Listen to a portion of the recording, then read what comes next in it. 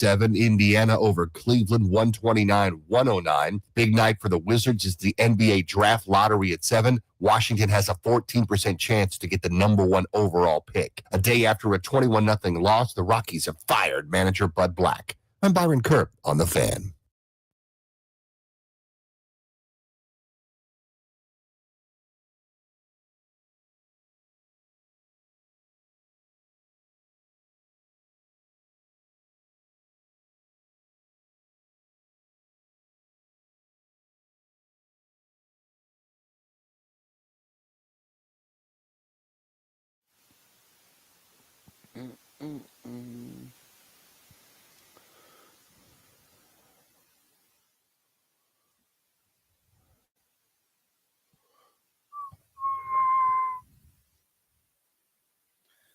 What up, everybody? It is 10 a.m. in the District of Columbia, points north, south, east, and west.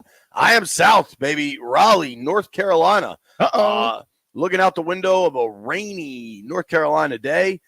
Shout out to the residents in Crabtree Valley. We got a putting green and a swimming pool, neither of which are operable because of the rain. Good morning, Mr. Mitchell, holding it down in the Navy Yard. How are you, buddy? What up, brother? A busy day, dude. We got a busy-ass day. Call the fam. Tell the fam you're down that way. Tell them what up. They'll come holler at you. Are they going to the game? Any chance they're going to the game? I doubt that, serious. It's tricky because my mom, obviously lives a couple hours west in Carolina, and she's going to come visit me. And I'm like, Mom, I got to work all day. She, like we're going to get off the air at 2. I got to be at the arena by like 3:30, and I'm going to get home at midnight. If Mama spend a little time with baby, they're going to be happy, dog. Ain't that the truth? That's it. So we're down here because I'm going to cover Caps game 4 tonight against the Carolina Hurricanes. And B, I got down. I left DC yesterday. Shelby had a lacrosse game. I watched her first game. She almost scored and had a crease violation. All good. But offside. So what's that? She was offside. Nah, in women's lacrosse, and I think maybe men's lacrosse too, there's like this, it's like hockey with the crease, where you're not allowed to get in there, but the crease is much larger because it's like the size of a football field, Yeah. And just when the kids are little, they get excited and kind of run in and forget they have to stop that little bit earlier. They have to wait a little bit. Yeah, pause. Exactly. Yeah, pause. Yeah. Pause. So B, I leave yesterday to get down here. Say I left about 4 o'clock. Mm-hmm. And I was all fired up. I was like, I'm taking these easy pass lanes. I don't care how much it costs. I'm not going to deal with 95 South. Mm-hmm. And I take the Beltway around, mixing bowl right there, and I get all the way to the left lane. And I'm like, oh, I'm gonna avoid all this stuff.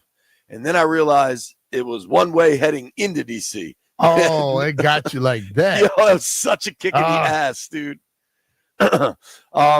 So the drive kind of sucked. I mean, everybody knows between DC and Fredericksburg just kind of sucks. It is what it is. That has been the biggest cluster. You can add whatever you want to it. In the last 7 years? It totally is. God, it's like forever. The Tyson's GW Parkway never-ending construction has become almost equally as screwed up, but 95 South is its own entity. Like it's like the Freddy Krueger of highways. Like it's just awful at all times. But what I had this fun, strange moment of like clarity while driving on 95 B. Mm-hmm. I mean, think about it. For all the years that Dan owned the Skins and they at least talked or hinted at RFK, they didn't have the juice, the capital, whatever was required to get that done. They didn't have it. Yeah. And their last attempt at like a new stadium was going to be down 95, Dumfries or Woodbridge, wherever it would have been. Yeah. And those are lovely places. I'm not knocking those places. Yeah. But the logistics involved in getting people there, getting a lot of people there, would have been such a disaster. And I just had this moment where I like smiled a little bit. Yeah. I'm like, we're no longer talking about a 65,000 seat stadium here. They're getting RFK done.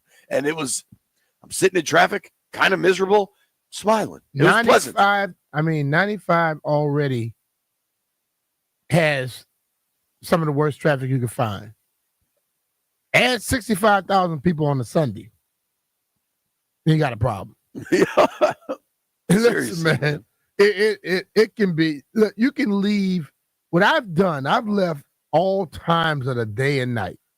I've driven down that thing at 12 a.m. I've driven down early at 4 or 5 in the morning, 12 in the evening, 12 in the afternoon, 3 o'clock, and you always hit it. Once you get close to Stafford, something's gonna happen. Yeah, man. Yeah. It doesn't matter. So whatever. I get through the traffic, cruising. There's a well-known restaurant down here in Raleigh I've been to a handful of times called the Angus Barn. Yep. And I drove straight there because I wanted to get dinner. And by the time I got there, it was like 8:45, and they kind of things wrap up down here a little earlier. Oh, yeah. Home. You're in the South when you're down that way because things close quickly. They couldn't have been nicer, and I was able to get a nice dinner, so it all worked out. But I just sat down at the bar because I was by myself. And, there were probably like maybe 4 or 5 other people scattered around this like square-shaped bar. Mm-hmm. Really nice bartender, young man named Jackson. He was cool.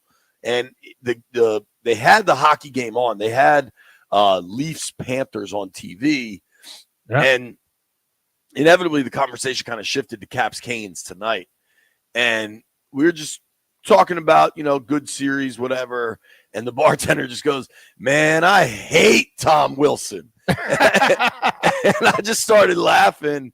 And then I get into like defensive mode. I was like, it's really unfair that he has this reputation as kind of this goon enforcer, and he's evolved into this much better player that's all around and does it all. Uh-huh. And the guy's like, "Yeah, man, but I just hate Tom Wilson." Like, I think JP, you can say what all you want, dude.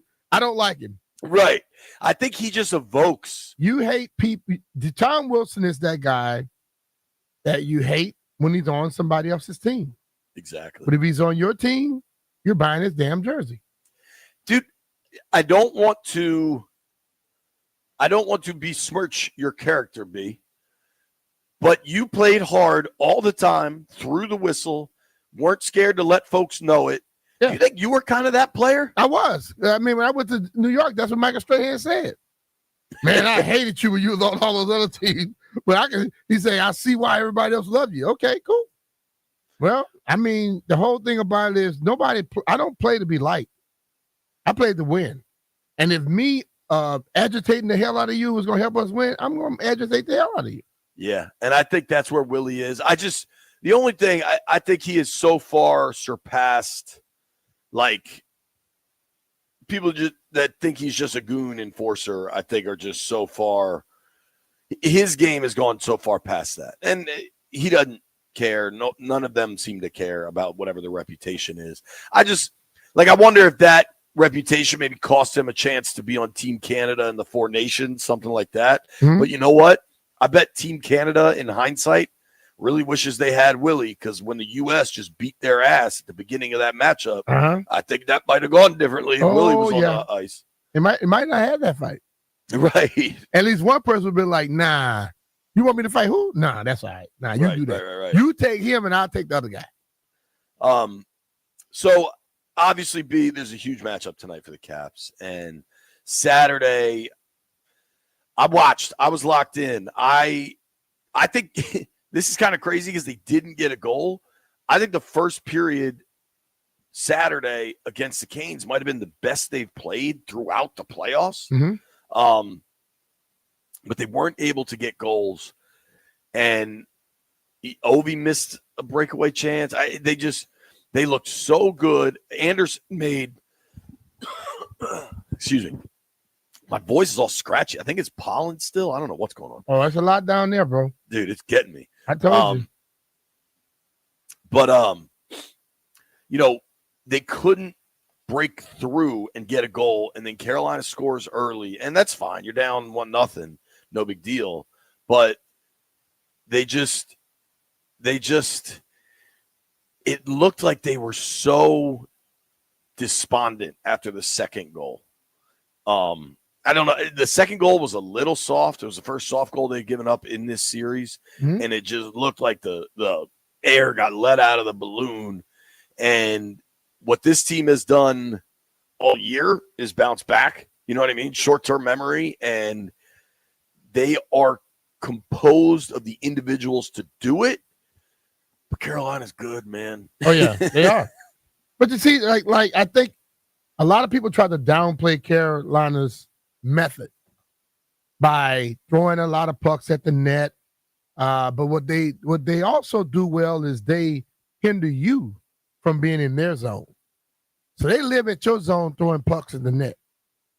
And basically what that does, that gives them more opportunities. It raises their percentage of score, their chance of scoring goes way up if they're in your zone throwing 60, 70 pucks at the net in all types of ways, because we notice most goals come off of a rebound.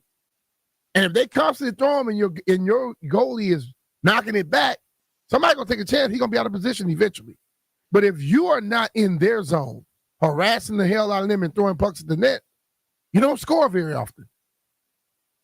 So we got to find a way to pick up a little bit of what they do. Listen, dude, they did the first period on Saturday. I feel like they had control the whole time. Well, you need to get some scores out of that. And what I've learned, and we discussed this, I talked about this with Ahmed, and we've heard some of the people we have come on.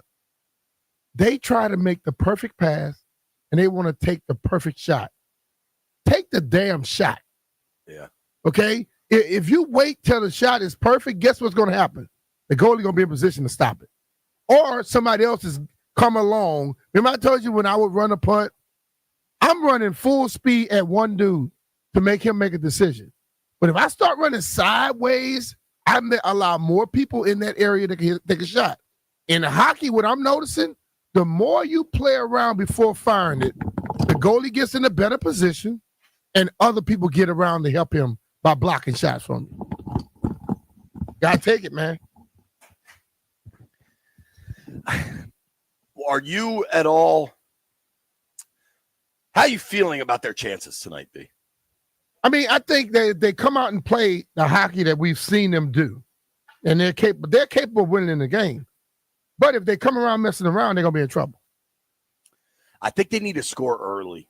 I think they need to score early and take the lead. I think this arena down here, one thing that is really interesting. I was talking with a friend of mine who you actually know, B, a dude that lives down here, sports business guy, like used to work for the Skins back in the day, has bounced around to some other pro sports. And he's saying how, the sports that are on like these huge growth trajectories right now, hockey's a big one. Women's soccer is a big one. Like if you're looking for like what the big sport will be in 30 years kind of thing. Right? And you got to credit, man. Now, granted, like Atlanta did not work. Arizona, Phoenix did not work. But hockey's expansion to the South, like Southeast and the Southwest, when you watch these hockey crowds in Florida, wherever that is, outside of Lauderdale, Tampa, Raleigh, Nashville, dude, Dallas, like these crowds are massive and into it and loud. Like this, there was a time, B, where I would think if the Caps were playing a game in Raleigh, there'd be 5,000 people and it'd be pretty easy, away ice. And that's just no longer the case. And I guess the NHL or the fans deserve credit for that. Well, when you give somebody something and they feel like they have some ownership in it, some connection to it. Like in the smaller town, if a team comes in and they're winning and they're in great shape, the public, all of a sudden you find out that it's rabid. It's more like Oklahoma City Thunder. Sure. It's more like a college atmosphere than it is a pro atmosphere. Right. And I think that's exactly how it is down there in Raleigh. That's more of a college-like atmosphere. Look, think about it. In that little area right there, Duke, yep. Carolina, North State. Carolina, all that stuff right there. Something else come in, the people are going to, now you got people that cheer for Duke, people that cheer for North Carolina, for North Carolina State. They all could cheer for one entity. Right. Right. And we know how they are with their basketball. Now you give them something else, you're going to get that. Yeah, I think the NBA especially has had a lot of success kind of going to a little smaller cities where they're the only pro sports team. You think about Portland, Salt Lake City, OKC, like you said, Orlando. And I think, for hockey, it's similar. Like, I think being in Raleigh, but think about because technically they're in Raleigh, but this is, these games probably draw from at least all the way to Greensboro, if not Winston. Like, calling them the Carolina Hurricanes rather than the Raleigh Hurricanes is really smart because it allows the entire region to kind of buy in. Yeah, and the thing of it, it comes at a time when the basketball is not really up. Yeah. Because if it was going on around college basketball time, they'd be in trouble. Right, especially the playoffs. All those three different teams we just named, even some smaller colleges, they go back to the college basketball. Now, basketball's over. Now it's all about hockey, especially in the playoffs, like you stated. This blew my mind, though, Brian. This completely blew my mind.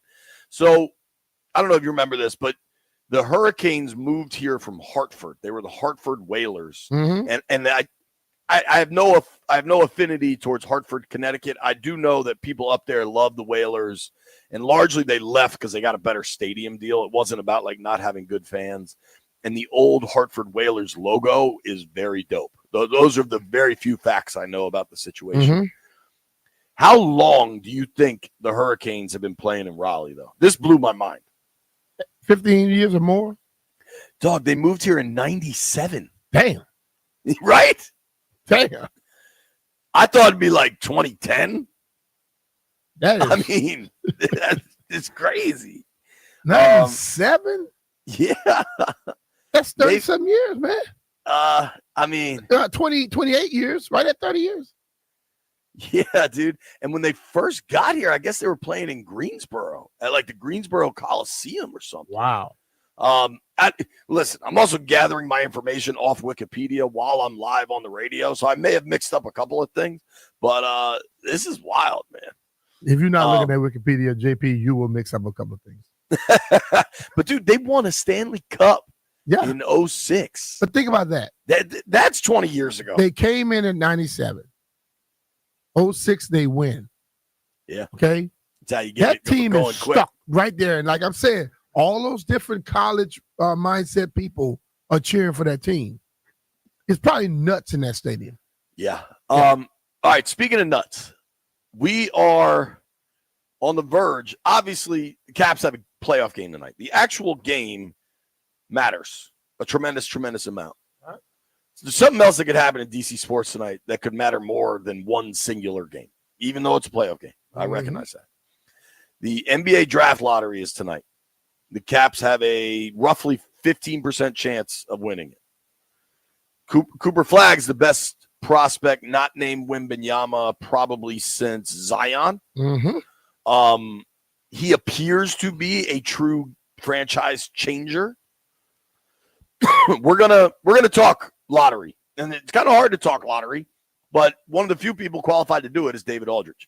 He's going to join us at 1:00. Over the weekend, before I drove to Raleigh, I drove to Ashburn for rookie mini camp. I walked the sidelines of the Commanders practice fields with Nikki Jabala from the Washington Post. We made jokes. We gained some insight. We got to talk to Dan Quinn and a number of players. You'll hear from Nikki Jabala. We're going to go hockey heavy here, though, for the next 2 hours or so. John Walton, voice of the Washington Capitals, right here on 106.7 The Fan, will join us next. And then in a little more than an hour, Dino Ciccarelli, Hall of Fame hockey player, absolute star for the Capitals teams of my youth. Dino Ciccarelli will join us at 11:30. We got a busy, busy day. Nobody go anywhere. But if you do, if you're thinking about buying or selling your house, there's only one dude you should call, and his name is John Leahy. Yep, call John, just like Marilyn did. Marilyn needed to sell her Greenbelt property because she was relocating for a job. Unfortunately, her condo didn't qualify for FHA, which ruled out several potential buyers who absolutely loved the unit. But she had no reason to fear, as John Leahy and the Fine Living Group contacted a past client who was looking for an investment property. Even better, that buyer paid cash for $2,000 over asking price. If you're looking to sell, take advantage of John Leahy and the Fine Living Group's guaranteed offer. Start by finding out what your home is worth in only 30 seconds at johnsellsdmv.com. We're talking about our friend, John Leahy and the Fine Living Group of eXp Realty. John offers you flexible fees, customized to your needs, and he knows that life happens. And if needed, he will let you out of your contract at any time. And here's the thing. I mean, when you hear B say, let you out of your contract, like John is just trying to help people because he has the expertise to get the deals done. We live in a crazy world right now. We got tariffs, India, Pakistan. God, like the world is nuts right now, right? So maybe you're just not sure if your house is ready. You're not sure if you're able to make the commitments needed, but you do want to move. You want to move closer to your grandkids, or you just want to downsize. Whatever it is, just talk with John. Whatever the stresses are, he can help you to reduce the stress and get a deal done fast and for the most cash you can get. That's his area of expertise. Let him do it. That's why I would call him 301-900-3052. Go online to johnsellsdmv.com, or what's even easier, just Google John Leahy Group and start packing.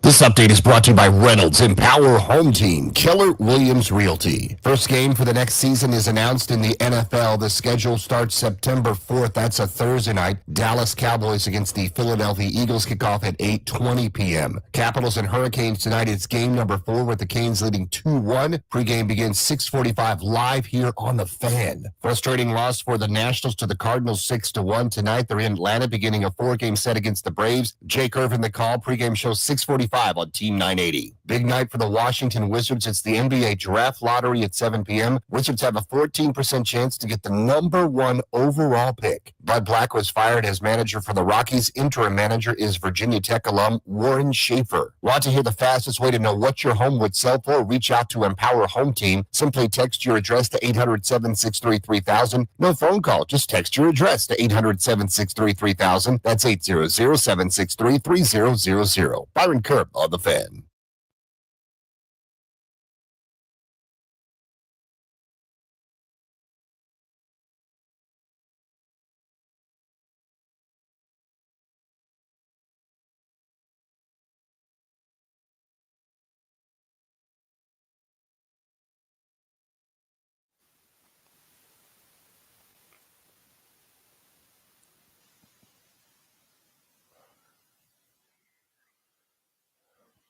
Bow, bow.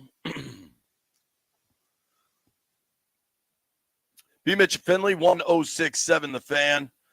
You know, life's about a series of moments and a series of decisions. And unfortunately, sometimes you got to make the ones that are not necessarily just for you. Yesterday, I had to do that, B, because I got an invite to play golf with the legendary John Walton and others in North Carolina, but I had to kind of hold it down for Mother's Day back in Maryland. Voice of the Capitals, John Walton, joins us now. John, I'll give you my number next time. I'll be there. We would take you, my friend. I'll tell you. I let JP handle them. I'm gonna send Monica over there with him too. Let's start with the most important athletic event of the weekend, John. Who won the match? How was the golf?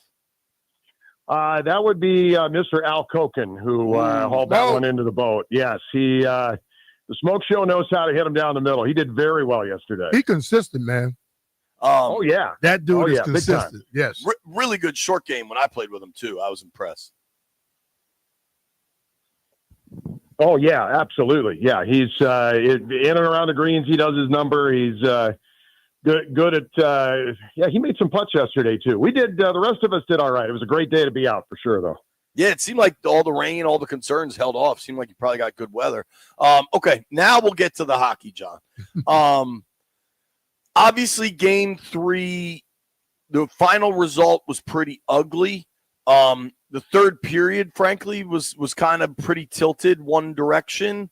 But the first period was arguably the best they've played in the playoff. The first period of Game 3 might have been the best Washington's played throughout this playoff run.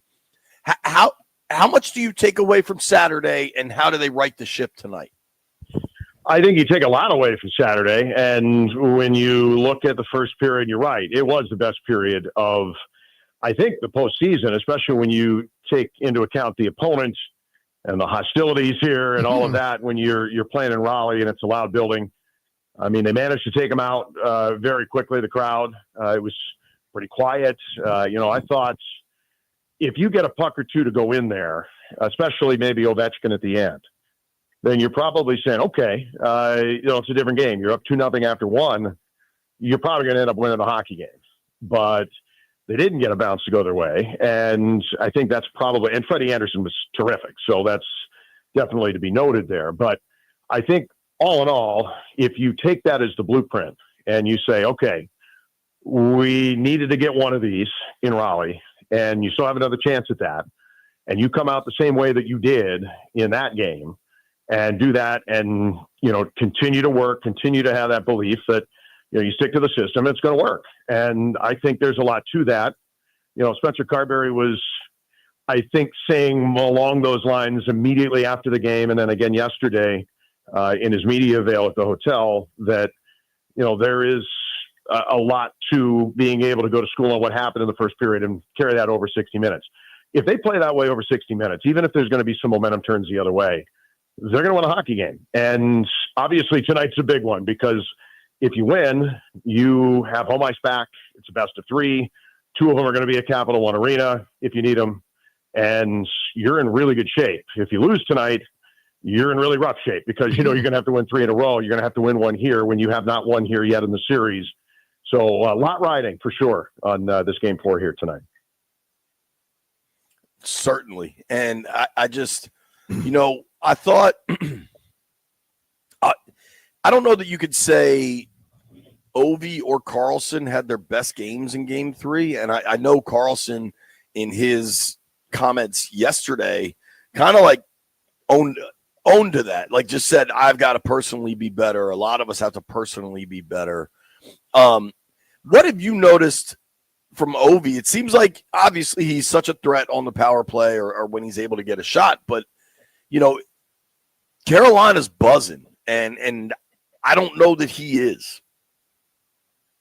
He has been quiet this series. I mean, he does have a point. So there is something to that. I think especially in game 3, it was probably relevant because the line matching that Rod Brindamore is able to do when he gets last change here means in putting their top line with Svechnikov and Aho. And in the second half of the game, it started with Blake. It's been Blake in the series, but they put Jarvis on that line and seemed to get some good effect out of that.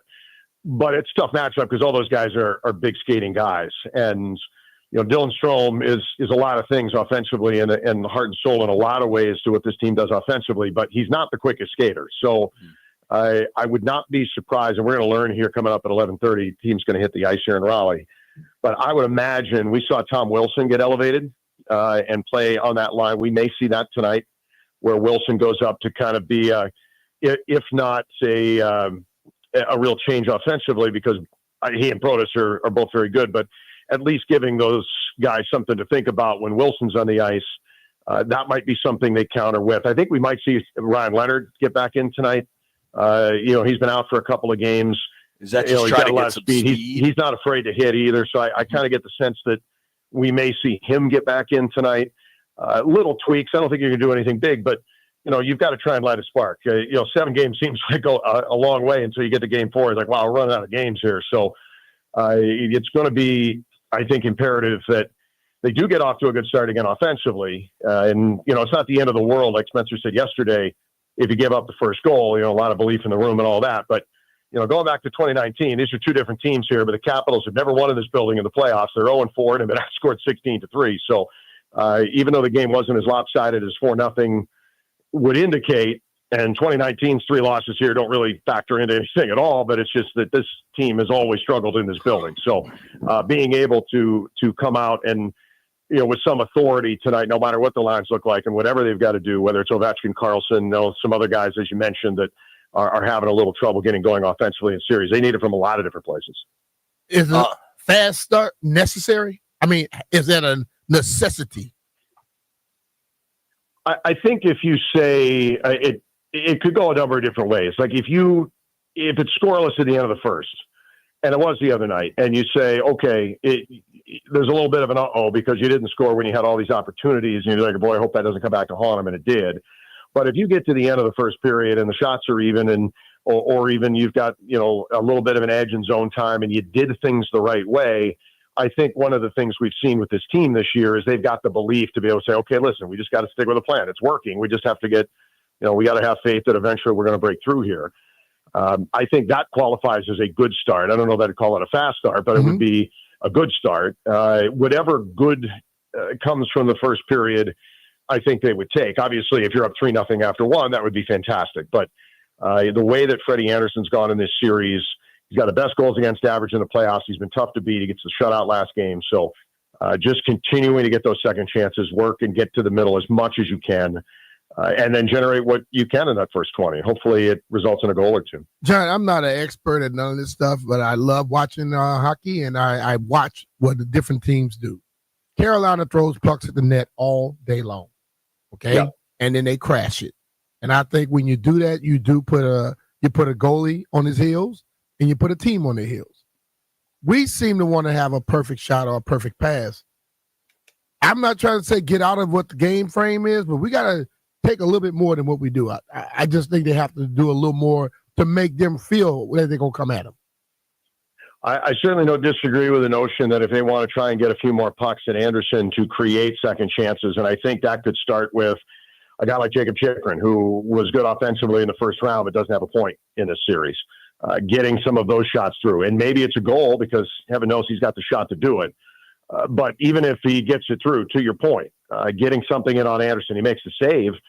But Anderson's rebound control is not the best. I mean, the thing that's been, I think, frustrating in this series, and again, kind of to your point here, is that, there haven't been enough chances of the second chance variety to be able to come in and say, all right, bang around and try and come up with some greasy ones in front, because they just haven't been able to get that many pucks through. And when they do, they just haven't been able to clean up those opportunities. So I think something along those lines. I don't know that it has to be quantity. I'm not thinking of a number or anything, but I think more from the blue line, more from, especially a guy like Chikrin, who has, a monstrous ability to get it through. Carlson too. I think you can look at that pairing.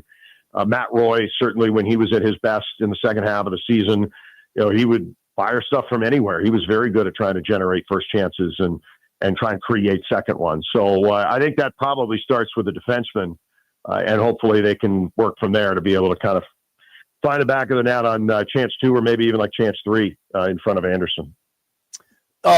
John, last one from me. It just in the three of us chatting here, talking with our friend John Walton, voice of the Caps. You can listen to the coverage tonight right here on 106.7 The Fan, which I actually synced my TV up on Saturday, John, and I got to say it's a tremendously more enjoyable experience listening to you on the call. I think the Turner coverage is way better than the ESPN coverage, but still, like, just having you on the call and watching it is pretty damn dope. So folks should try to do that tonight at home if they want.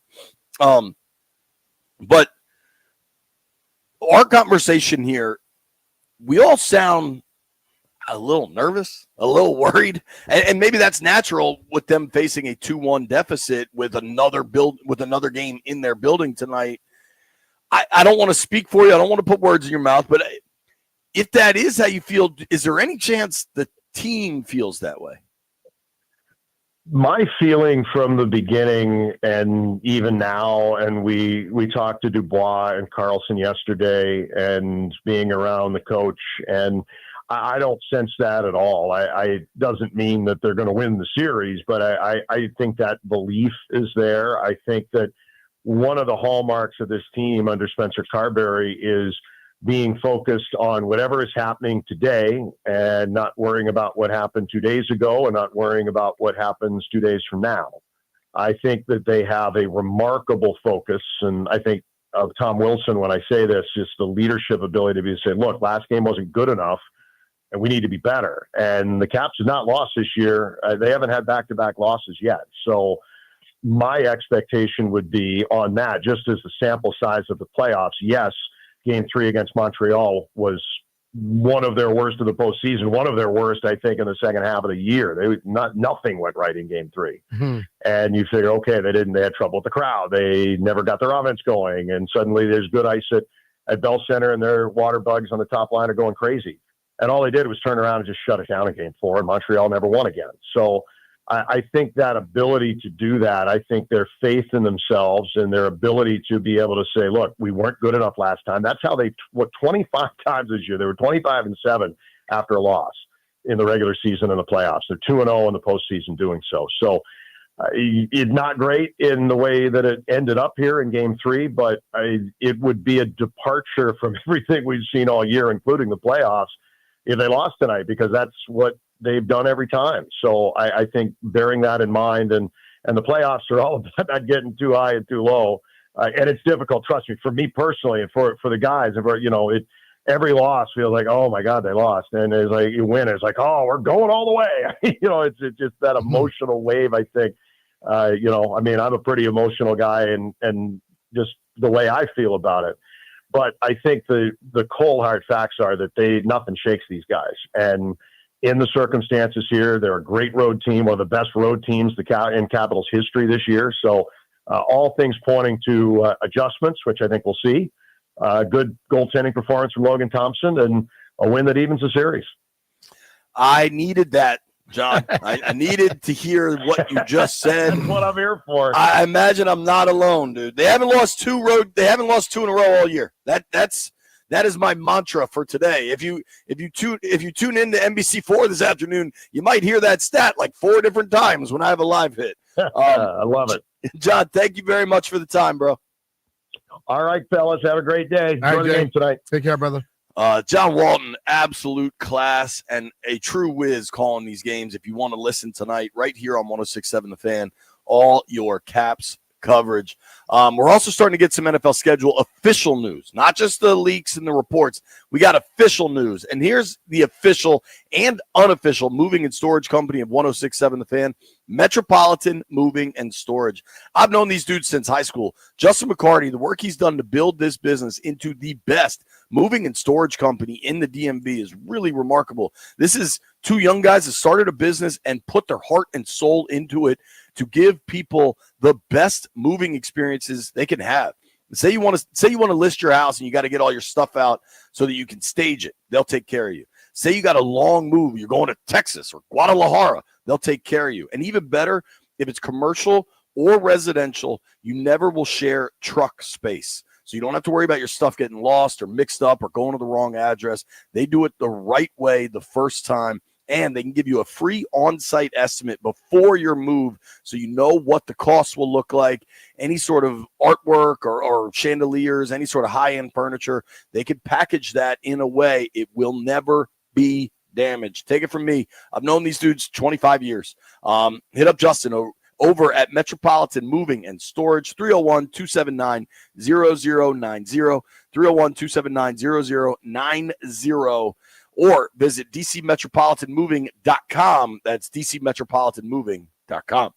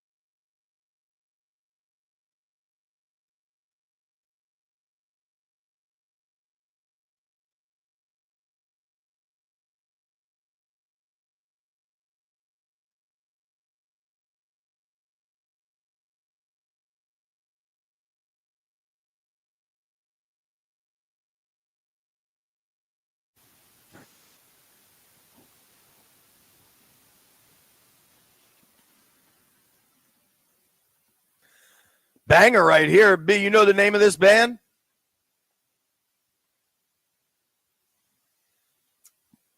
I'm not surprised. Bare Naked Ladies. Saw them once at Nissan Pavilion.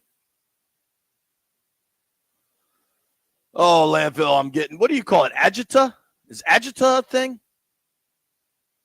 I just did an NBA mock draft simulator. There's a number of these things. And my first time doing it, I got the Wizards got the 4th pick, the 5th pick, even worse. And I'm telling you, the team, everybody's worried about San Antonio with their luck. I'm worried about Utah, man.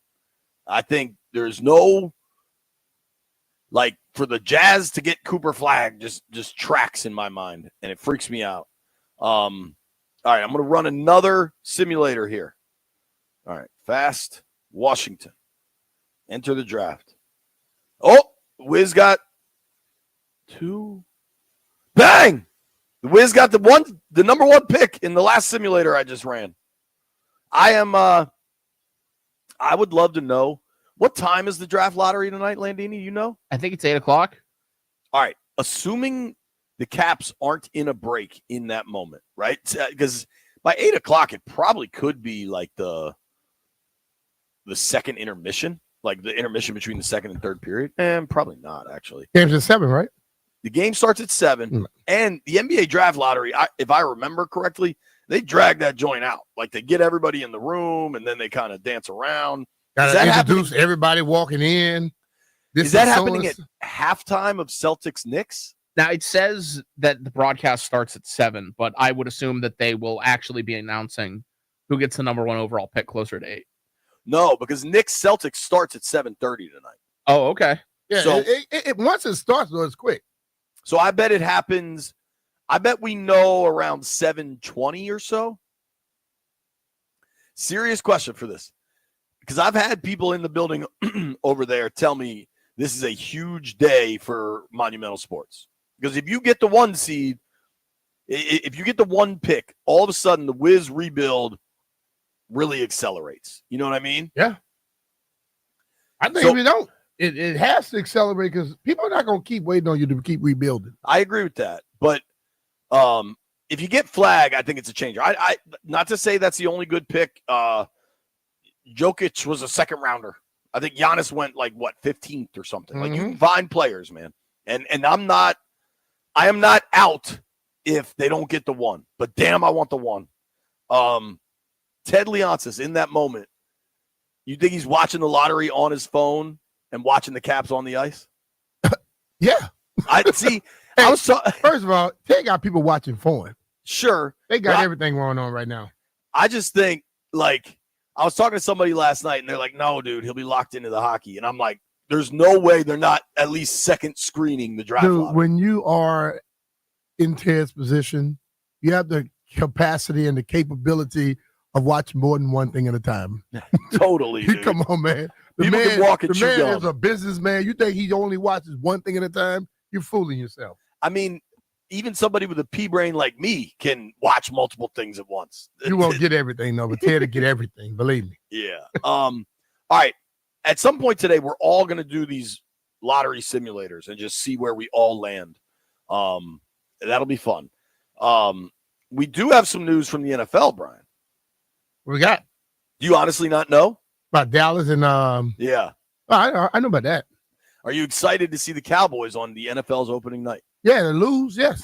All right, when we come back, it's always great to watch them in prime time losing. Get their ass kicked. Yeah. And dude, that Super Bowl hosting the game, like the Super Bowl opener, I think only twice since the NFL has gone to that format has that team lost.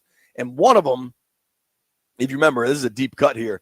The Ravens got absolutely screwed by the Orioles after the Ravens won in 2012, I guess, because the O's wouldn't move out of a home game to allow the Ravens to host a game at M&T because they share those parking lots. Mm-hmm. So do you remember the Ravens had to open on the road against the Broncos when Peyton had that thing cooking, and they got smoked. But that should be a home game. And then the Chiefs, if you remember, lost to the Lions a couple years ago, coming off their Super Bowl. But I think Chris Jones and Kelsey didn't play in that game, if I recall. Just imagine the scene in Philly. They're going to hang a Super Bowl banner. That crowd's going to be going nuts, and then they're going to kick off against the Cowboys. Like, that'll be electric. Yeah. All right. Dino Ciccarelli, one of my all-time favorite players. When I was a kid going to Capitol Center, everybody was cheering for Dino. There were chants for him. Hall of Fame hockey player. He's going to join us at 11:30. We're going to run through what we know about the NFL schedule, the leaks, the rumors, all that stuff, and what it means for Washington potentially when we return. Nobody go anywhere.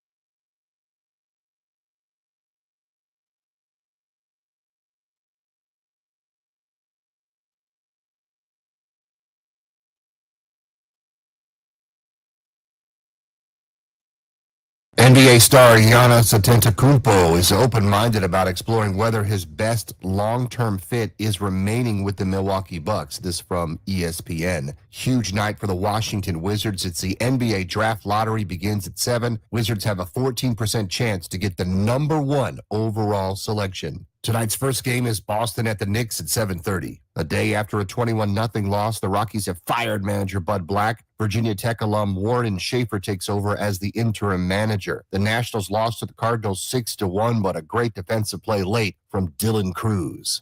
Swinging a line drive left center field. Cruz on the run. He dives. Oh, what a catch by Dylan Cruz!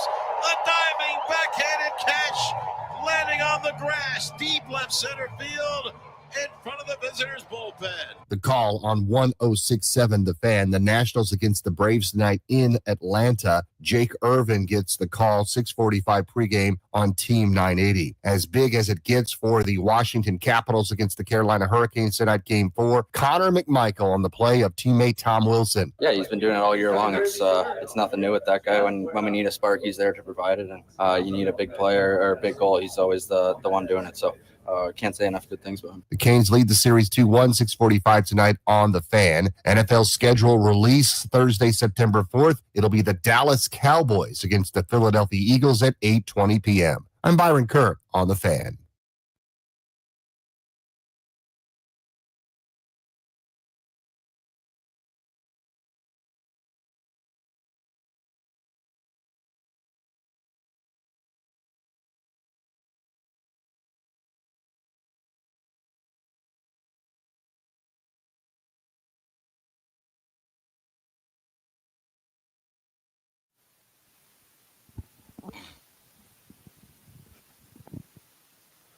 B. Mitch and Finley, 106.7 The Fan. I'm live in Raleigh, getting ready for Caps Game 4 tonight.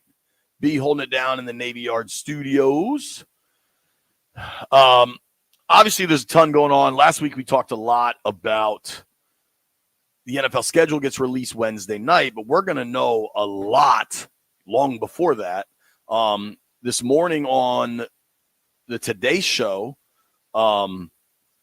we found out a couple of games, including the season opener for the NFL is going to be Cowboys at Eagles.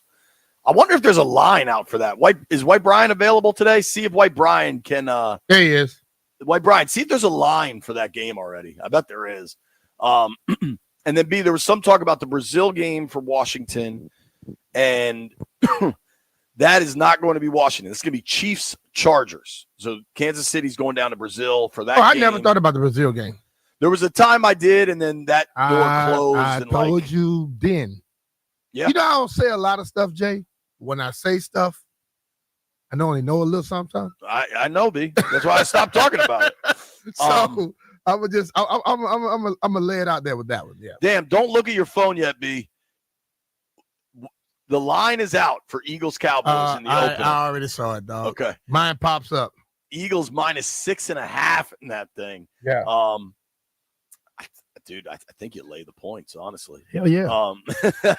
The total seems a little low, but Eagles play a lot of defense. So we know the first two games, and that also closes the door. Like, here's what else we know. Because the Chiefs are playing in Brazil against the Chargers, Washington is not opening against the Cowboys, the Eagles, the Chargers, or the Chiefs. They play all four of those teams. There was some thought that maybe they'll be playing Kansas City on the Sunday Night Football opener. That ain't going to happen. We're going to learn a lot more throughout the week. There are games that are kind of locked in now. The Commanders playing the Dolphins week 11, November 16th in Spain has been reported. I don't know the dude that reported it, but apparently he's good at this kind of stuff. And Dan Quinn on Saturday at Commanders rookie camp got he said no comment. Yo, and even better though is he said sin comentario. Yeah. He said no comment in Spanish, yes. which seems pretty telling to me. Mm-hmm. I think there's obviously going to be a lot of excitement. We're going to know all the international games officially tomorrow morning on Good Morning Football. So folks will know about that Madrid game officially tomorrow, which is pretty exciting. I think. Got my fingers crossed, Jay. Yeah, I mean, it seems kind of done dealish. Well, I got something riding on it, so I don't got my fingers crossed. I don't even know what that means. But You don't know what that means? Like, you have a bet on it?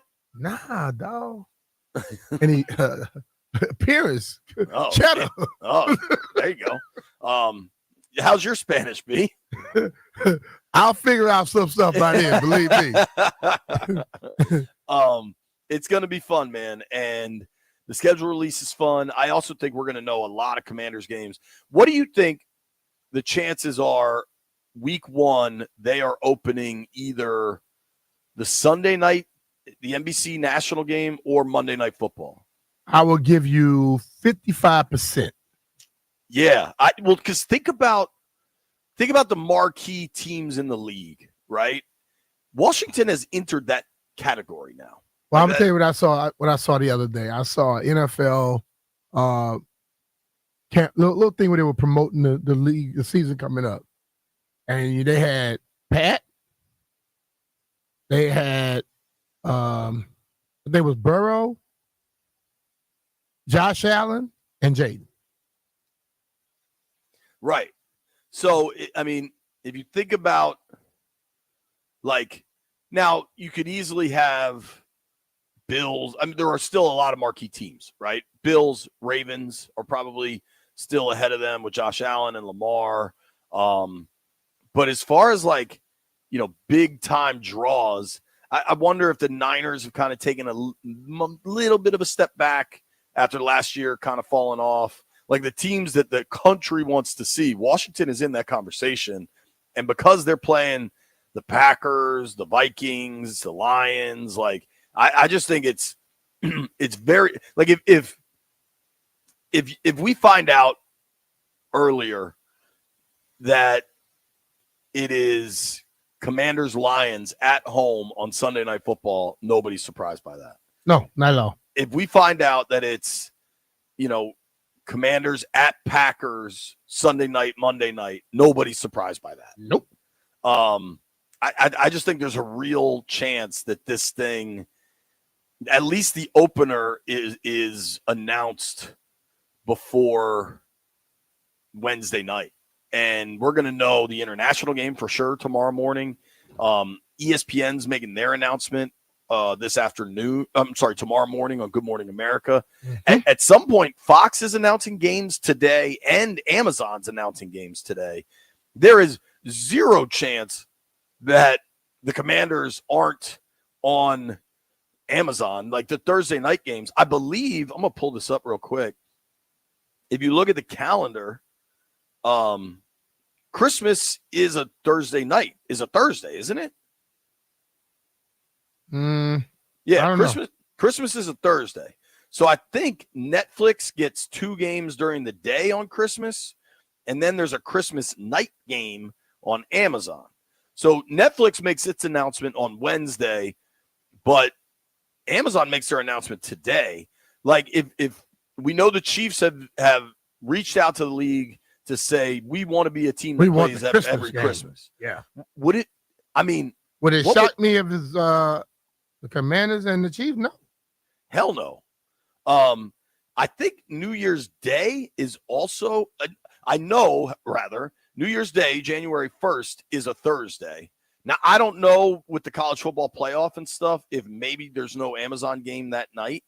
But if that was the Commanders playing, it wouldn't shock me if the Commanders are playing. So the Thanksgiving games are Fox and CBS with the Lions and the Cowboys, who Washington obviously plays at Dallas this year. They play at Dallas every year. Every year. I still wouldn't be shocked if it's Thanksgiving in Dallas. For Rooster's sake, I hope it's not Thanksgiving. It won't be Washington at Detroit on Thanksgiving because Detroit comes to Northwest. Detroit's coming here, so you can rule that out. But I believe there'll be I don't know if there's a Thanksgiving night game anymore because Amazon now does the Black Friday game. I remember Grant saying this. I think it'd be awesome, and I don't think this will happen because they want the variability, but like the optionality, as Adam Peters would say. Mm-hmm. But like, I would be very into if Washington got to lock in being the host of the Black Friday game. That would just be cool, especially like the new stadium. Now, granted, that's 5-6 years away, but like, I just there's going to be so much information coming out that is going to be so fun to kind of watch unfold. And Washington has entered a new part of town, man, where they are a marquee team, and with that is going to mean, like, I bet Thursday morning, and you'll be playing golf in Seattle, but Thursday we'll be doing a show where we're going to open the phone lines and say, like, what's the hardest part of this schedule? And there's going to be a week where they play Monday night and then Saturday and then the following Thursday. Like, there's going to be some of that. And I did. So Dan Quinn on Saturday talked about, we kind of joked with him about the Spain thing. And then I asked him about just the excitement surrounding the team with the draft officially coming to town and a new stadium looking like it's going to happen. Obviously, it's got to get through the council. But just what is obviously like momentum and excitement surrounding this franchise. And he's like, yeah, man, we love it. Like, you know, we can't think about 5 years from now at a new stadium, but we can feel the excitement surrounding the team. Yeah. When we go to when players go to the grocery store, or whatever it is. And I just think that is cool. Yeah, totally. I think the whole vibe, you can feel the vibe has changed.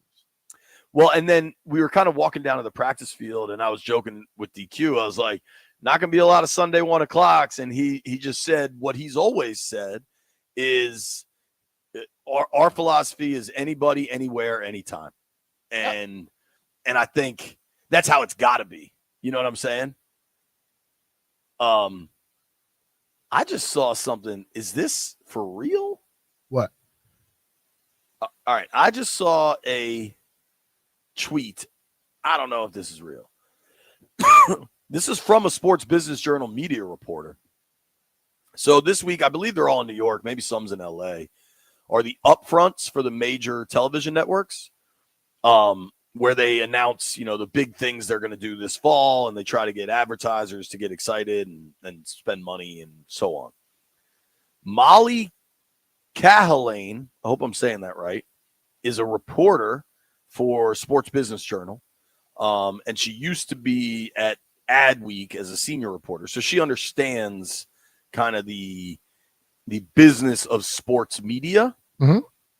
B, she just tweeted out that Michael Jeffrey Jordan of Wilmington, North Carolina, is going to be part of NBC's NBA coverage. How cool is that? MJ? I mean, is it going to be MJ? Is one of his sons named after him? Nah. So, his sons, I want to say, are Marcus and. So Mike, when he going to have time? I mean, he going to give up golf? Yo, this is real, dude. NBC just announced they've added Michael Jordan as a special contributor to the network's NBA coverage starting next season. How cool is that? I like that. Now, I mean, obviously, Barkley's going to keep doing his thing with. I guess Barkley's staying with Turner, and Turner is licensing the show to ESPN because Turner's out of the NBA. Turner's not stupid. Turner's like, look, we own the show. We paying these people. Y'all want to keep showing this? You give us a licensing fee, and we're going to figure this thing out. How you going to help us pay them? I mean, that is... Because that show is good, dog. Dude, it's so good. Yeah. Honestly, the Turner shows... I don't know if you've listened to it, but this dude, Paul Bisonet, is so magnetic that it's made me watch more hockey. Like, Biz is to hockey media what Barkley is to NBA media, I feel. Now, I think Barkley was a much more accomplished player than Biz. Biz played a while, but he's just so good. And Turner does both those shows. Turner's willing to step out there in a way that ESPN doesn't often. ESPN is trying to live up to that Disney mantra. And come on, dog. You've done enough stuff and said enough stupid things to where we know you're not Disney all the time. Let's be real about it. It's hard to live. It's hard to walk in two lanes and to be Disney, family first, and Mickey Mouse, and then to be sports, which is not always Mickey Mouse and family first. 100%. It's hard to accomplish both of those goals. Michael Jordan, though, on coverage is phenomenal. I imagine MJ will not hold back when it's time for criticism or whatever. Well, if you hear any of the stories of him having conversations with his friends and with people, and you hear all these people talking about how he would walk over to the bench and let them know what he's about to do to them, I don't think he's gonna care what they think. I mean, he's not only that, he's also a billionaire. Like, he sold the Hornets for billions of dollars, owns his own race team, owns his own like competitive deep sea fishing team. Like, obviously Jordan Brand just absolutely kills it. Hold on. What do you think they paying him? Dog, I don't know. I'm saying, look, he's joining our coverage. He's not gonna be working as much as everybody else, and he's probably making more than everybody else. Yeah, because he doesn't need it. Jordan, he doesn't need it. I'm gonna do something now that I rarely do, and I want people to understand. What you mean, break early? Yes. I am so excited to talk to Dino Ciccarelli that I'm gonna break early, so we have plenty of time. Dino, if you're unaware, if you're a young and you don't know how good Dino was for the Caps and throughout his career, he's a Hall of Famer. Okay, that tells you plenty. This is a guy that scored over 600 goals in the NHL. Not a lot of people do that. I think now Dino only played in Washington, I think 4 or 5 seasons. But I believe, and maybe some hockey people out there will tell me I'm incorrect, but I remember going to Cap Center. I think Dino was the best player in this organization until Alex Ovechkin showed up.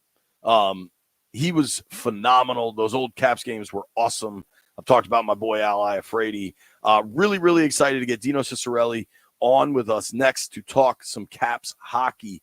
Before we go, though, I got to tell you about my new garage door. There's so many times where I'm an idiot and I forget to close the garage door and it stays open all night, or I leave the house, I go out through the garage to grab bottles of water out of the basement fridge, and I leave that thing open. And Lauren would yell at me, man. And you know what?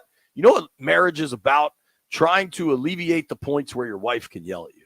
And what my new garage door from the folks at Door Pro America has done, I can close that thing from my phone wherever I am. I'm in Raleigh, North Carolina, and if I wanted to right now, I could open and close my garage door. It is so dope. That's what a LiftMaster garage door and the MyQ app can do. It eliminates stress. The pros at Door Pro America are experts. They've been doing this over 50 years. The team handles everything. Maybe you just need some maintenance or a little tweak to your garage door, or you need a new installation like I got. They can do it all. Call today and ask how you can save $60 on a repair or $150 on a new garage door. Number 877-DOOR-PRO. That's 877-DOOR-PRO. Tell them JP Finley sent you, or you can check out the website at doorproamerica.com.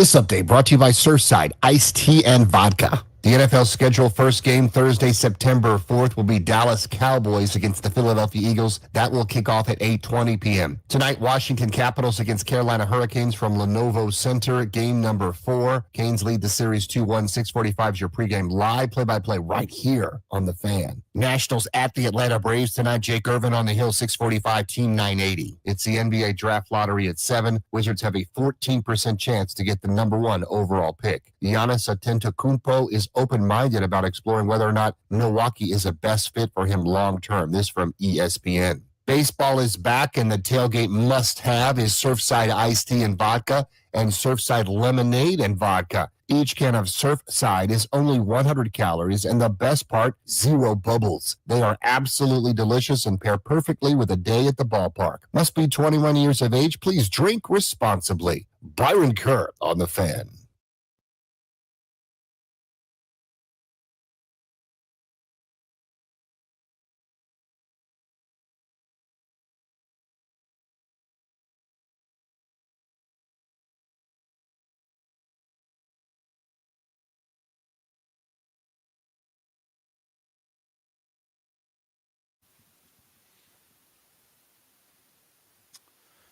B. Mitch and Finley, 1067 The Fan.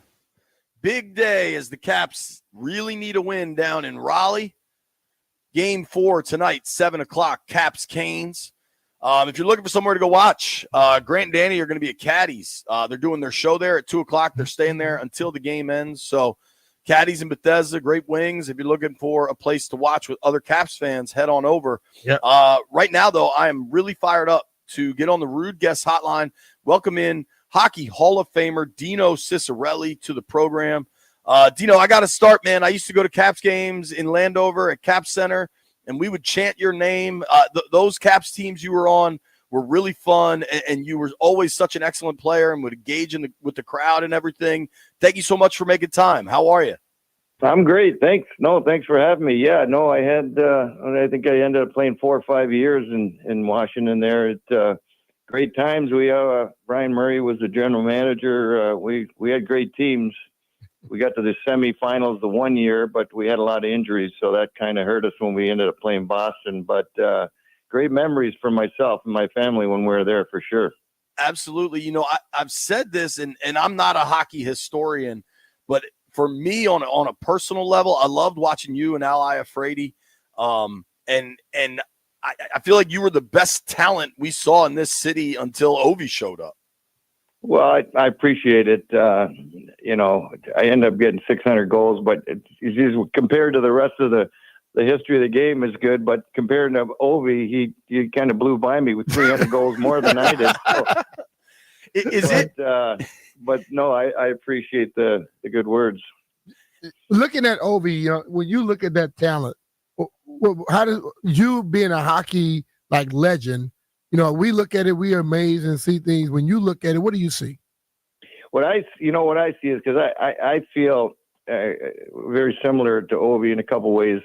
Like we grew up as kids, you know, obviously we started loving the game. I'm originally from Canada and he's, you know, from Russia. But as a goal scorer, you grow up, you love scoring goals. And it starts as a kid, and it goes, you know, right into when you're in the pro level where Ovi's at right now. And what gets me, and I was the same way. Every time Ovi scores, you know, there's passion there. He loves scoring, and you can see it on his face. Mm-hmm. He kind of celebrates after every goal, and that's a great thing. You know what I mean? I played the same way. It's not easy to score a goal in the NHL. And when you do score, you know, it's no different than guys getting touchdowns in football. Yep. You want to celebrate. And, you know, Ovi's got the passion to play the game. You know, he'd you know, I'd be the same way, and Ovi's the same way. He'd play for free if he could, you know what I mean? And he loves playing the game, and it shows. Absolutely. Talking with Dino Ciccarelli, Hall of Fame hockey player here on the Rude Guest Hotline. Dino, have you been watching these Caps playoff games and kind of where they're at now going into a really big game 4 tonight in a tough barn in Raleigh and just kind of what you think this team needs to do? Yeah, I got to be friends with the coach. You know, we met last year, and then we've stayed in communication. And I'm still a big hockey fan. Obviously, I still watch all the games on TV. In fact, I'm coming to DC. I'm coming Tuesday. I'm going to be there for Game 5. Staying up awesome. at National Harbor. Well, I guess we have a mutual friend there with Mike Beasley. Oh, yeah. Guys up at National Harbor. Yes. Bees is a legend, man. He's a legend. That's right. So yeah, we're doing an event. There's a couple ex-Capitals coming in. Larry Murphy. Remember Larry Murphy? Sure. He's the Hall of Famer. They played for the Caps. Dennis Marook. And then obviously Peter Bonder and Rod Langway, you know, they live in the area. That's So a good yeah, crew. I'm coming back. We're doing these events with MGM. You know, they get a bunch of their customers, and you know, we'll have dinner up at the casino and maybe maybe a round of golf or two, and then head up to the game Thursday night. So yeah, I'll be in town, and yeah, I've been definitely watching the games, and you know, around the whole league, it's funny. And I told the coach the other day through a text, so many goals are going in, you know. They're going in last minute, and a lot of goals are being deflected or hitting bodies. And I just threw a little advice to him. You know, I'd like to see these guys just crash the net a little more and get more pucks to the net. You know, but you know they've been in situations like this before. You know, the momentum swings both ways. If we can get a win tonight, if the Caps can win, obviously momentum will be on their side coming home for Game 5. And I'm sure that's the way they're looking at it. They're going to tighten up a little bit defensively, and I think they'll be okay tonight for sure. Dino, you just made me feel like I know a little bit about hockey. I said the same thing that you just said. Throw more pucks at the net and crash the net.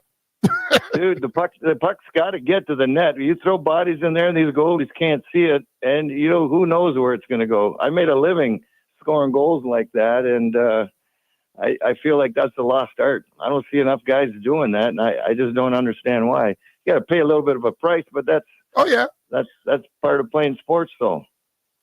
Absolutely. Talking with Dino Ciccarelli here, Hall of Famer, played for the Caps, was just electric to watch on the ice. When you were playing, obviously the game was really rough. What's it like to be a goal scorer in the playoffs when the physicality really ramps up, but like the fighting kind of has to dissipate, so it's a little harder to protect guys? What is that shift like? Isn't it crazy how the whole you go from regular season to playoff and everything intensifies, you know, that much more. And goals are harder to come by. Space tightens up. You know, sometimes, you know, guys get a little nervous, but that's why we play the games. That's, you know, it's kind of what we just talked about too. When space is limited like that, and you see it all around the league, there's some, you know, weird goals going in. They're hitting 2 or 3 players, or they're going in off of the goalie's, you know, back or side of his leg. And so, I mean, why not do the same thing? And especially when goals are hard to come by. And, you know, it always gets tougher, and you know, you end up having to pay a price to get results in the playoff. And, you know, it's not easy. You know, it's the hardest trophy in sports to win. And, but again, I've been through these situations so many times. You get down 2-1, and the fans kind of get down too, you know, because they get a little nervous. But it is a big game tonight. There's no question. And I definitely think you're going to see a different Washington team tonight and come out with a little more fire. Yeah, I think so too. I think they need it, right? Because they played so well in the first period Saturday and weren't able to get anything done, and then the rest of that game just got away from them. I feel like not only do they have to come out fast tonight, I feel like they have to score first and kind of get on the board first, maybe quiet the arena down. Do you see that also, or does kind of the timing of the goals not matter as much as getting them? No, it does. You know, especially you're in the visiting teams ranking. You're dealing with the crowd and all the emotions and stuff. And the other thing too is the, you know, when they get a power play or they get a penalty kill, it's very important that you get some results on your power play. You may not have to score, but if you're moving the puck around pretty good and you're getting opportunities, then that's a good sign.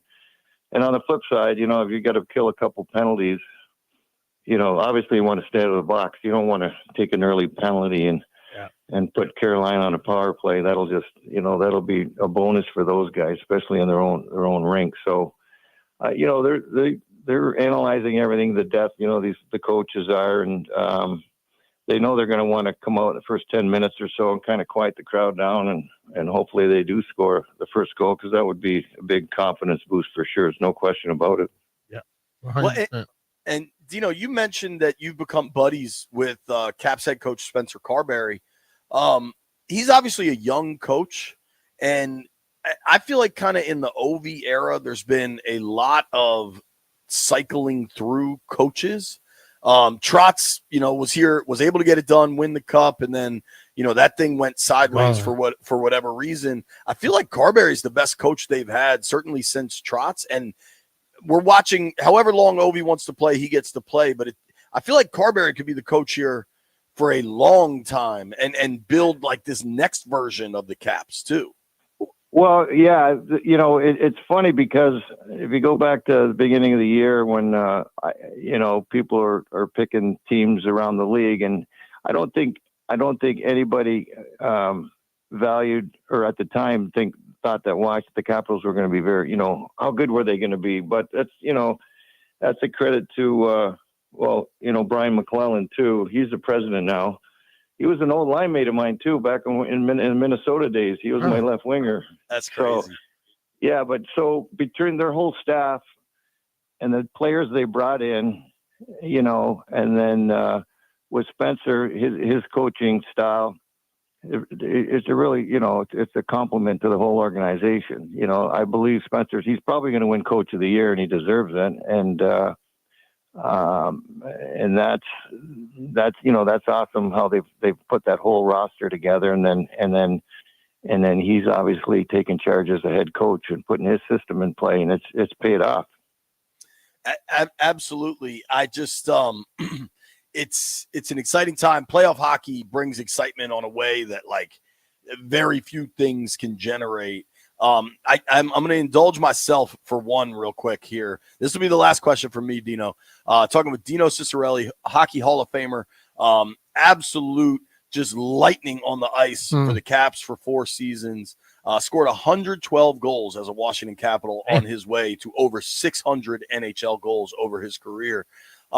Allan May is a friend, and I've asked Allan about Al Iafrate back in the day. Was Iafrate as wild as I believe he was, both on and off the ice? Yeah, I can give you 2 hours, and I could make you laugh the whole time. But Al was he was a big man anyway, defenseman, and I think when they started that whole hardest shot in the All-Star game, he won that. I forget how fast he was shooting that puck, but quite a character. He's a great guy, actually. He lives in the Michigan area, so I see him often, and he hasn't changed. He's like a big teddy bear, and he's a good friend, and he was a great teammate as well. Perhaps most importantly, does he still have the mullet? He does still have the mullet.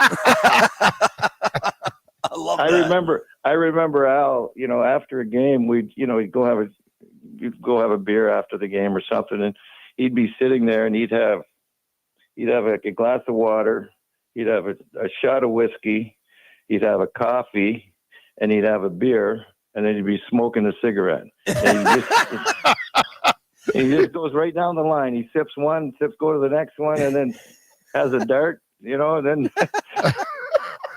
Mayday told me, and forgive me for not knowing specifically, like kind of, the 40 time in football where they measure the speed by 40-yard dash, whatever that metric is for hockey.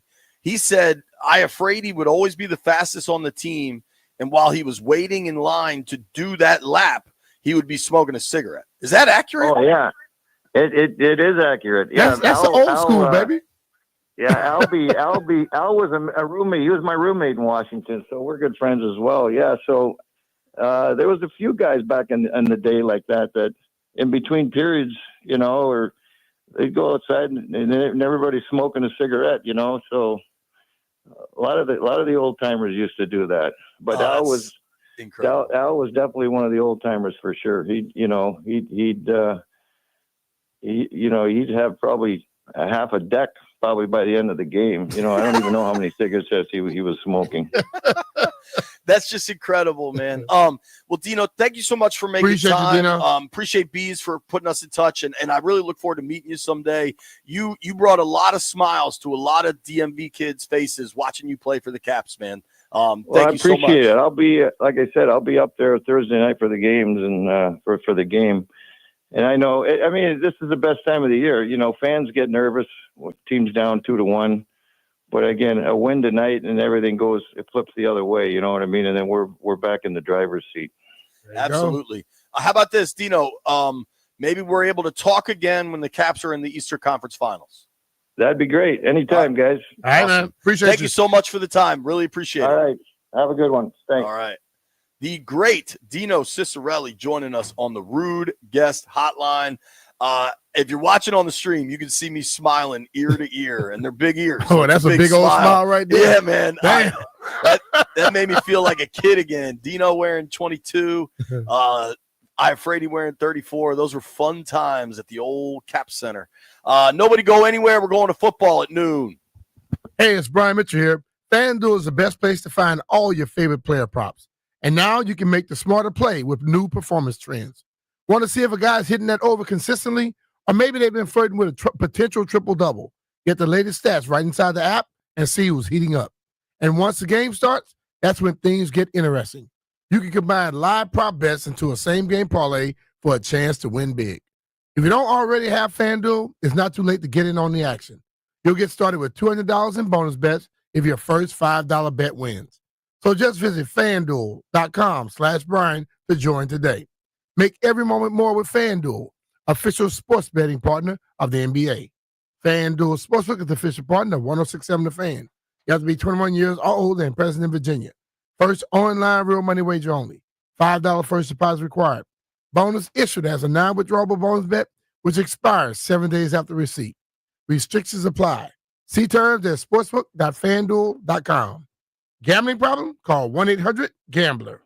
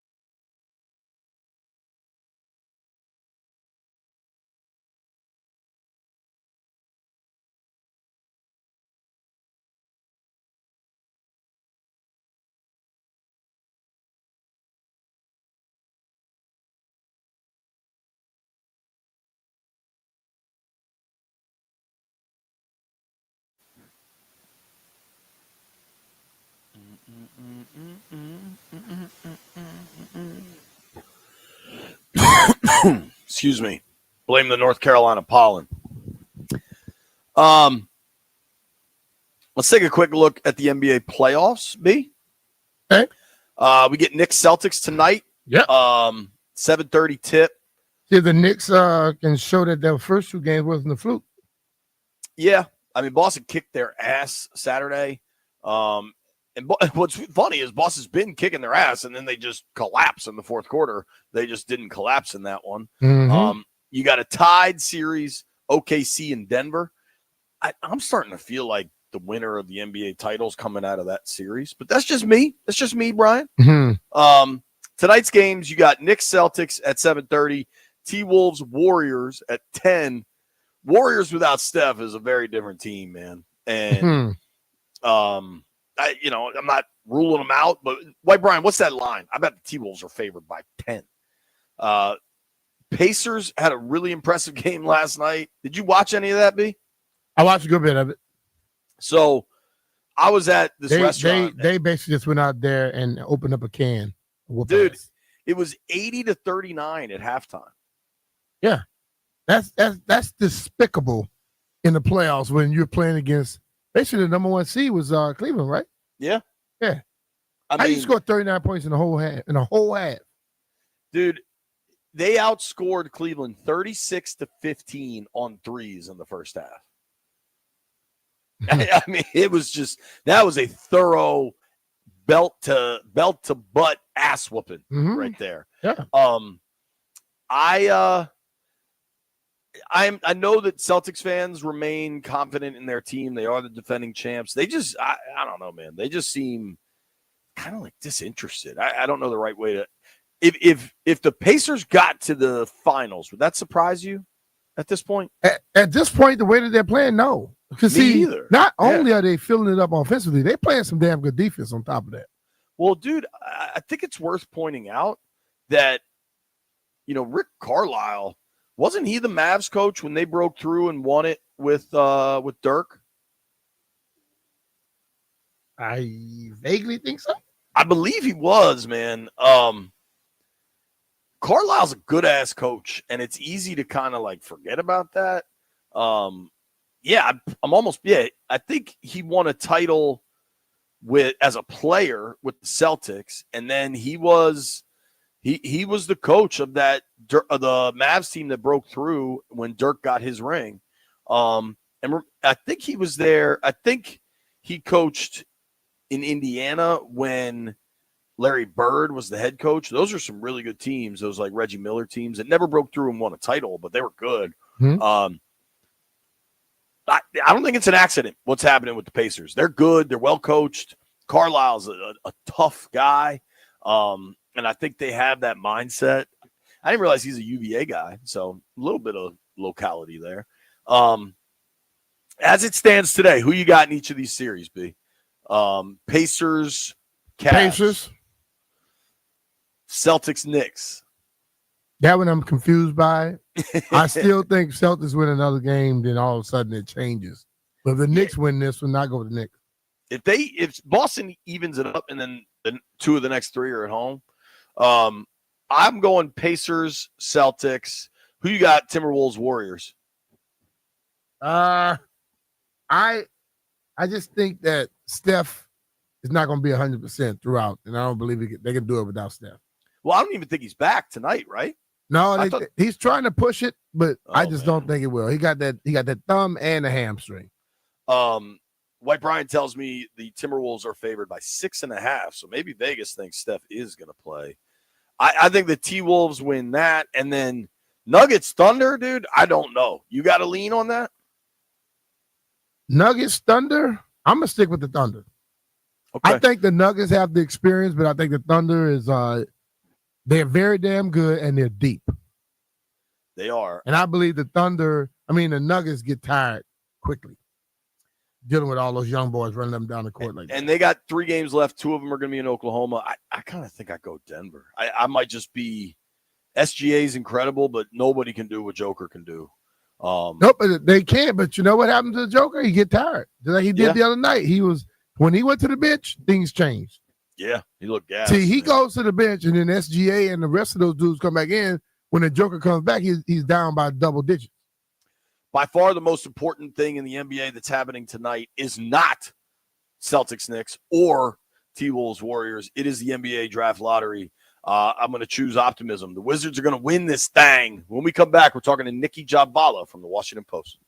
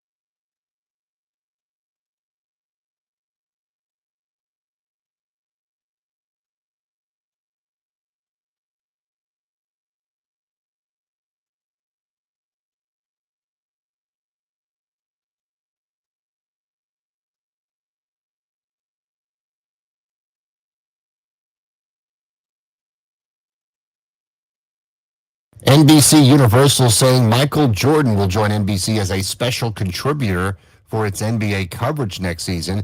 Also, NBC will return to broadcasting the starting lineup introductions to begin each game. Giannis Antetokounmpo is open-minded about exploring whether Milwaukee Bucks is his long-term fit or not, according to ESPN. Big night, as we talked about, with the Washington Wizards. Tonight's the NBA draft lottery. It begins at 7 p.m. Wizards have a 14% chance to get the number 1 overall pick. The NFL schedule release continues this week. First game Thursday, September 4th. Dallas Cowboys against Philadelphia Eagles at 8:20 p.m. Capitals versus Carolina Hurricanes tonight at game number 4. Canes up 2-1, 6:45 on the Fan. Nationals fall to the Cardinals 6-1, get swept over the weekend. Nathaniel Lowe did have a home run for the Nats. Swing a drive, well hit left center field. Newtbar giving chase back to the warning track. This one over his head and over the wall. Lowe tucks in over the bullpen fence. A solo shot, number 7, RBI 29, and the Nationals are on the board. He got the arms extended. He drove it out. It's 2-1 St. Louis. Just the second homer allowed by Michaelis as Lowe goes opposite field. The call on 106.7 The Fan. Tonight they're in Atlanta against the Braves. Jake Irvin the call. The game is on Team 980, pregame 6:45. Rockies have fired manager Bud Black. Interim manager will be Virginia Tech alum Warren Schaefer. I'm Byron Kirk on The Fan.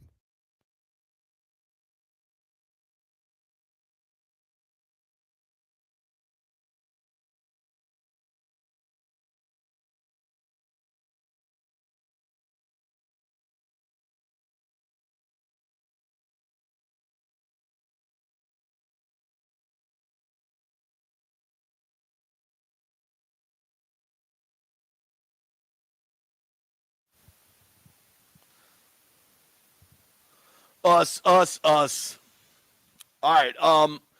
Some alarming news. Now, I don't know officially, but whenever you hear Petey Pablo, means we're introducing our friend Nikki Javala from the Washington Post. Who am I? Yo, but John Walton texted out a photo of Tariq El-Bashir holding a towel in advance of tonight's game. And on the towel down here in Raleigh, it says, it gives you steps. It says, grab towel, raise up, spin it like a helicopter. Nikki, as the foremost Petey Pablo reporter we have on our program anyway, do you think Petey Pab is going to perform before Caps Canes game 4? I hope not. Like, how old is he now? Seriously, I hope he's not still performing. Oh dear. Hey, I don't know. Nikki, like, he's still performing. He gets paid. Hey, Dougie Fresh still performing. Yeah. Damn. Yeah. Well, yeah. I mean, I guess there's a possibility. I was hoping North Carolina could do a little bit better. I don't know that you could do much outside of bringing James Taylor in to sing Carolina. I don't know. Petey Pab could be it. Sure. J. Cole from Chicago, right? No, Yeah. I thought he's from Fayetteville. He's North Carolina, Fayetteville. Yeah. But he claims Chicago. No, his first album was like, I'm a kid from Fayetteville. J. Cole. Yeah. Yes. He's from Fayetteville. Nah, dude. bro. He's definitely from North Carolina. I'm just saying. I know you always talking about Chicago. Greenville. His whole album is like based on his.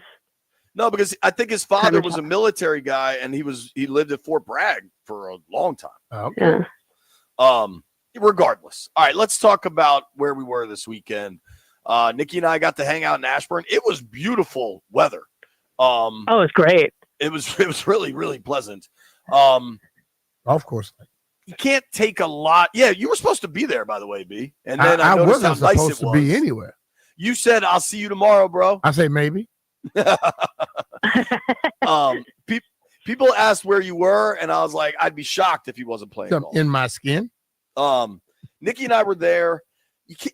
I don't want to make any grand proclamations after a rookie minicamp. Did anything stand out to you, Nick? I don't know. I read some headline where it said like Ja'Cory Krosky-Merritt was like exploding in minicamp and he's altering the depth chart or whatever. I'm like, yeah, no, there was no exploding. People got it. There was like individual warm up type stuff. There wasn't even. I don't think there was even any live stuff really. There was they were running like 4 verticals with Nathan Peterman throwing to him. I thought one of the size of Ja'Cory Crosby-Merritt, their 7th round running back. I mean, he's thick. Like he's a powerful dude. Mm-hmm. He's an interesting guy to me. Just his experience. I mean, everything he went through with the NCAA and eligibility issues, he kind of got screwed over, in my opinion. And he's such a talented back too. So you could see just a little bit of his blocking ability, his speed, just his shiftiness. I think he could be good. I mean, again, we're seeing like 40 minutes of these guys doing half speed warm-up drills. I thought Josh Connerly, I mean, and again, in a little bit you could see, I thought he looked good. I mean, you could see his quick first step. Maybe this is just me. I don't want to put this out there. He looked a little small to me to be a starting tackle. Maybe they put on a little weight, but he did kind of look a little small. 310. I think the long arms. I think he'll add weight too. I mean, he's so young. Yeah, and the frame is there to support more weight. In my opinion. Yeah, he has a baby face for his big totally. Oh, he looks I don't think he has to shave. Yeah. I thought honestly one of the more interesting things was the fact that Zach Ertz was out there for the entire practice, which I thought was kind of cool. I mean, I don't know if he really put much thought behind it, other than he was in there and working out with Cliff, and it was like, I'll just go out here and hang with Adam Peters or whatever. But if you and I were talking about this, JP, if you're a rookie out there, like that's got to be pretty cool to see, one of the veterans, one of the top players in the league, guy with a ring, just watching your whole practice. So I respected that. Trey Amos, I mean, I thought him and Dan Quinn, I mean, they tried to kind of shut down any talk of the back issue. I don't know. I kind of wonder if there's more there, but he looked pretty good. It's hard to tell in these drills, but you could see him bend. His speed, first step, he looked good. I know there was a lot of tension on Gabe Taylor, Sean Taylor's younger brother. I give a lot of credit. It's a lot of, he says he's not under any pressure. This is what he wants to do. And I hope for his sake he does make the practice squad or the roster. But that's a lot of pressure for him. Yeah. But he handles it really well. Yeah. I was a lot of pressure for anybody, to be honest with you. Yeah. Totally. Yeah. I was impressed talking with him. I think he was handling everything right. As far as an actual roster spot, it's pretty hard. He's not even a UDFA. He's a straight up rookie tryout player. It's an incredible uphill climb. I'm not ruling anything out. But I think he handled it well, and it's a cool moment for him and the family to let him walk those halls as a player. I think you're in the same boat as me that I don't want to make a lot of – I don't want to pretend to get a lot of insight out of rookie minicamp because you had, 5 draft picks and then probably another 10 UDFAs and then 25 roughly tryout guys. Like of the 40 dudes, of the 40 dudes on the field, maybe 7 of them make the roster, something like that, between the practice squad and the active. But my encouragement on Jalen Lane ticked up a hair. He was the speed and the quickness seemed very real. And I watched him. Now, granted, they were just catching punts off the jugs, but it was clean. This is not what they've been trying to do for a couple of years is teach people to learn how to return punts and field punts. That dude knew it already, and that I found encouraging. Yeah. No, totally. I mean, he looked. I mean, the quickness was definitely evident in that. I mean, they only got a couple attempts of fielding punts and everything. So I would have liked to see more, and I'm sure we will see more. Yeah. As camp goes on, as OTAs go on, but he could be a real asset to this team on both, like you said, both special teams and offense. So yeah, it's definitely interesting. Yeah. Some of the more interesting stuff. I loved your question to Dan Quinn, about Madrid. Were you surprised when he replied in Spanish? No. So, okay. So that might have been teed up. I might have gotten a text. Hey, you should probably ask about. I wondered if I've there had been a trying to text. get this. I mean, I'll say it this way: it's very likely they're going to Madrid. So I've been texting everybody just to try to get something. But so I might have gotten a text in the morning say, hey, you should probably ask him about it. So very clearly he was working on Google Translate that morning. So yeah, I love the pause. Like, oh my God, wait, what is it again? And yeah. So It was pretty great. It was a very funny moment.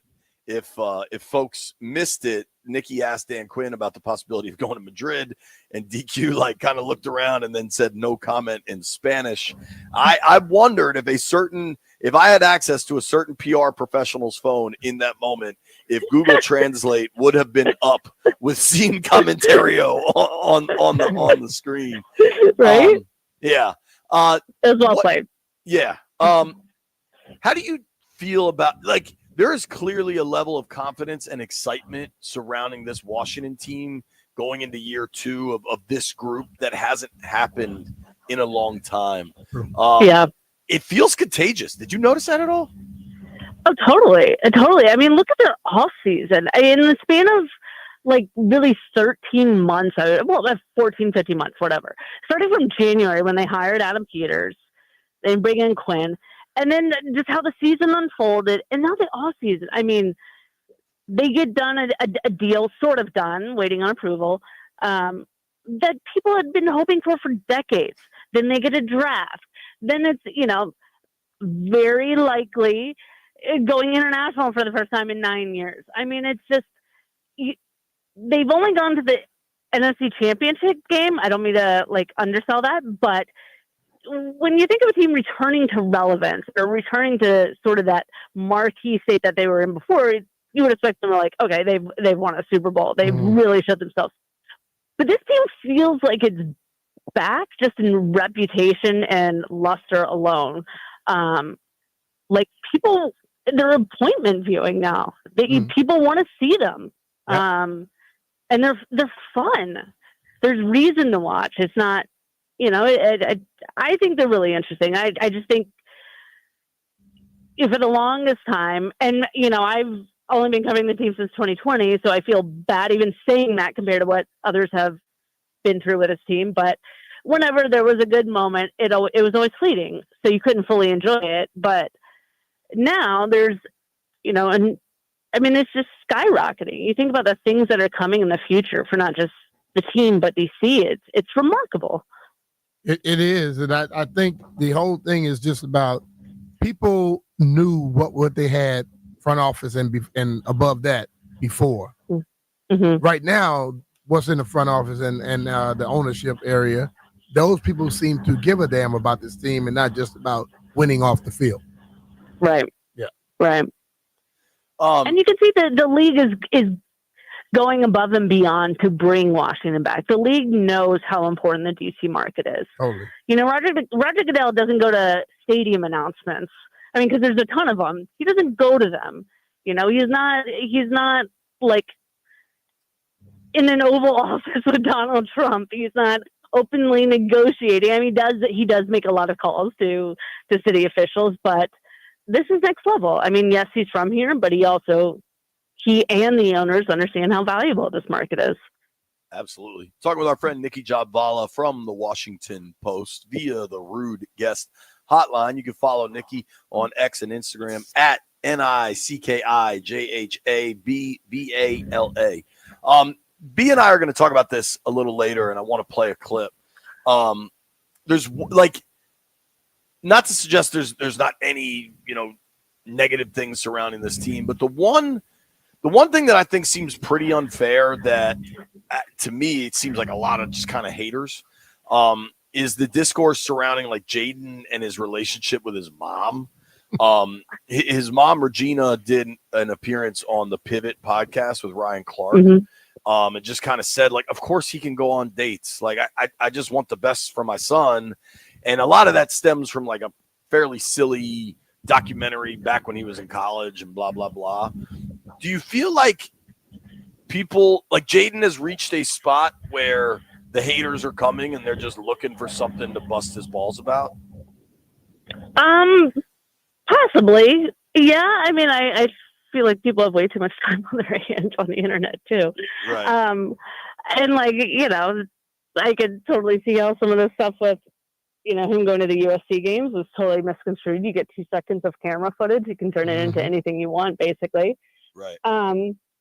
But yeah, I mean, I personally, as a B reporter, it's his relationship with his mother, what he does off the field, you know, as long as it doesn't affect what he does on the field, I tend to stay away from it. It's his business, his life. I mean, why are people so concerned about his relationship? Because they don't have a life themselves. Yeah, I just, yeah, it doesn't. I've looked at stuff. I mean, like I that. find the whole Belichick Jordan Hudson thing fascinating only because, like, She's why is always everybody in the so front of everything. fascinated by this? I don't want to know who Bill Belichick is dating, like, ever. Like, right. But there's a clear fascination with all of this stuff, I guess. I just think like it's a point in society where people always talk about how parenting should be, and then when parenting is that, then you don't want them to parent. I think it's just looked at totally different because somebody put this example up today. Kris Jenner with her kids, she's right there in everything they do. No matter if it's something that you consider good or bad, she's right there with everything. No one says anything.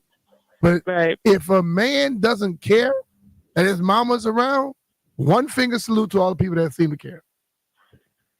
Yeah. You know what I'm saying? Yeah. And when you listen to her, when she breaks it down, she does way more than just hang out with him. You know what I'm saying? She's a certified agent now. No, but with her own job on top of that. Yeah. She got certified with the NFLPA to become an agent. Right. So you can put 2 and 2 together there. But like I'm gonna get so much flack for saying this, and I don't mean to make this a man-woman thing, but I do think sometimes it just gets over embellished on one side. I mean, and Chase Young's dad was everywhere. Chase Young's dad was there posing in photos while he was signing with the Saints. I'm like, nobody cared then, you know, like some of it is just kind of, what are we doing? That's a good point. And maybe something that like I probably didn't think of. Like if Jaden's pop was around all the time, I don't think people would say nearly the same kind of crazy stuff that gets said. Last thing for me, Nick. We're talking with Nikki Jabala from the Washington Post. You can read all her work at WashingtonPost.com. Give her a follow at Nikki Jabala, joining us via the Rude Guest Hotline. Obviously, the big news this week is going to be the NFL schedule. We're all pretty certain about a trip to Spain. Clearly, the Commanders aren't going to open against the Eagles or the Chiefs or the Chargers or the Cowboys. Do you have any NFL schedule predictions for the Burgundy and Gold? I thought they might open against the Eagles. That seemed like a layup to me, just from the NFC Championship. I mean, of course, division rivals too, but after they split the series last year, but Jerry Jones won that one. I was trying to think, like, I honestly don't have any good ones. I'm so late now. I don't know I honestly have no idea who they're going to open against. Did you, when you were covering the Broncos, I think you told me this. Did the Broncos get scheduled on Christmas and Thanksgiving one year? I believe they did. I'm trying to think back. I genuinely remember being in Kansas City during a freezing cold downpour on Christmas. And I want to say they got Thanksgiving, but yeah, it's very possible. I mean, but that was when they had Peyton and they were at the top and blah, blah, blah. Right. I think Washington might be at the top as far as NFL. I know. I'd be okay with Thanksgiving. Can we keep Christmas, please? Yeah. Little Jules running around. You don't want to be in Kansas City on Christmas. I get it. Or at least just not like a West Coast trip on Christmas. That would be awesome. Or somewhere we could get stuck on Christmas. Dude, remember we were in San Francisco on Christmas Eve, whenever that was, 2-3 years ago? Oh, yeah, and the floods. Yeah, Yeah. that was The crazy. atmospheric rivers. Yeah. All right, we got a break. All right, Nikki, take care. Thank you for the time, Nikki. Appreciate you. Of course. Thanks, guys. All right. We're going to Ashburn for the remainder of this hour. I want to talk about this Jaden Daniels situation, and we got Gabe Taylor audio that I want to play. Just an impressive young man, regardless what happens with his roster spot. Nobody go anywhere.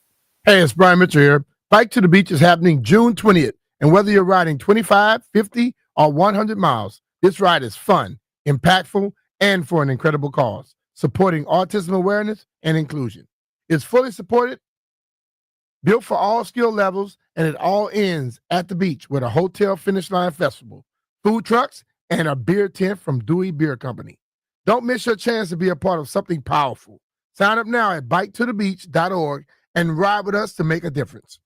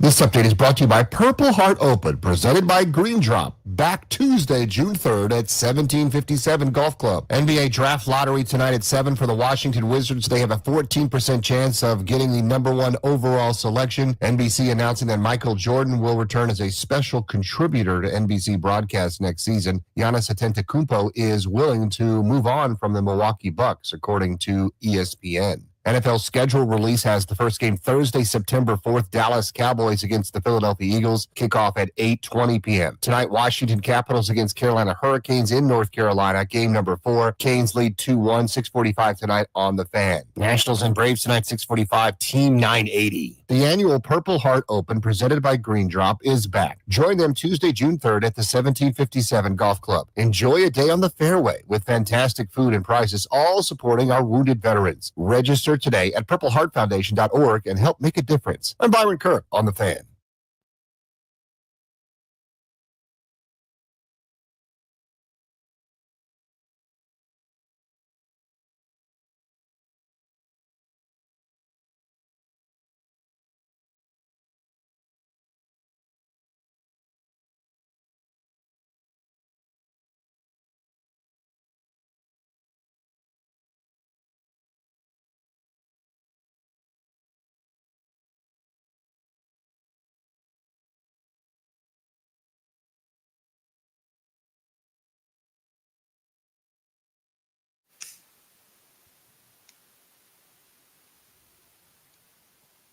B. Mitch and Finley, 106.7 The Fan.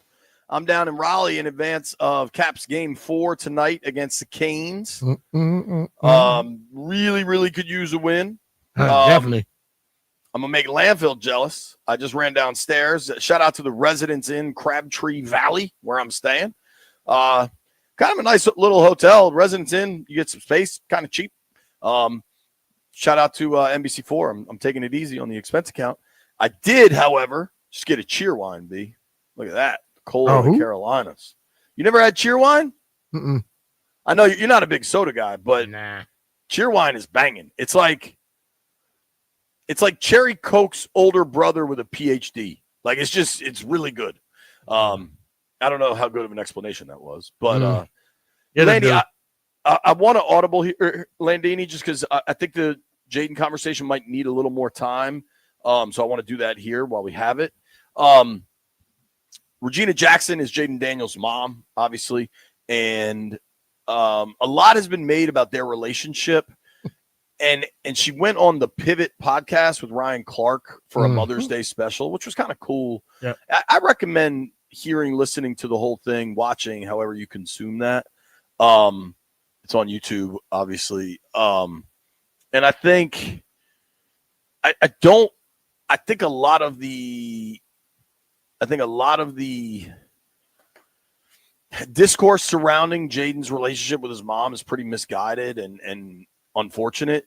Landy, can we play Regina talking about her and Jaden to Ryan Clark when you have it, sir? Okay. A lot of this stemmed from Jaden was shown courtside at I don't even know what SEC. That was on USC.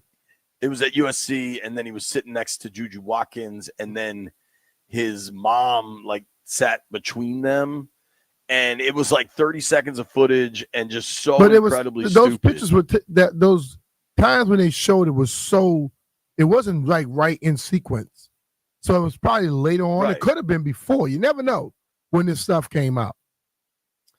Totally, and I just think it's just unfair and stupid, and so the girls thing that has become this meme when Regina, so it was an LSU documentary, and she said that's what she was concerned about. So I legit wanted to ask you this because you once were a star quarterback at a college in Louisiana. What was your mom's biggest concern? My mom was worried about that too, and about people trying to hook you. And my older sisters were exactly the same too. My sisters were probably more like Jaden's mom. Let's hear from Regina, and then we'll react. I listen to you talk about the things you've done for yourself, but also the way you look at parenting.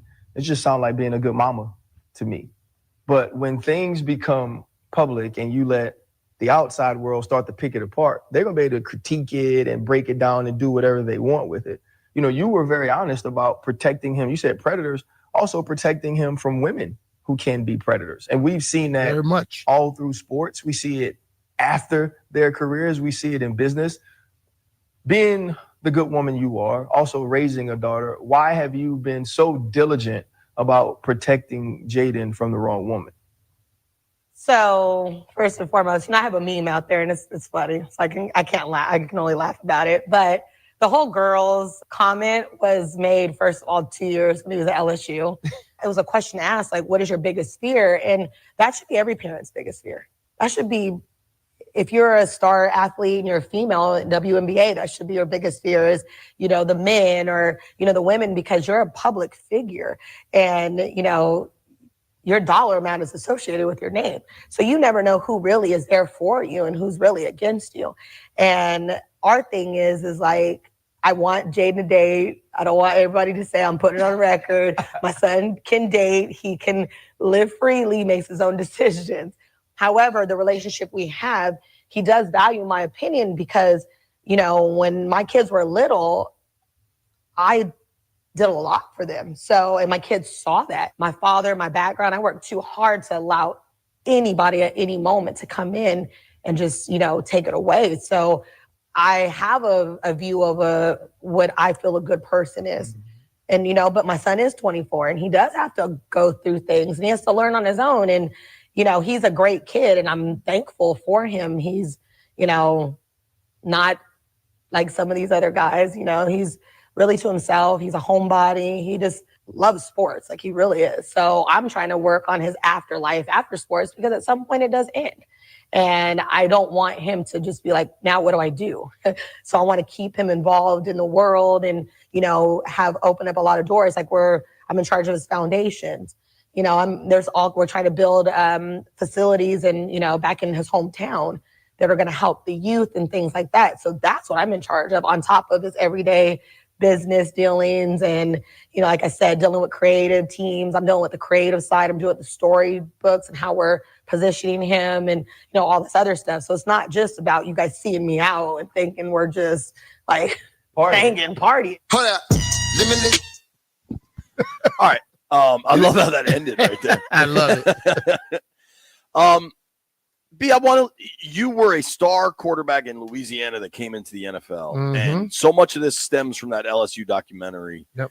I'm just curious your reaction to all of it, man. Well, I've been baffled by it the whole time because I've had conversations with his mom, and I understand what she's doing. And this is the thing that annoys me. People think that the athlete being around the bad guy is a problem. But there are some women that's not straight, dainty, and up front in what they're trying to do. They're as slick as some of these damn guys out there. And you think parents aren't telling some women or some mothers aren't telling their daughters to get that one? You get what I'm saying?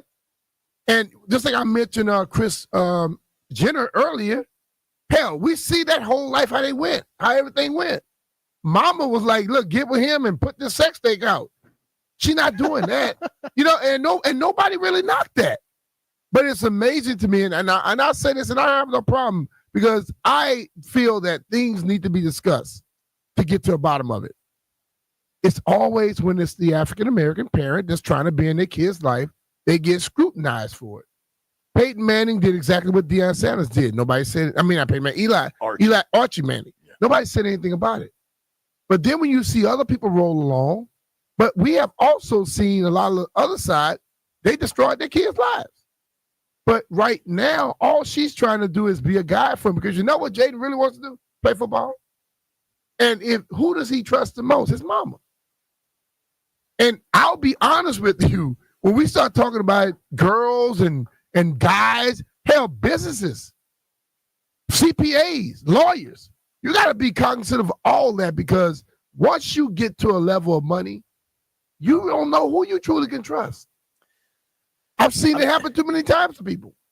I mean, I don't want to bring stuff up, but like you're talking businesses, women, like it's not that hard to look around pro sports at folks who have been misled. But Mark everybody Brunell, can see exactly what's going on. Mark Brunell went bankrupt Hell yeah. in a land deal and down in Florida. I mean, his preacher. Dude, let's like, be real about it. I remember, I mean, Kirk, who I know and like, I really like Kirk's dad. They were at every game. Mm-hmm. Like, some of this isn't that abnormal. You know what it is, Jay? Social media has allowed people to put their nose where the hell they should not. You know what I mean? That's it. Like, you think you have a right to dip your nose in people's business because you see something or they share something. And what John has told me, what John Thompson used to always say, people try to judge you by sound clips of your life. That's exactly what they're doing with his mom. That's exactly what they're doing with most athletes that they try to criticize and scrutinize. You don't know what the hell they go through. All you know is they play football, they make money, and you want to be a part of it. Like I told you before, I used to be in clubs, and I'll meet a guy walking in the club, and now he running around the club talking about his boy B. Mitch. No, I'm not your boy. I just met you, and I don't want you saying your boy. Because if you do something wrong, after you've been telling everybody I was your boy, it comes on me. See what I'm saying? So I'm a zero. I'm a zero compared to this conversation. People do that to me. People come up to me like, "Oh, I met your buddy." I'm like, I don't know that dude. You know what I mean? Like, yeah, it's but people know, they know exactly that what she is trying to say, what she's trying to do, but nobody want to give credence to it because you know what others want to give credence? The vultures and the ladies that are really like that. I watched this one chick talking about, "Oh man, she got a bet." No. She watching out. She's talking about you. See, one thing about it, like a little saying in Louisiana, a scalded dog will holler. Okay? So when someone says something, if it's not you, you don't get affected by it. But when it is you, you are damn well affected. So all these young ladies that are getting upset at that story, that hot water just hit your ass. So you're scalded. And all the dudes and the businesses, they're talking about you too. If you're not trying to do something conniving, it doesn't affect you at all. Right. And Jaden is just so laid back and easygoing. Like when she says he's a homebody, it's because he is. He likes, he's doing his virtual reality. Like here, what I really don't get is I think there's a ton of misconceptions, right? Like Jaden's dad is around too. He's just not like front and center type person. I think there's some real toxic bleep out there related to this situation. And then I think it's a lot of just like the internet getting its jokes off. Mm-hmm. But I think if you're involved in it, the jokes are like hurt you. Yeah. But like, let's boil this all the way down. You have a really gifted, talented, young person. And it doesn't matter, athlete, whatever it is, right? He could be a computer programmer. Like you have a prodigy in his craft that is devoted to it and just likes to be around his family. And he's got a strong relationship with his family.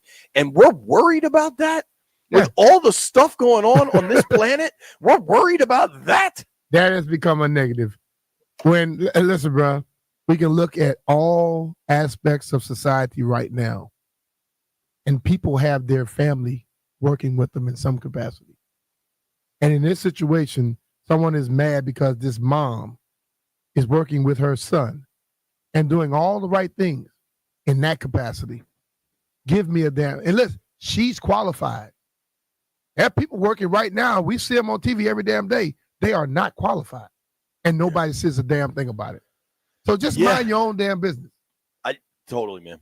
When we come back, you're going to hear from Gabe Taylor, Sean Taylor's younger brother, who took part in Commanders rookie mini camp. Gabe Taylor was very cool. That's next. Hey, it's B. Mitch and JP here. If you want comfort and convenience wherever life takes you, then you need to turn the root. With Wi-Fi compatibility, you have full control of your heating and cooling system right from your phone.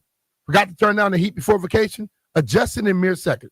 Plus, you'll get alerts if something's not right. These guys are the absolute best, and they've installed new systems in my house, and I've felt a great difference since they did. B, not to sound all bougie, but you know what they don't have at the Residence Inn in Raleigh?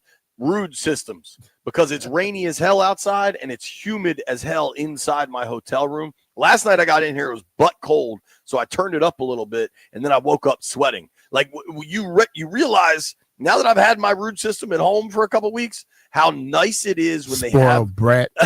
You've had it for like 2 years. Give me a break. I'm telling you, when you could control the humidity inside your home, it is a true game changer. And that's what Rood's variable speed compressor ensures. You get precise temperature and humidity control operating efficiently, even in extreme conditions. This weather sucks down here. And if I was at home, they would handle the humidity way better. You get comfort and performance. B, you also got to tell them about the tax credits, man. You can save 2 G's on heat pumps through 2032. Check out rood.com/federal incentives to learn more. Yep, we're talking about Rood, RUUD, the most reliable heating and air conditioning products in the DMV. So remember, if it ain't Rood, it ain't right.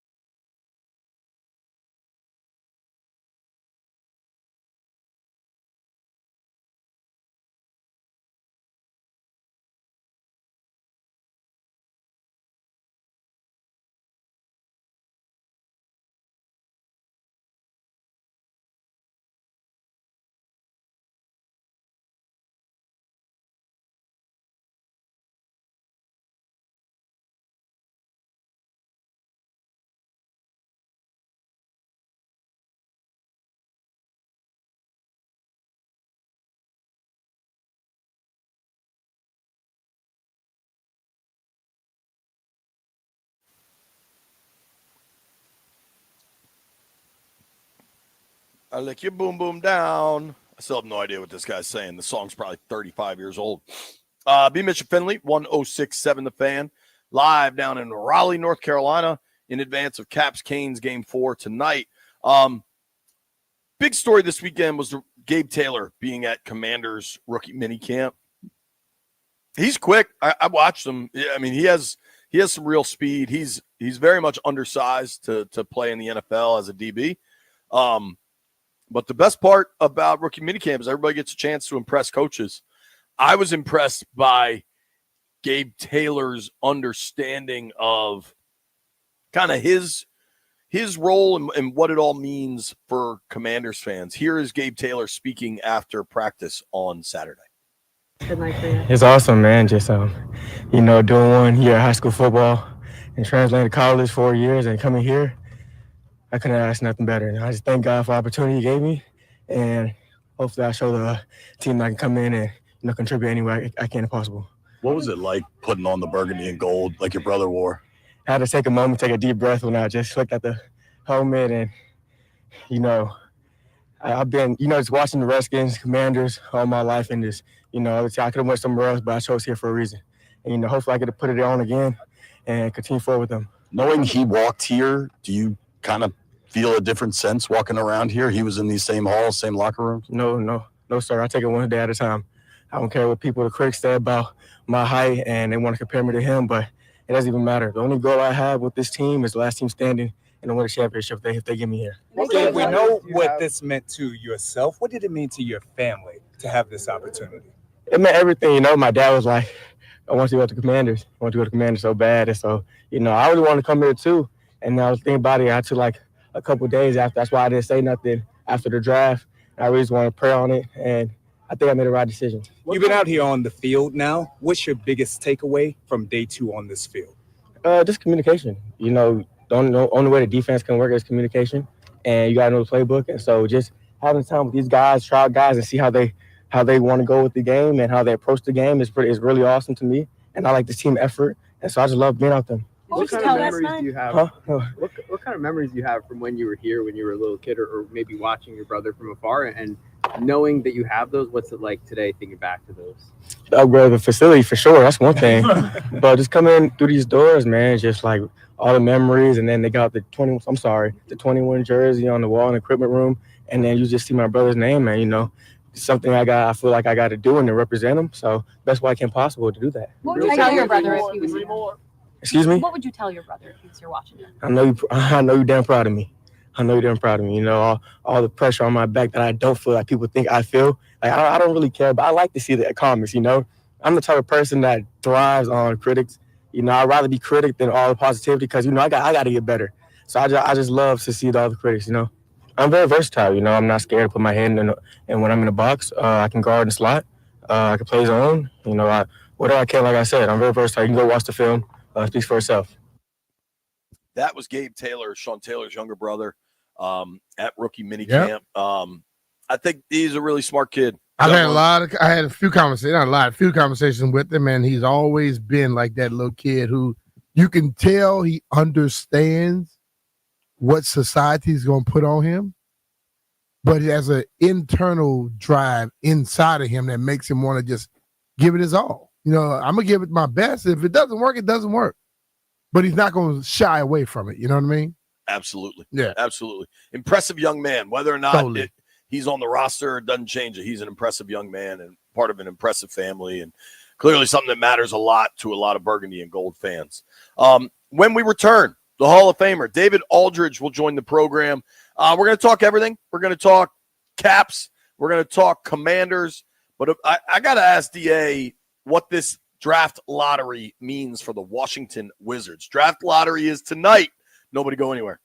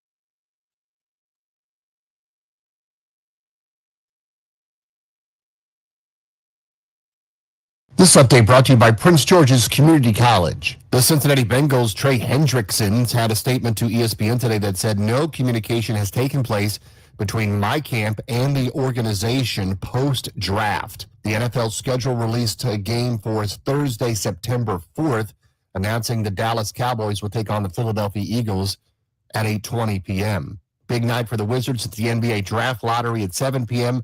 The Wizards have a 14% chance to get the number 1 overall pick. NBC says Michael Jordan will be a special contributor to its NBA coverage next season. Giannis Antetokounmpo is open-minded about exploring different teams besides the Milwaukee Bucks, according to ESPN. Capitals and the Hurricanes game 4 tonight from Carolina. Canes lead the series 2-1, 6:45 pregame right here on the Fan. Nationals fall to the Cardinals 6-1. Mackenzie Gore 6 2/3 innings allows 4. Tonight it'll be the Atlanta Braves on the road at Truist Park. Jake Irvin gets the call to the mound, 6:45 pregame on Team 980. NBA playoffs tonight, New York Knicks against the Boston Celtics, Minnesota Timberwolves versus Golden State Warriors. In just 16 weeks, the Team Builders Academy can jumpstart your career in construction, energy, or utilities. Train for high-demand jobs and start building your success. Visit us at pgcc.edu and enroll today. Byron Kerr on the Fan.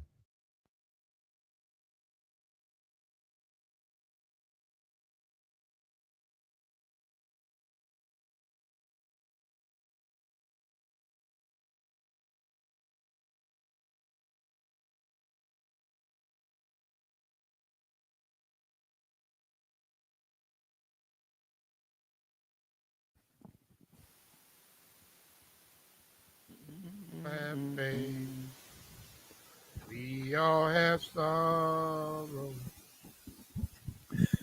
B. Mitch and Finley, 106.7 The Fan. There is a lot going on in DC sports today. All right. And I have been a Bullets and a Wizards fan my whole life. And they've gotten 2 number 1 picks in my time being a fan. I think just 2. Kwame Brown and John Wall. Kwame Brown obviously went bad. John Wall was a more interesting up and down career. Nobody knows the NBA better than our friend, Mr. David Aldridge. He's literally in the Basketball Hall of Fame. DA, how are you, man? What's going on? I told Jeff, y'all are lucky. I had a crafty vet cab driver who got me from O'Hare to my hotel in like 35 minutes when it should have taken 2 hours. Oh, man. Wow. Shout out to the cab driver. Yeah, Can't always yeah, count on man. Uber. Sometimes you got to take a taxi. No, that's what I'm saying. The Uber wouldn't have been able to do it. This was a vet. He took some back streets, didn't he? You know what I'm saying? Duck. Hey, right now, duck. You know, B. You know. Yeah. Keep going. Yeah. So, DA, are you in Chicago for the draft lottery? Is that where your taxi's I taking am you? in Chicago for the draft lottery. Yes. All right. So, what is the vibe out there? Like, how big does this lottery feel compared to past years? Like, what does it compare to? Well, it's bigger just because, you know, you got a transcendent player in Cooper Flag at the top of it, right? I mean, you've got a guy. Does he have as much potential as Wembanyama? Not much, not as much, but who does? Nobody does, right? But he's the absolute next best thing. I think somebody likened it to Anthony Davis. I think that's probably a fair comp, you know, like in terms of the potential impact you expect him to have on a franchise. And AD's been hurt a lot, but AD did win a chip. So, I mean, he was good enough to help lead his team to a chip. So, so Cooper Flag's got that kind of potential. So I think a lot of teams were very intentional in their plans, including the Wizards, you know, and so they have opportunity. You know, they've got as good an opportunity as anybody else. The problem is that Utah and Charlotte have the exact same statistical opportunity as Washington does of getting the top pick. Dave, I keep asking this question because I understand Cooper Flag. Yeah. But if you don't get number 1, is it anybody else in the draft that you feel you can, it may not be him, but if somebody can be close, because like JP stated earlier, Joker was drafted in the 2nd round. He's the best in the league right now. Yes. Oh, there's no question. This is a good draft, I think. I mean, it's not like it's loaded at the top, but I think there are good players throughout this draft. But look, to me, Dylan Harper is a hell of a guy. He's got a chance to be a superstar in this league, I think. He scores it. He attacks defenses. He's 6'6". He's 215. Like all great players that I know in the NBA, when I watched him in college, he got wherever he wanted to go, whenever he wanted to get there, and nobody could stop him. Just like SGA does, just like, John Morant does, just like Cade Cunningham does. And he's got that same pedigree in terms of size, that big guard that everybody in the NBA wants. And Dylan can do that. Plus, he's Ron Harper's kid. I know Ron Harper's kid is not going to be anything but professional. He's going to be studious. He's going to work hard. And so he's got a chance to be a superstar, I think. So if the Wizards get 2, they're going to have a very, very good player coming next year that will significantly raise the potential of their group. And he will play defense. Yes. He's not like a lockdown defender. No, he's a but very he's gonna try. solid, It's in his very blood. solid defender. Yes, Yeah. he's a very solid defender. He's not no turnstile out there, B. So he's gonna, you're gonna have to work to score on him. There you go. Talking with our friend David Aldridge, who's out in Chicago right now for the NBA draft lottery tonight. DA joins us via the Rude guest hotline. Rude is the most reliable heating and air conditioning products in the DMV. You can follow DA at David Aldridge DC. You said best prospect since AD. Wemby's obviously kind of his own category. Yeah. I know that the Wiz, Utah, and Charlotte all have the best odds of this thing. I fear Utah tonight for some reason. I've also heard people just kind of saying the way it goes with San Antonio, they think the Spurs get them. What's it like in the hours leading up to watching something that is so impossible to predict? Well, it's random, right? It's funny. I remember when I was covering, they were the Bullets. This is how long ago it was, but it was a 92 draft. And I remember it was in New York, and I couldn't get to sleep the night before. I couldn't get to sleep the night before because it was Shaq's. That was the Shaq draft. Oh, wow. And I sat up all night going, I might be covering Shaquille O'Neal starting tomorrow. You know what I mean? And I just wonder, I wonder what that will be like if I cover Shaquille O'Neal for the next 12 to 15 years. What is my career going to be like? You know what I mean? And so I'm sure every team in the league has those thoughts, right? And so, again, a player like Flag, he changes everything about your franchise, not just on the floor. He sells tickets immediately. You're on national TV immediately 12, 15 times minimum next season. Like, you just have a profile that the Wizards have never had really since Wall's, best years. And that was 7 or 8, 9 years ago now. So, and that's the same for Utah. It's the same for Charlotte. It's the same for, New Orleans had Zion, so it's a little different. They've had it, and they had AD. So they had a couple of big time players come through there. But these 3 franchises in particular, it's been a minute since they've had somebody who had this much star power potentially be the face of their franchise. I mean, absolutely. It's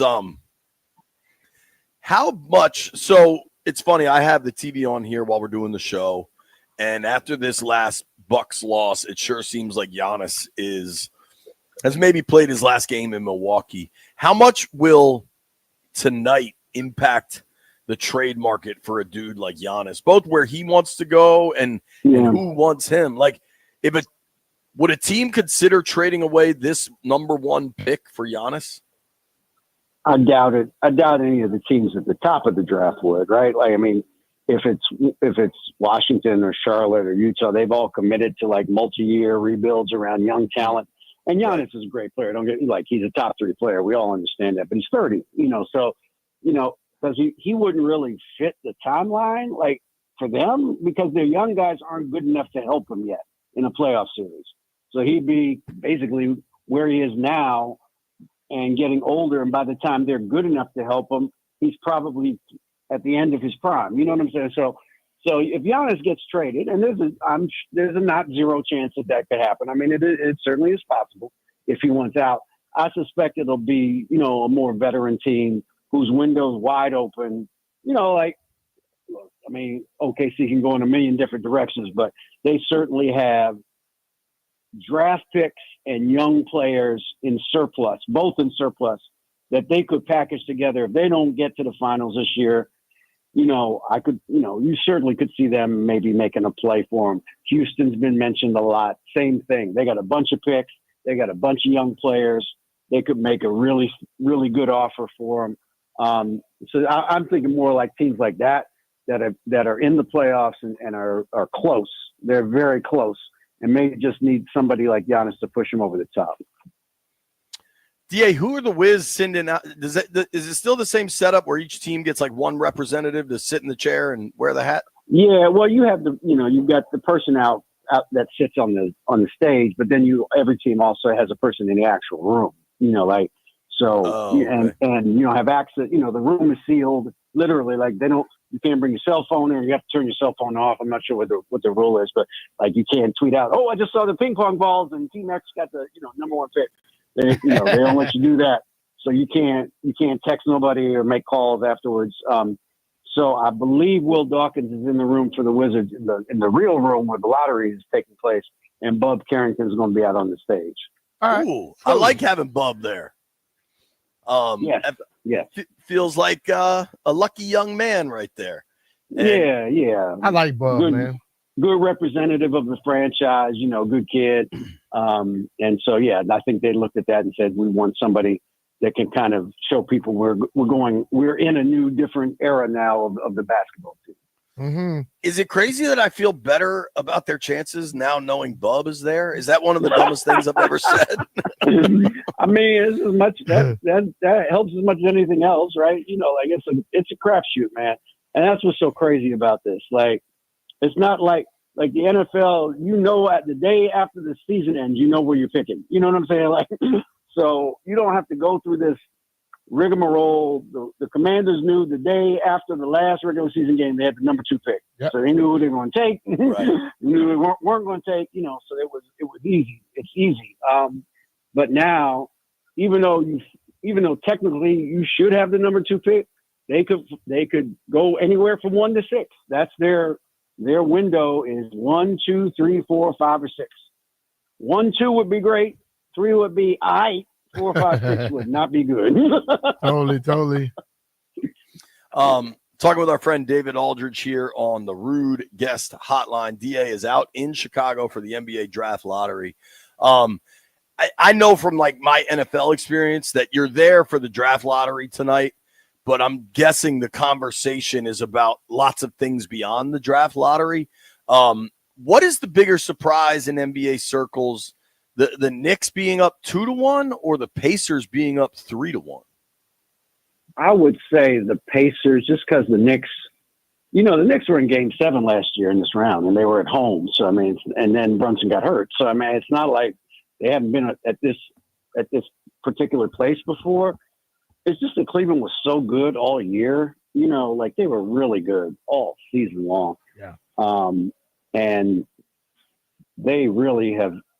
It's really hard to come back when you lose 2 at home to start. Like, you can come back from 1. It's tougher, but it's doable. It's possible because you figure, all right, we'll just win 1 on the road and we'll get it back.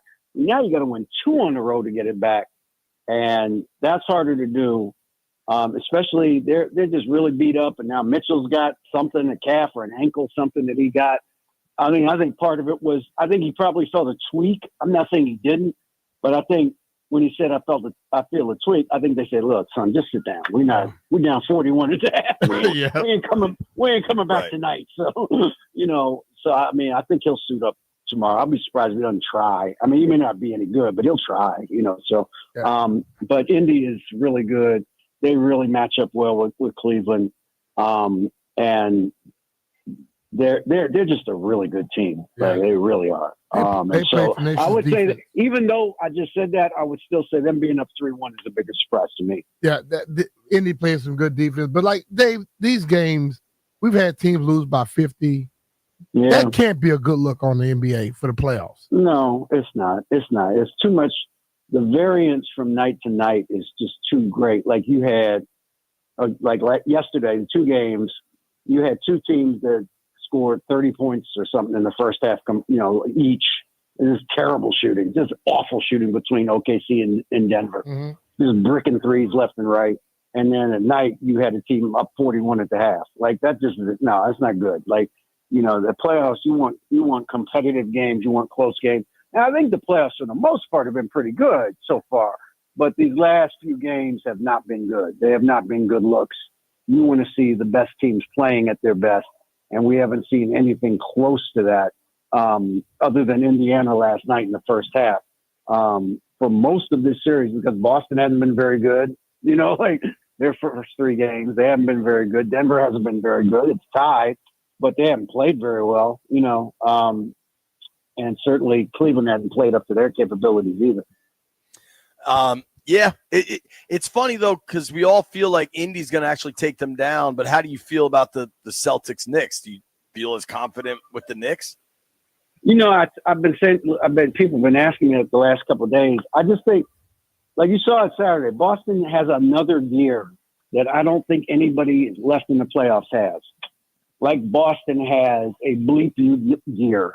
You know what I mean? Like when they are right, they can just play at a higher level than I think anybody that's left, right? And so, and they were right Saturday. Even though Porzingis still isn't quite 100%, like Pritchard picked him up, right? And so I still think Boston. I just think Boston's going to figure it out. It may not be pretty. It may, they may have to work. They may have to grind for it. They are going to have to grind for it more this year than they did last year, for sure, because they're a little more vulnerable. But I still think Boston's going to figure this out. I just think there's too much institutional memory on that team. There's too many prideful guys. Jaylen Brown's a prideful guy. Drew Holiday's a prideful guy. Al Horford's a prideful guy. Tatum's a prideful guy. I just can't see them going out, 3-4-1 or even 4-2. I just think they're going to come back and figure out how to kind of walk New York down and get back in the series. I tend to agree with you. DA, last thing I wanted to ask you about, actually, I got 2 last things, so I guess it's not the last thing. I did want to ask you about the Caps tonight, but before we get to that, I don't know if this crossed your radar because of everything you've got going with the Athletic and covering the entire NBA as well as all DC sports. Jaden Daniels' mom, Regina, did Ryan Clark's podcast and talked about like her commitment to raising a good kid and kind of just the misconceptions surrounding that relationship. B and I just talked about this, that we think it's kind of crazy that you've got a really grounded, great young player who's close with his mom, and we act like it's a problem. I'm curious your reaction. I mean, I think it's an example of kind of social media warping and distorting, because you see the clip of her sitting between him and Juju Watkins, and you go, what's that? What's that all about? There's no context to it. You don't know why that happened or what they're talking about. You have no idea. You just see this clip for 4 seconds and you say something's wrong, right? And that's just kind of the world we live in now, where we judge people by what we see on sound Instagram clips of their for life. 5 seconds. Yeah. And so I don't doubt that she's doing, and she's raised a great kid. Like, you know what I mean? Like, there's no question. We all been around Jaden for a year now. Does anybody doubt that he is nothing but a legitimately good young man? You know what I mean? Like, totally. With a good head on his shoulders. He was raised right by his family. He has humility. He's got athletic arrogance. He should. He's that good. He's a great football player. He should have athletic arrogance, but he's not an arrogant person. You know what I mean? That's two different things. Totally. And so I don't have questions about it. I think, every family raises their kids differently. And, unless there's some kind of abusive thing going on, and there's no indication of that at all, right? Like, let's see, like, what we used to say, B, you remember this?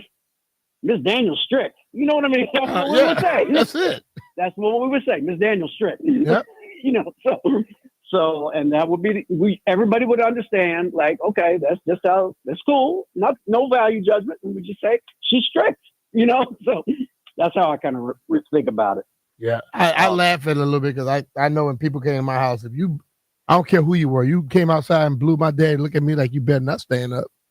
You know what I'm saying? You had to come in my house. I don't care who you were, woman or man. You come in the house before I leave with you. Right. And some people, their families weren't like that. Mine was all the time. Yeah. But then exactly. Before we let you go, Michael Jordan is going to be joining the hell yeah, the broadcast, the NBA broadcast. Your thoughts on Mike? Man, they're dipping into all the nostalgia. They bring about ground ball, rock.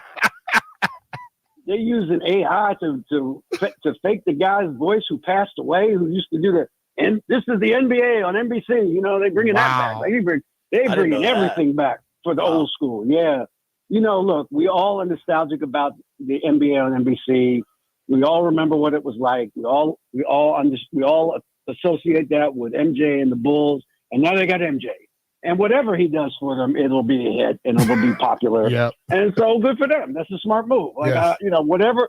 He ain't gonna be in the studio every week. That's not happening. I'm sure it's not gonna be happening. Sure. But even if it's once or twice a year, that's fine. Like that'll be worth the bang will be worth the buck. So hell yeah. Yeah. No, we know he will say he will speak his mind. He'll speak his mind. Yeah, he's not no wallflower now. So I like what they're doing. I like what all of them are doing. Bringing Carmelo in and bringing Dirk Nowitzki in and some of the other people that are going to be doing their studio stuff, and they're smartly bringing everybody from TNT over to do the game. So it's going. I think it's going to be a very, very good product. I don't have any doubt in my mind that they're going to do a good job. All right, man. I'm excited about that. DA, you got a Caps prediction for tonight? You nervous? Of course. But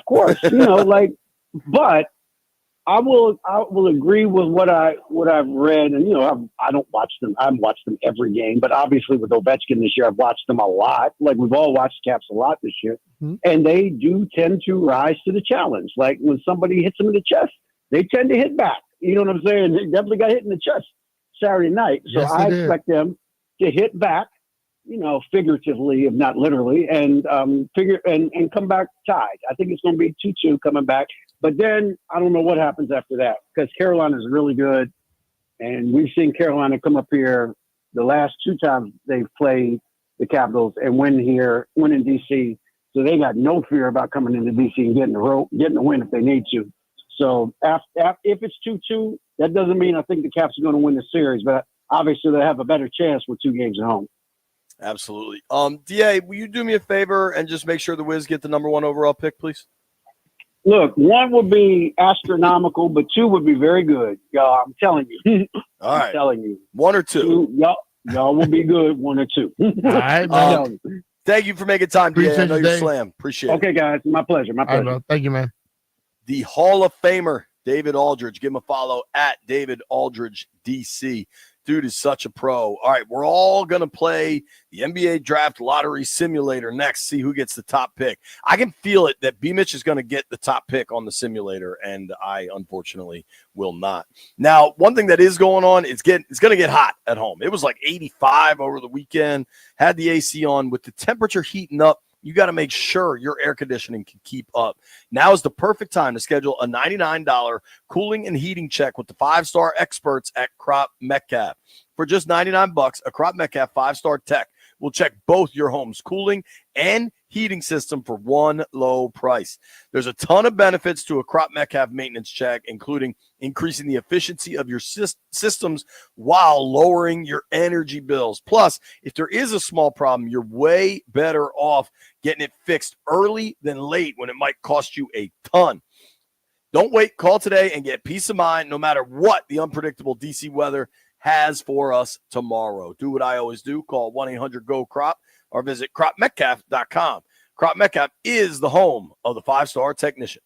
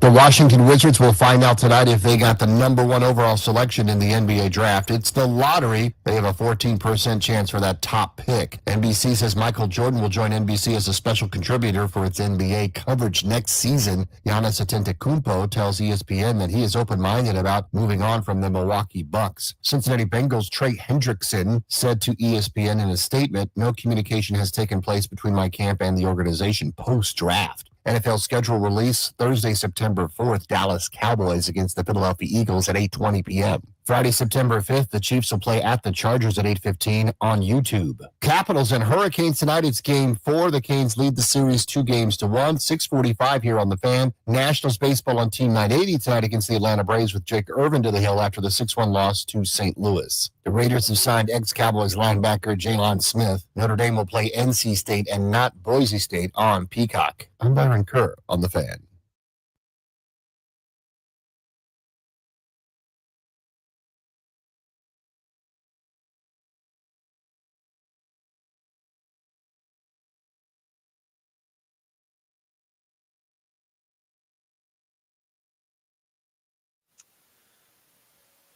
B-Mitch and Finley. We are about, let's see if I can do this math. 2 to 7 is 5. We're about 5.5 hours till puck drop. Caps Canes Game 4. You can listen to that game right here on 106.7 The Fan. John Walton on the call. Grant and Danny are going to do their show live from Caddy's in Bethesda. If you want to hang with them, they're going to stay at Caddy's through the game. So that should be popping on old Cordell Avenue, right? Not Cordell Street. Right, Cordell Boulevard, isn't it? I think it's Avenue. All right. Well, Cordell. Yeah. I mean, I grew up right there. I should remember. I think it's definitely Cordell. regardless. Avenue. Thank you, Landfill. Win for me. The Caps are also hosting. I think the Caps have watch parties also, like the team's official, which maybe if folks don't want to go, if you live in Frederick or Manassas or something, going to Bethesda might be kind of far. So I'm sure there's a lot of watch parties and you can just watch it at home. I'll be watching it live. B, what do you got cooking tonight? Try to watch some of the Caps game. I'll be going back and forth. When do you leave? Tomorrow morning? No, I leave Wednesday. Oh, okay. Yeah. Are you on tomorrow or you got No, stuff I got going on? other stuff going on tomorrow. Gotcha. Okay. I'm doing the show tomorrow from Richmond, which should be kind of fun. Yeah. Go over to the Spiders, man. Nah. I drove by the stadium. Mm-hmm. I think it's the Squirrels now. Yeah, Squirrels, that's right. The Spiders is the college. The Squirrels that's a little baseball team where my man, the GM there, he got a nice bar in his office. I like that. I've been there. I believe you have. I drove the first pitch several times. That's cool. I drove through downtown Richmond yesterday because to get to Raleigh, you got to go through Richmond to get to 85. And it made me miss Richmond. Like, training camp down there was a lot of fun, man. And I think it was good for fans. Obviously, they're not going to do it this year, but I do think these guys, DQ wants to go away for camp. They're going to go to New England for a joint practice for a couple days. I won't be shocked if they come up with another in-season, couple days away trip. Mm-hmm. But I think eventually they're going to get to training camp somewhere else. But I'm excited to be in Richmond. I think they're building a new downtown baseball stadium. Oh, really? I will tell you one way or another tomorrow when I'm there. I'll confirm that information. I assume I'll get to see Mike Phillips in person. That's exciting. Also, hold on now. You're going to Vail. No, thank you, Slick. Landfill, he's calling y'all from Vail tomorrow.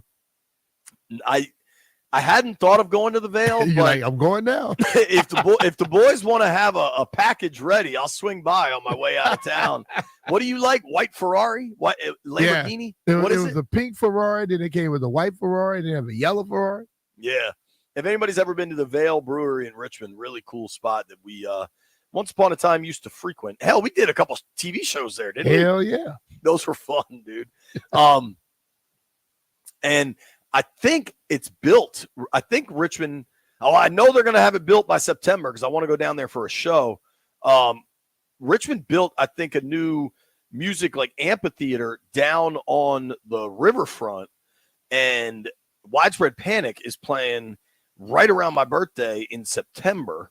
And assuming things work out with the Commanders' schedule, you might see me in Richmond for a panic show this fall. But let's get down to business, Brian. All right, let's go. NBA draft lottery tonight. Okay. I sent everybody the link, tankathon.com. You see that button right there in the middle that says Sim Lottery? Mm-hmm.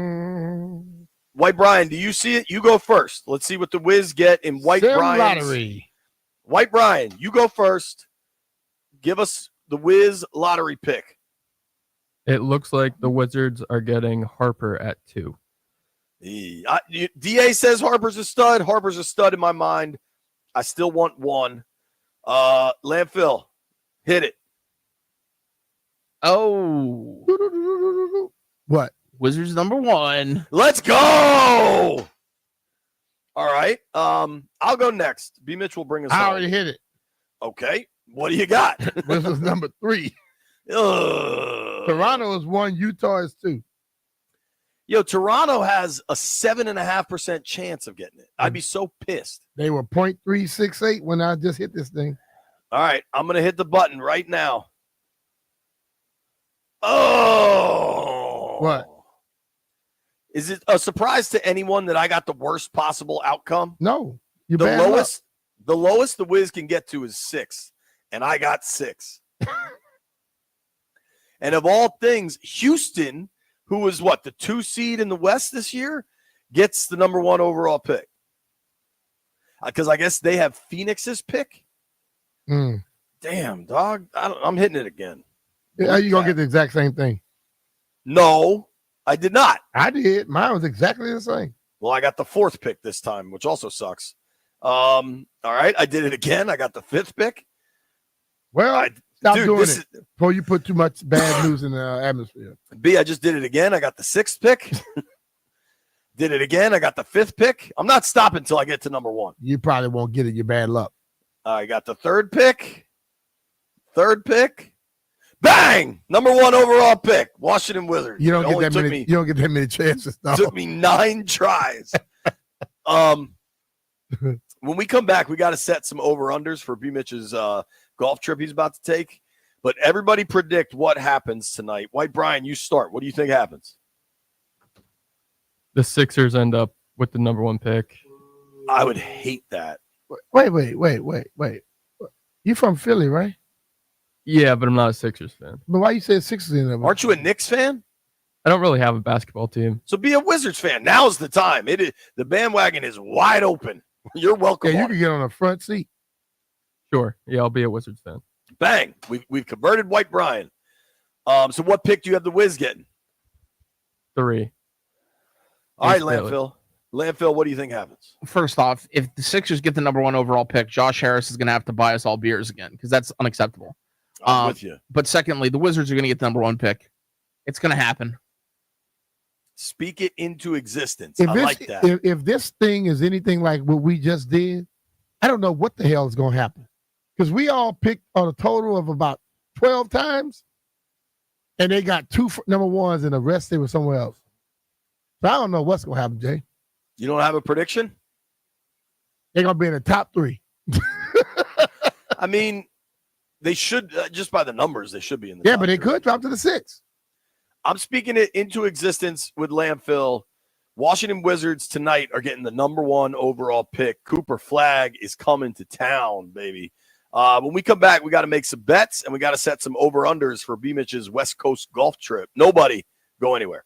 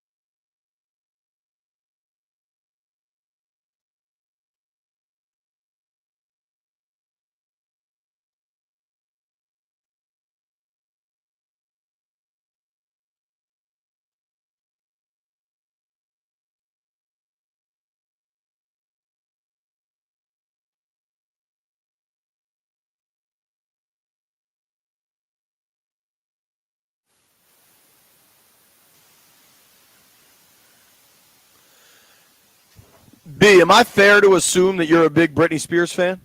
No, you're not. Why? I've never been a Britney Spears fan.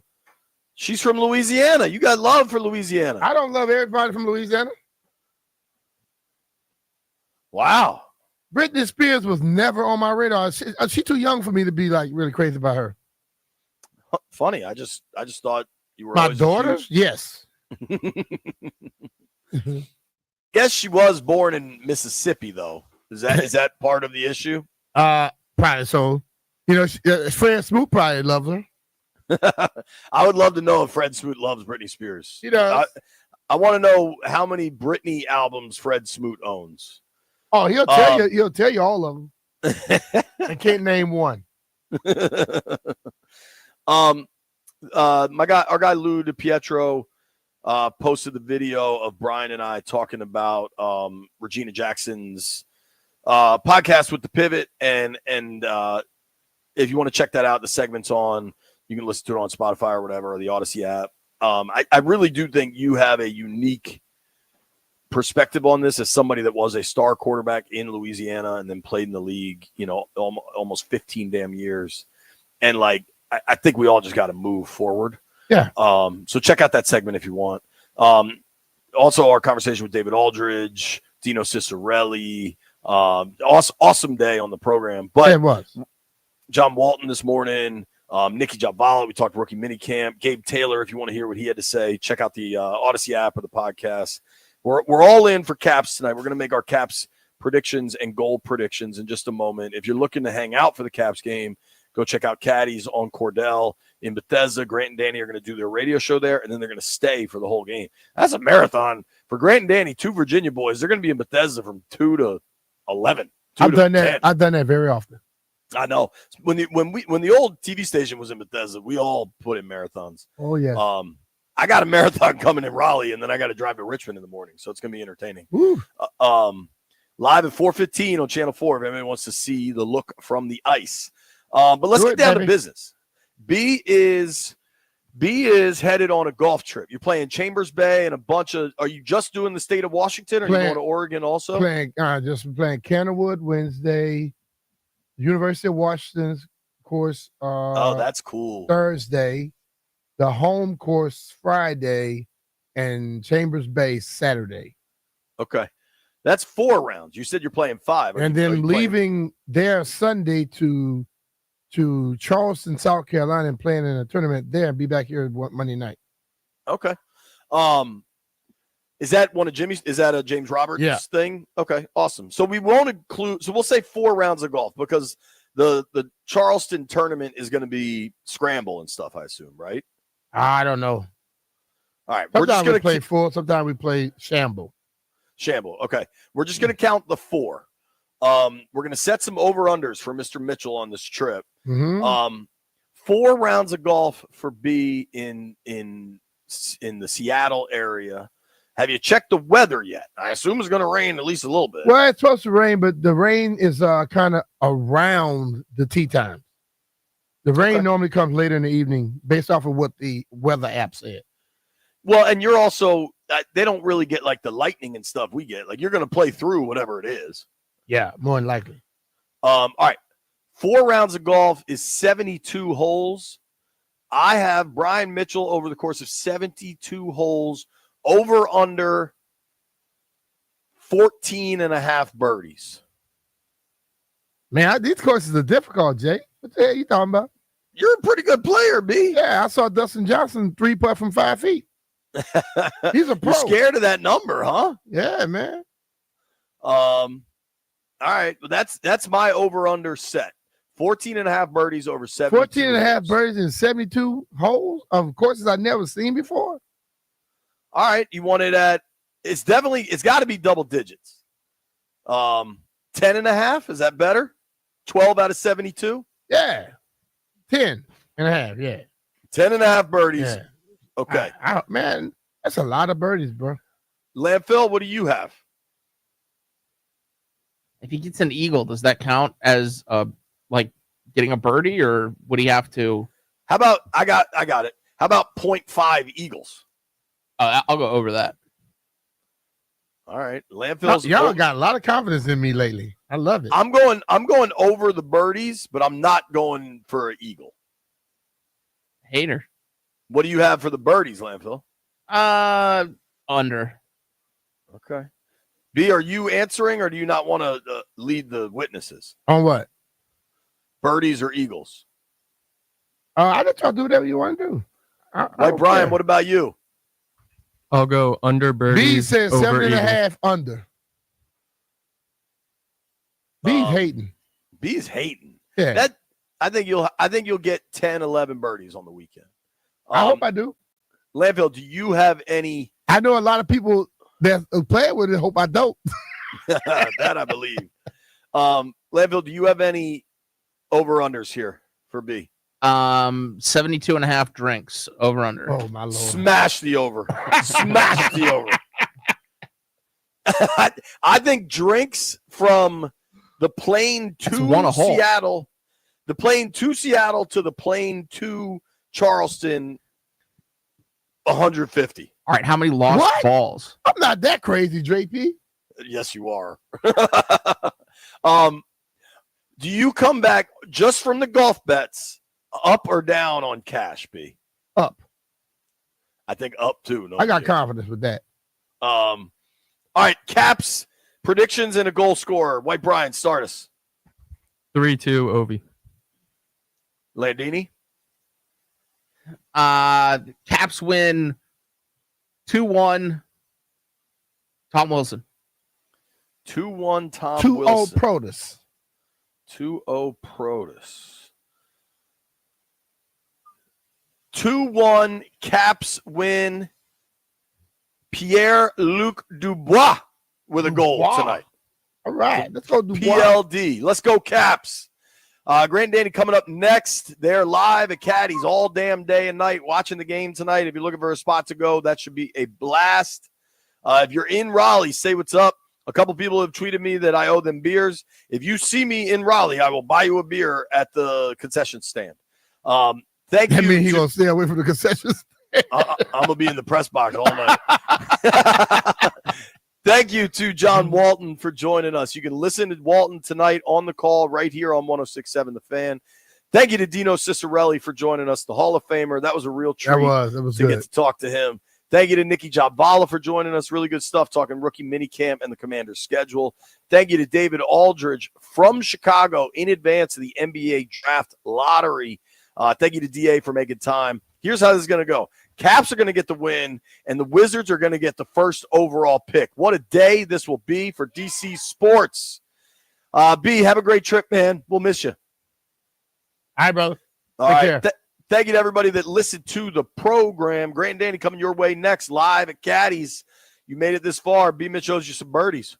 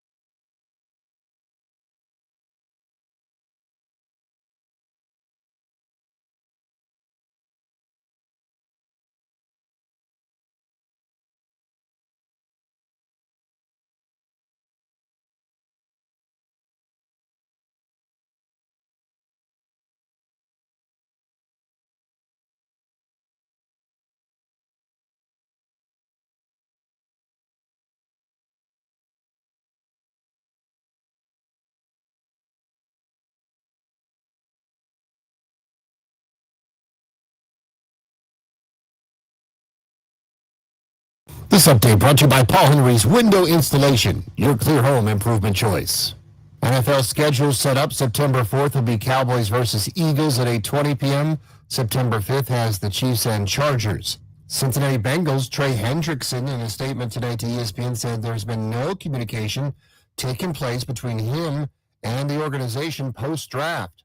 NBCU says Michael Jordan will join the NBC staff as a special contributor for the NBA coverage next season. Giannis Antetokounmpo is open-minded about exploring whether his best long-term fit is the Milwaukee Bucks, according to ESPN. Big night for the Wizards. They have a 14% chance to get the number 1 overall pick. We'll find out at 7 p.m. That's the NBA Draft Lottery before the Knicks take on the Celtics and later Minnesota against Golden State in the postseason. Capitals postseason continues tonight in a huge game at Carolina Hurricanes Game 4. Canes lead the series 2-1, 6:45 on the Fan. Nationals in Atlanta begin 4 in Truist Park. After the loss to the Cardinals 6-1, Jake Irvin will try to be the stopper. The game on Team 980 tonight at 6:45. This May only, get $120 off each window with a 5-window minimum and $600 off doors at Paul Henry's Window Installation. Schedule your no-pressure free estimate today at paulhenryswindows.com, your clear home improvement choice. I'm Byron Curran on The Fan.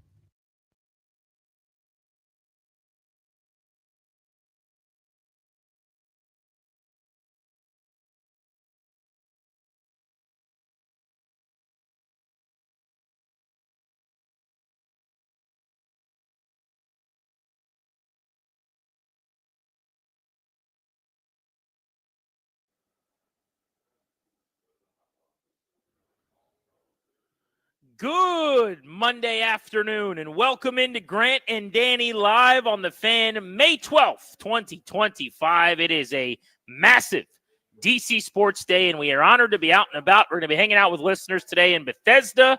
So, Maryland, we are counting on you to deliver the goods tonight with a Caps win. We are at Caddy's in Bethesda. We're on Cordell. Come on by Caddy's. They've got unbelievable food. Always love hanging out here with their crew. It is a good time, and when big Caps things are happening, this is where we've been. Seems like it, right? Yeah. We were here when Alex Ovechkin broke the all-time goals record just over a month ago. We are back for the game of the season tonight. Caps need to get even in their best-of-7 series in Raleigh. It feels imperative, doesn't it? I mean, you know, it's not an elimination game. We're aware of that, but it's got a similar feeling, maybe more gravity than did Game 2, where, you know, it was as lopsided an overtime loss as you're ever going to find. Game 2, obviously, the Caps got off the mat. This is something that's got to happen. You need the good breaks. You need that time when you're outplaying the opponent, which they did to start this Game 3, to matter. That you've got to result in goals, multiple goals over the course of that game. I was watching, I took my oldest to the movies. We went and saw the Thunderbolts or the New Avengers, whatever I'm supposed to say. He'd been begging me to do it for a while. So I get back home and I'm watching the Caps game on DVR. So I'm behind everybody. I was able to kind of isolate and not know what the score was. And as I'm watching the first 15, 20, 25 plus minutes or so unfold, them not scoring, I turned to my wife, who was hanging with our 12-week-old. I said, they're going to lose this game. She's like, what are you talking about? I said, these opportunities right now where they're better, they're not converting, it's going to come back to bite them. I didn't think 4-0, but sure enough, it ended up happening that way. But they got to have it tonight, GP. They do. Yeah, they can't afford to go down 3-1. It's just simple. I mean, there are plenty of times in history, and many of them, frankly, when Washington was up 3-1, on the other end of it, yeah, where a team has come back and won. But when the series between the two teams is this close, I mean, you can make the case that Carolina, clearly, through 3 games, has been the better team. But you can't really make the case that Washington is lopsidedly better. I think you could say they're every bit as good or whatever, but it's hard to beat a team 3 times in a row when that is the case. Carolina hasn't been able to in this series. Washington, you wouldn't think would be able to. And the two teams have played now a combined 7 times this season, and nobody's won 3 consecutive games. So you don't want to be in that spot. If you can get even with a win tonight, they've answered all year long. You answer the bell one more time. Mm-hmm. It's 2-2, and then it's a best of 3, and you've got home ice, and you're coming back from Game 5 at home with a raucous atmosphere at Capital One Arena coming up later in the week. So you're right back where you need to be. But you got to get there with a win, and it's going to be pushing a boulder up a hill. It's a raucous atmosphere, right? It's going to be a lot of people. There's an electricity and a pizzazz in Raleigh and Carolina. It's a hard place to win, and you know that you got your work cut out for you. Nothing has come easily in this series, but we'll give you a full preview of Game 4. We'll look back to Game 3 in just a few minutes. There's some other things going on today, though, in DC sports. It has been a little while since the Wizards were relevant and a major talking point on this show. That'll change today. The NBA draft lottery is set for tonight at 7 o'clock. We're going to find out at just after 7 East time this evening who's got the number one pick, and is it the Wiz, who are tied for the best odds to get it. Obviously, there are some years where getting the number one overall pick means more. Last year, it didn't mean as much. We thought that going into the draft. We now know that that's true coming out of the draft, where the Wizards at number 2 got a better player than the team that won the lottery. This year, you are trying to win the lottery at number 1 so that you can get Cooper Flagg. And you've got the Jazz, the Wizards, and the Hornets, all with a 14% chance of winning the lottery. The Pelicans at 12.5%. The Sixers at about 10.5%. Your top 5 likely teams. But if you could go get Cooper Flagg at 1-1, and you could add him to Sarr and Koulibaly and Carrington and George, this young group that's been put together, you don't even need to make the big splash right away. You're going to get better fast. Next year's draft's better than this one. One more bad year for the Wizards and a few more picks. You've kind of built this thing up pretty well, and you're maybe one big splash acquisition away from turning this whole thing around. This is the point, right? So let me do it this way. Giannis Antetokounmpo seems like he might be exploring options to go and trade. It doesn't make sense for the Wizards to do that right now because he'd just be trading one set of circumstances for guys that aren't ready to help him for another. It wouldn't make sense for them. He's 30, wouldn't make sense for the team. The point is, it would make sense. Be kind of fun, though. I'd have a good time. I'd watch. As someone who hasn't had the urge to go watch many Wizards games at the arena over the last couple of years, a number 2 overall pick, let's say, or in this case, winning the lottery tonight with Flagg and Giannis added to this group, or some version of it, you'd lose a player or two and a bunch of picks. I might want to go back out to the arena. I'd like to see. But you're right. What you're I'd like saying, to see the 7-foot Greek gentleman who can do everything on the basketball court. No, but here's what happens with a Cooper Flagg. The young talent developing, guys that are 19, 20, 21 years old, you all of a sudden become like a Houston. Not quite Oklahoma City. It takes a few more years of building and striking gold than a guy like SGA. But when you're a Houston with, Jalen Green, Amen Thompson, Sengun, guys that aren't necessarily household names that become really, really good players under development, now all of a sudden you could be one of the teams that's a destination for a star who will look and go, hey, that group is good right now, but imagine them with me. That's a championship contender. That's the position you're trying to be in. You're building a nest. You be one of the cool kids. If you have Cooper Flagg, you get a couple national TV games. Instead of being an also-ran, you become one of the cool cities. You become a destination. You become a spot where you can strike when the iron is hot, both by accumulating draft picks and accumulating young talent. This is the way. This is the path, as painful and miserable as it is. And I get it. It's not fun to lose 70 games a year. I'm not telling you it is. But when you lose, it needs to be with a purpose. It can't be to win 31 or 32 games and get into that play-in game that they were so desperate to do for the last couple of seasons. You start this way, you do it this way, it would go a long way for them kind of getting back to relevance if they finish in the top couple. I know Cooper Flagg's the star. I think the second pick might afford a really good player, won't have the gravitas that a Flagg would. But the thing that all Wizards fans are afraid of, including myself, is you'll fall out of that top 4 entirely. 48% chance that it happens, down as low as 6. That would be kind of a gut punch after having gone through all this stuff. It'd be a nightmare, and it would be typical of Wizards fandom to have to eat that. Enjoy bile, that too, yeah. Just swallow that bile down tonight. That would suck. But you know what? I trust this front office. They made the right pick in Koulibaly. They found Bub Carrington, and that looks like a win where they got him. Yep. They got Keshawn George late in the first round. It looks like a steal. That's a win. So even if you're picking there, while the quality of the player isn't as good and the ceiling of the athlete you're adding is not at the same level, I think they're going to do fine. I do too. I trust this group implicitly. You're right. Absolutely. They have hit more homers and doubles so far than the previous group did in 15 years or whatever. So I am in on this iteration of this front office. I think they're headed in the right direction. But tonight would just be an easy button for the turnaround. Tonight would be... That's the way to put it. It's That's like the way to put it. Mario Kart or something, and you hit the mystery box. You got the mushroom. You speed up and go 100 miles an hour. Here we go. And I spent a lot of time this weekend actually asking smarter basketball people than me about Cooper Flagg, and I feel so much better about what he is than even going into those conversations. It sounds like people really think this guy is going to be the real deal. Like when we've talked about him, my kind of take has been, I don't know how stellar offensively he'll ever be. Is this guy going to score 20 in the NBA? Is he, more of a hustle guy who's going to be like 15, 5, and 5?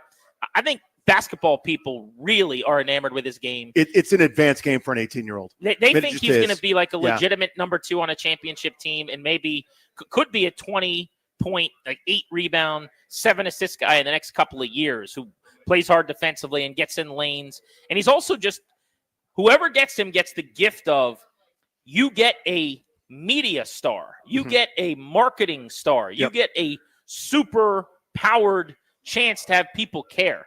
Well, who needs that more than this market right now? I mean, if there's such a thing ever as the NBA, like guiding these number 1 picks in certain directions, you can make the case the Wizards and basketball in DC, as dormant and awful as it has been, are more needy for a Cooper Flag presence than any other major basketball market in America. They're just a non-factor. Nobody cares. Nobody is interested. Nobody goes to the games. Drafting Flag, even before they turn this thing around a couple years from now, would immediately make them a story again. Yeah, makes you marketable. Again, gives you primetime games. You're on TNT now because people want to see this. His game is, again, I think it's as good or better suited for someone to come into the league and get buckets right away. He's a willing defender. He's never going to be able to cover an elite wing, but very few people can do that, right? He's going to prevent match. He's going to provide matchup problems of his own. I think he's big enough to there's a word that we don't use very often anymore, but post or bully ball some of the smaller threes, some of the 2s and 3s in this ever switching league. He'll be able to face up and shoot. He'll play a great pick and roll game. I think his offensive ceiling is pretty damn high. I don't know if he's the alpha on a championship team, and you never know with some of those guys. There's some that come along. Nobody has to know that now, and that's where I was going. That's what we talk about on the Stephen A. Smith shows, right? He's going to be a really good basketball player right away. And that's the point. The more talent you put around him, the better his game's going to get. And he'll absolutely be able to be one of the key players on a championship team eventually. And in the short term right now, Danny, the floor is people in your town care a lot more. All the major networks cover you a ton because the superstar that everybody loved in college is on your team. You benefit from that, like Caitlin Clarkey thing, whatever that media coverage is. Yeah, there's juice behind and you make your team a lot better on the floor. Yeah, all those things are correct. And you said it much quicker than I was doing. I was doing this meandering roundabout way to get there. But that's the point. He'll be 19 years old next year with upside that's still through the roof. A guy that was able to dominate the highest levels of college basketball as an 18-year-old. He was already NBA ready. Again, the versatility in his game, the mid-range type stuff, the ability to catch and shoot, the ability to score off the dribble, I think is coming. This is a really, really quality basketball player. Again, there's a couple at the top of this draft, but when you get into that kind of middle pack, there's nothing special there. But that's kind of where this group has made its bones. Talking about Will Dawkins and company, where you find the Lucas Dortz of the world. You find the unorthodox, slightly different type guys. When talking about when Dawkins was in Oklahoma City, that's when you find I'm not sure exactly what position Bub Carrington plays. I also don't care. That's a winning basketball player. Same with Keshawn George and company. So this group is going to be well stocked. This draft, it was explained to me by a decision maker in the NBA, is a lot better than last year's draft. I think that's unequivocal. Yeah. Next year's draft is the draft, like in years, way better than this year's draft. But this is a really good draft by all standards compared to last year. Next year's is the crazy one. So I would bank on the Wizards being bad again this coming season and trying to load up on picks because they feel like around the league, the depth in next year's draft is amazing and you want to be able to be a player, whether you're maneuvering the board with a lot of 2s or however you've got to go about it. I don't think they're going to try to make the leap this year. The quality of next year's draft tells you as a rebuilding team, you probably shouldn't. But you're going to do okay no matter where you're picking.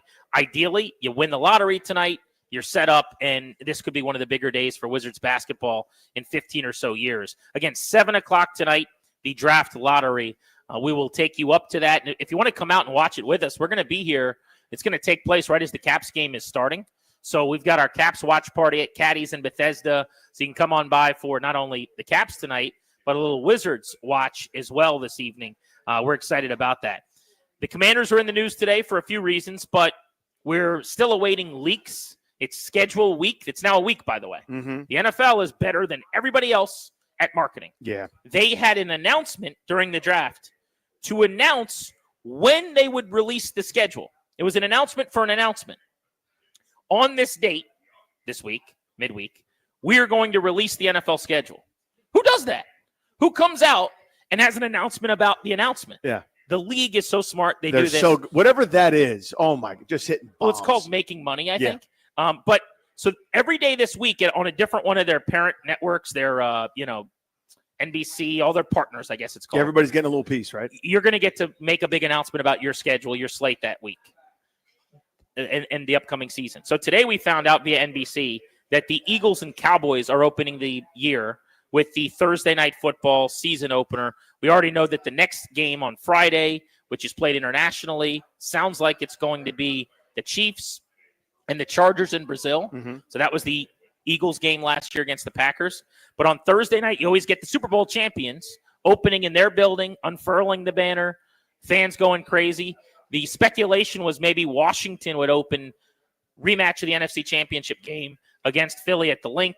It's not going to be the Commanders, though. It's going to be the Cowboys. And I got to tell you, I'm fine with that. As much as I love the budding rivalry with the Eagles, and I think that would have added a little juice, there's nothing wrong with not playing the best team in the NFC to open your season.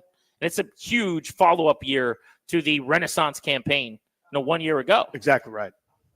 I mean, that opening week is so, I don't even know how to say this. It's so not telling of the way the rest of the year is going to go. We overreact to week one. I'm going to do it again this year, calling my shot. So will you. So will everybody that thinks and talks about football. The things we think we know get turned on their head. Sometimes a team that's good plays well, and then we go, see, we knew that. Sometimes a team we think is great ends up awful. Think of the New Orleans Saints. Put up 50-something a week through the first 2 weeks of the season and were a disaster the rest of the way. They were terrible.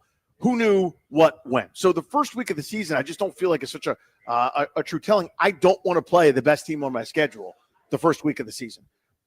Maybe I should want to do that because it's so fickle and bizarre. Maybe that's the time to get them. That's a good point. But I just it doesn't feel right to me because that one counts so much because it's a division game. Yeah. If I'm going to open up with a division game, look at the Giants, but not necessarily the damn Eagles. But I hadn't thought about that. Maybe you do want to play them in week one because it is weird and finicky, and nobody's really locked in yet and the best version of themselves. All you anti-preseason people have ruined week one football, where now it basically is the preseason. It's kind of preseason part two. It looks the product is way worse and way down because we're not allowed to play anybody in August. But that's actually not a bad point. Should you just want to play Philly then rather than when they're rolling and got it all going in week 8 or week 9? So who's your preference then? Like I was thinking about this today for the 2025 Commanders opponents. Who would I most want to open with in a world where it can't be the Dolphins on the road because we know that that's happening, it sounds like, in Madrid in the middle of November. I was thinking maybe the Giants. Just get off to a 1-0 start against Russell Wilson in New York, possibly, whether you're in the Meadowlands or you were hosting that game at home. Another of the opponents that I wouldn't have a problem with would be the Las Vegas Raiders. Now, again, that's not a situation where I'm guaranteeing victory, but I'm at home. I'm playing Vegas. First game with a new coach, new operation, Geno Smith at quarterback and a new offense. I just want to get off to that 1-0 start. There aren't that many cookies. This is just not an easy schedule. No layups necessarily. Man. Maybe Atlanta with week 1 for Michael Penix and taking the reins for the Falcons in Atlanta. There's no real juice to that. That screams 1 o'clock. What are you thinking for the week 1 game that would make you the happiest? So the happiest is that no juice. Let's us just watch it by ourselves. So you'd be cool with the at Atlanta 1 o'clock game. All in favor of that. But I don't think the NFL is going to do that. They know what they got. You can't waste Jaden Daniels. This is going to be one of the 7 primetime pieces somehow, some way. Commanders, Lions, Sunday Night Football. It feels like it, doesn't it? It feels because I know the Eagles are now can be eliminated. The Eagles are off the list, but you look at some of their marquee opponents in the Chiefs, Packers, even the Chargers to a degree. Minnesota coming off a 14-win season. Denver's a team on the rise, but to me, the marquee ones, it's Detroit, it's Green Bay, as I said, that national audience, it's Kansas City. It feels like it's going to be one of those guys, maybe on Sunday Night Football or something like that. What a day in DC sports. We're just getting started. We got a lot going on Grant and Danny. We're going to be at Caddy's in Bethesda all day and most of the night. So come on out and hang with us. We've got our show from 2 to 6:30 here live, and then we are watching the game with you here, 7 o'clock puck drop tonight in Raleigh. We're going to have a bunch of Caps fans out here, and we will be here until the game ends. So come on out and enjoy yourself. Get some food, some drinks, and some Caps fellowship. It's going to be a great time. Let's get into the Game 4 matchup tonight against the Canes. And looking back to Game 3, what adjustments are needed? Who hasn't given the Caps enough in this series? We'll talk about all of that next on Grant and Danny from Bethesda. Caddy's on Cordell. You're listening to The Fan.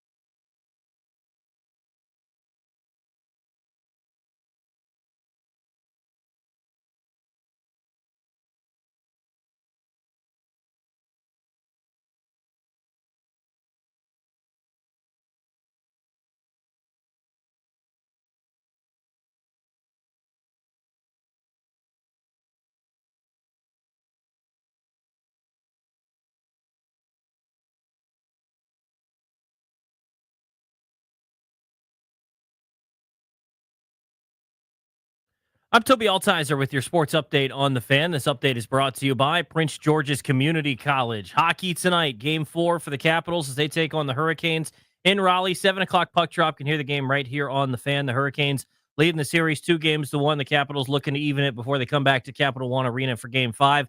Looks like Ryan Leonard is going to be back in the lineup tonight in place of Taylor Radish. In baseball, the Nationals begin a 4-game series in Atlanta tonight. 7:15 first pitch. Can hear that game over on the Team 980. The Nats looking to stop a 5-game losing streak. Jake Irvin takes the hill for the Nationals. He's 2-1 with a 3.94 ERA. Grant Holmes goes to the hill for the Braves. He's 2-3 with a 4.58 ERA. And tonight, big night for the Wizards. They have a 14% chance the number 1 overall pick tonight. NBA draft lottery coming up at 7 o'clock. The Wizards can pick anywhere from 1 through 6. Ready to level up your skills? PGCC offers over 500 courses, job training, personal enrichment, and workforce development. Register now at pgcc.edu. From the Crop Metcalf 5-Star Sports Desk, I'm Toby Altizer on The Fan.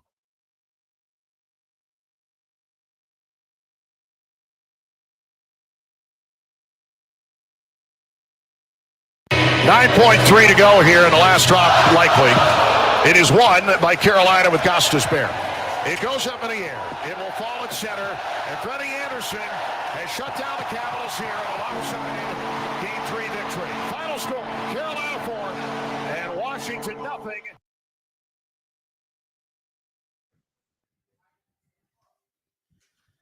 John Walton has heard right here on 106.7 The Fan. Welcome back, Grant and Danny, with you.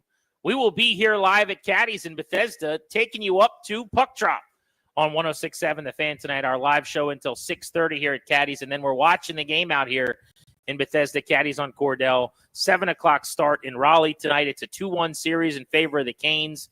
You want to win this thing, probably got to get tonight. Get even 2 games apiece and then come on home for Game 5 and try to get ahead for the first time in this series. But this is a lot like Game 3 now, right? Or excuse me, Game 2. Yep. You're down 1-0. You got to get even, and you were coming off of probably a worse performance, I would say. Not even probably for me. I know it was more lopsided on the scoreboard, but Game 1 was much worse for me than Game 3 was. And there was a lot of doubt about the matchup and how are you going to play this team. And they came out and they answered the bell in Game 2. That was, of course, at home. Yes. With 20,000 people behind you. Now you got to replicate that and get up off the mat again, so to speak, in Game 4, down 2-1, but you're doing it in Carolina. So this is the tallest order of the season. This is the biggest challenge for the Capitals all year long. Before we look ahead to tonight, let's just look back because it was Saturday. We haven't been on the air. First things first, from the game on Saturday. Now, my synopsis was, and I want to see how much you agree, I thought the Caps in the first period did everything they needed to do. They came out on the road and they played a simple, effective game. They actually dominated possession. They did some of the things the Canes had done in D.C. They lived in Carolina's end. Mm-hmm. They got all the best scoring chances. High-danger chances in that first period were 5-1. After those 20 minutes, despite being nervous all day long, because it's the playoffs and that's what I am, I thought, well, damn, they got some things going. Carbs has a plan. It's working. The Canes look worse right now than they have at any point in the series. The problem was, and you kind of alluded to this in our first segment, they didn't score any goals. They didn't score. And so what should have been at least 2, probably 3 goals, you could convince me of a fourth, but unlikely, probably should have been a 2 or 3 goal first period. They had nothing to show for it. Frederik Andersen was the best he had been all series in that first period. They come out in the second. And for the first 7, 8, 9 minutes, maybe more like 7, 8 minutes of the second period, it was kind of more of the same. They still tilted the ice. They had the offensive zone time. They had the shots. They had the first couple opportunities of the period. And still, you're looking up at the board with Zippy, and then something changed. I don't know what that something was, but for the last 30, 32 minutes, whatever it was, of that game, tale of 2 halves almost, it was Game 1-ish. I mean, the Hurricanes kind of did what they wanted. The Caps would still get some rushes, some chances, and not pot them. And they were down 2-0 going into the third. I thought with a power play to start the third, you get a goal. We got a hockey game. They didn't. Carolina soon scored thereafter, and the rest is history. So I didn't think it was nearly as bad as like the narrative online. You look at a 4-0 score. But the fact is, you had your chances. You didn't get them. You lit them off the hook, and then Carolina buried you. I think that's the synopsis. That's what happened.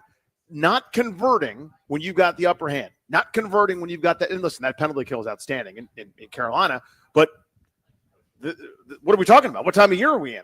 You're probably going to play another team if you get by this one with a good penalty kill or a hot goalie or whatever.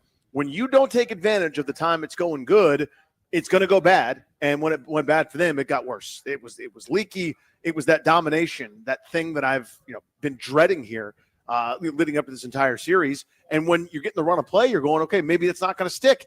Had they gotten a goal or two, I think it would have just sort of changed the entire dynamic of that game. It didn't. Carolina, it just seemed like they knew it was a matter of time before they could impose their will. They did that, got the 2 in the second period, and then it was game chase time. So yeah, I think it's a perfect synopsis. By the way, we didn't pick goal scorers. We forgot to do our draft. So every single show before the Caps game, we go through the player to score a goal draft. And it was a Friday show. The game was the next day. We said we'll do it offline. And then we didn't do it before everyone was busy and living their lives. And the game started and we're going, oh no, we didn't do our cap to score a goal draft. So that was bad. Turned out okay, I guess. Nobody scored a goal. Yeah. So the fact that we didn't do the draft, it didn't come back to haunt us like it should have. Nothing hurt there. What with nobody scoring a goal. Danny, let me ask you this. Who gets your Caps Elite Player of the Game? It's presented by Elite Power and Energy Corporation for a lopsided Game 3 on the scoreboard. Oof. Let Elite Power and Energy install a backup generator for you and fill your propane tank so you don't lose power when the storm hits. 24/7 service, complete and powerful solutions. Elite Power and EnergyCorp.com.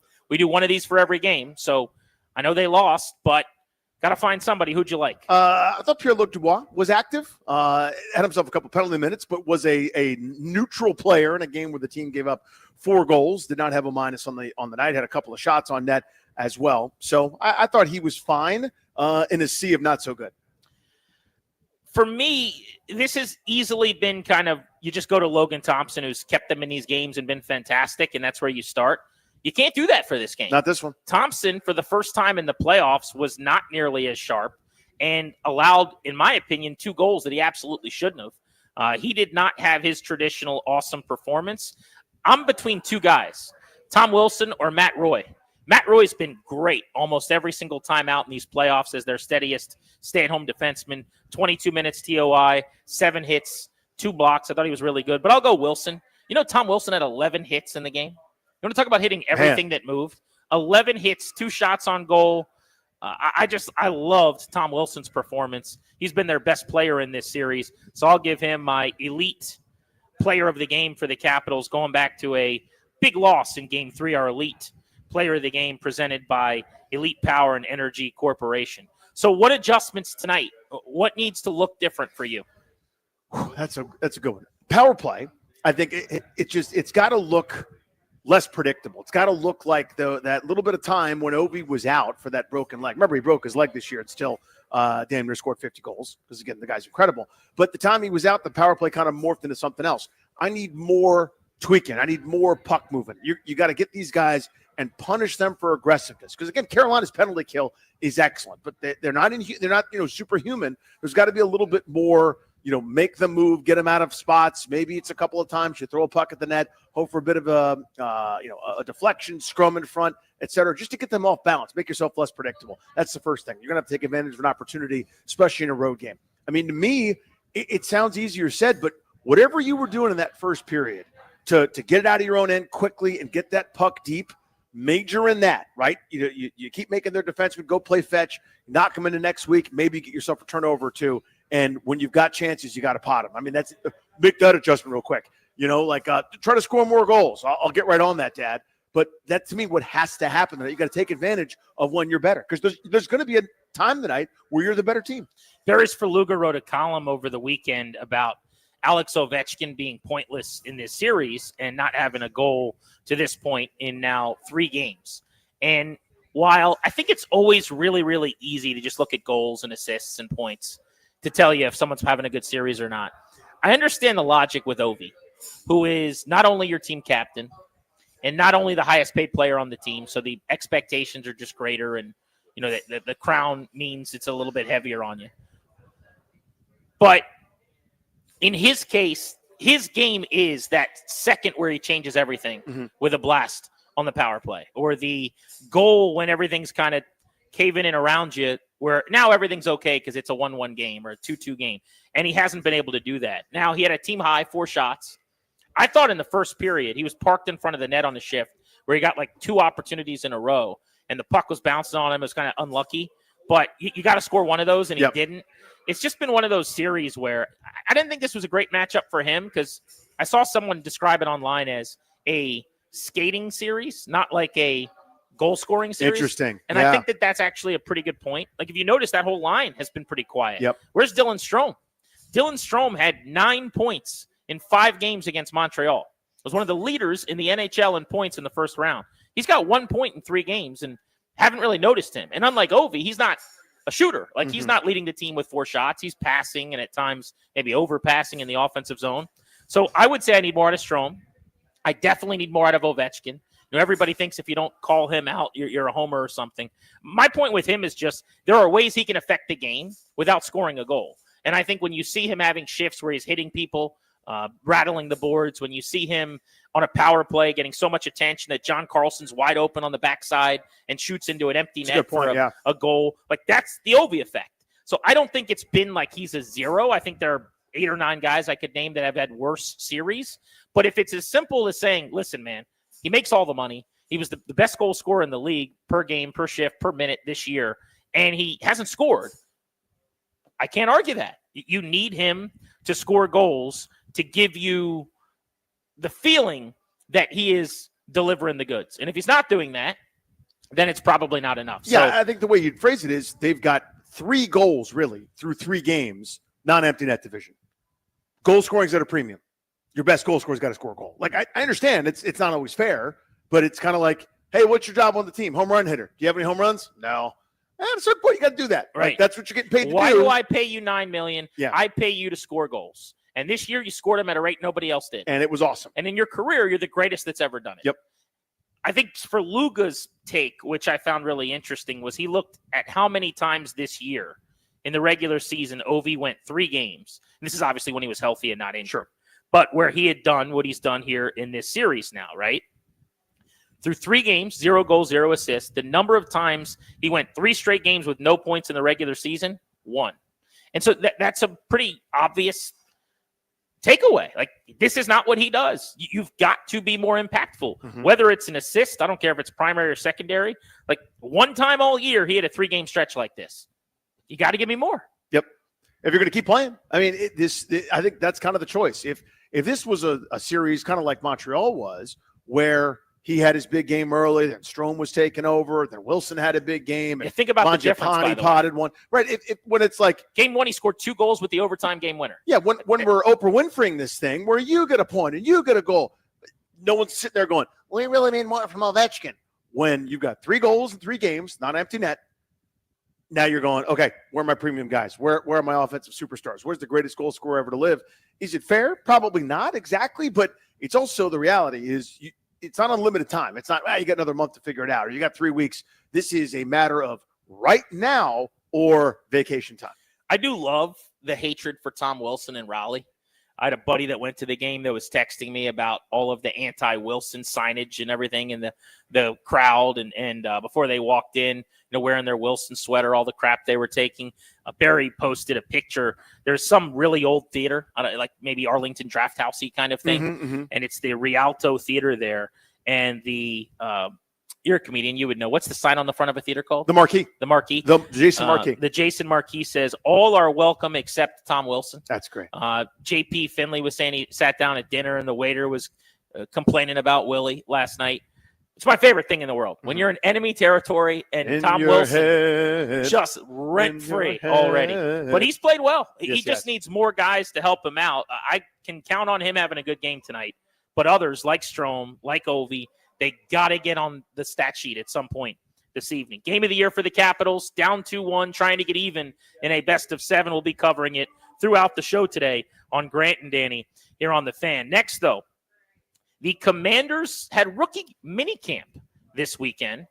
Some key headlines that came out of that. I want to discuss some of the observations that were made and one of the players that took part who will instantly become a fan favorite. Alongside Danny Rouillet, I'm Grant Paulson. We're at Caddy's in Bethesda over on Cordell. We will be here until 6:30, so as you get out of the office, come on down and join us. It's a beautiful day. They've got a patio, open air. It's just absolutely perfect for eating your wings and drinking your beer.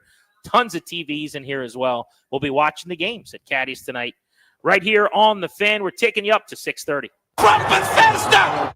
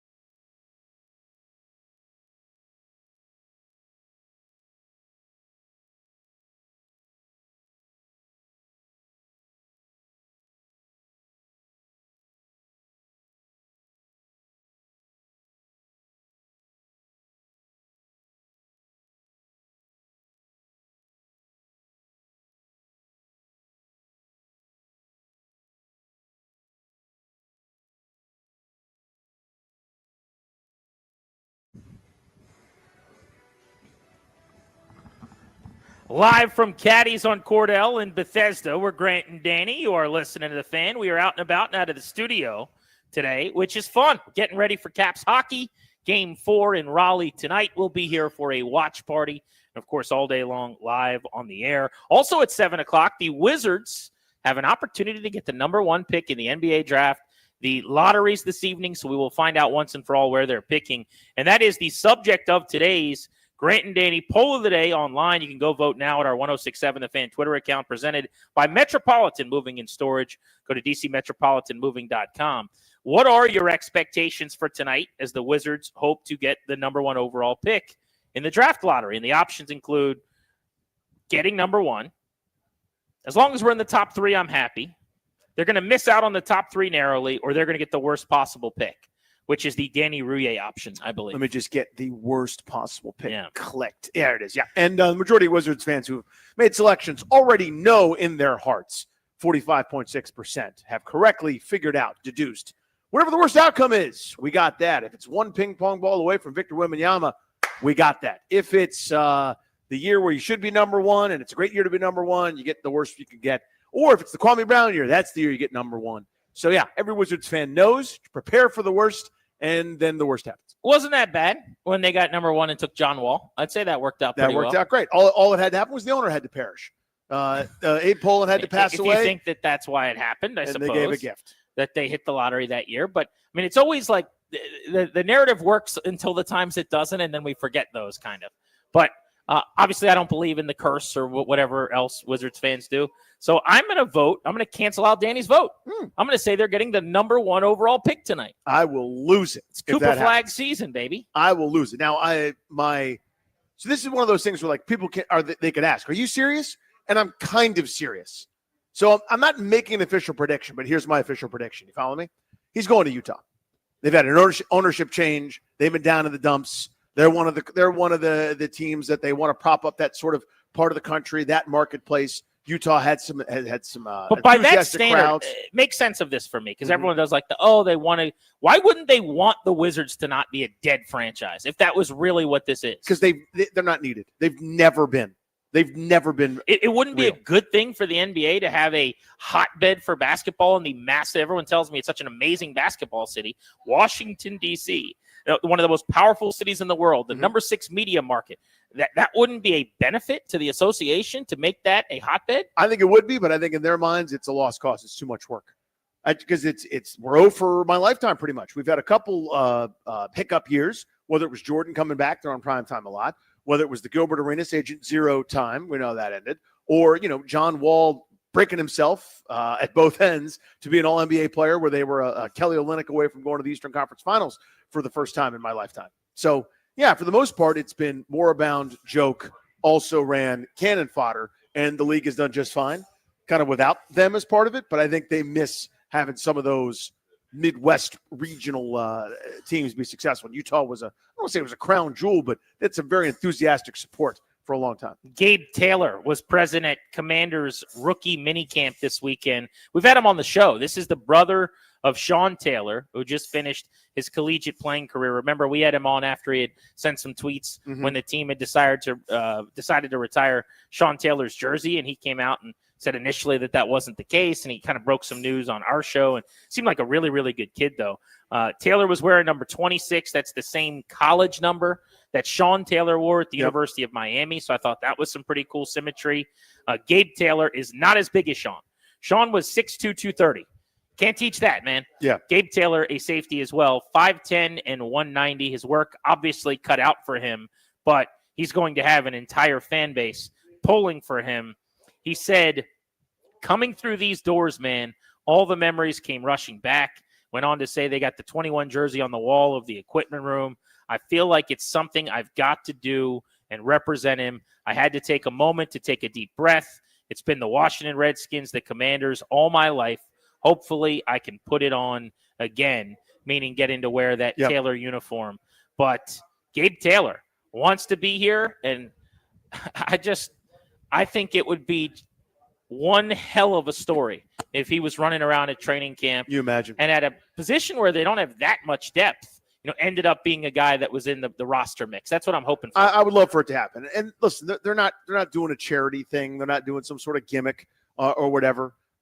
If he can play, he'll be around. I mean, they're not in the business of turning away guys that can help them, that fit what they're looking for in terms of mold, ability, desire, want to, etc. It's not like he played baseball at Tennessee and they're converting him. He was a 4-year player at Rice, was named the American Athletic Conference's Safety of the Year this past season. Exactly. He's got some football chops. Indeed. And of course, we know about the pedigree. So if he's able to, make a practice squad or kind of be around for longer than, just sort of a, hey, come see the novelty act. And I don't think that's what this is. But, I mean, who's not pulling for that guy? It's a really easy story. Yes, it is. But all I'm asking for is a training camp op, and let's see where it gets us. If he's not deserving of that, okay, as you said, then don't bring him to camp. But he seemed to be getting some favorable reviews from the staff, saying some nice things about him at the end of rookie minicamp. All right, next on Grant and Danny, NFL schedule slowly trickling out this week. We'll give you the update. Plus, some polling was done by the Washington Post on support for a new stadium downtown at the RFK site. I want to get into that with you. Caps Canes tonight, just after 7 o'clock here on The Fan. Of course, that is also when the NBA draft lottery is being held. Will the Wizards get the number 1 overall pick and the free path to Cooper Flag? We will know in a little over 4 hours. Grant and Danny live from Bethesda at Caddies on Cordell on The Fan.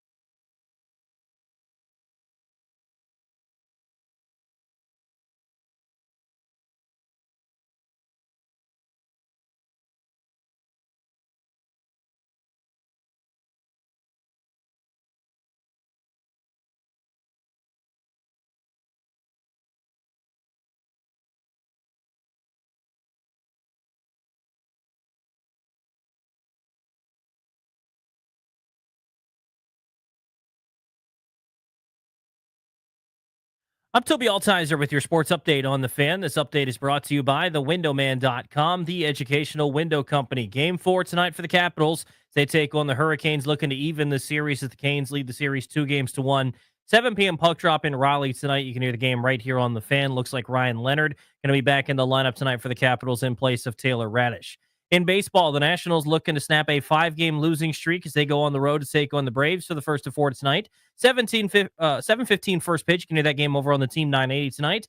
Jake Irvin takes the hill for the Nationals. Grant Holmes goes to the hill for the Braves. NBA draft lottery tonight at 7 o'clock. The Wizards have a 14% chance at the number 1 overall pick. Best odds with the Jazz and the Hornets at getting the number 1 overall pick. The Wizards can pick anywhere from 1 through 6.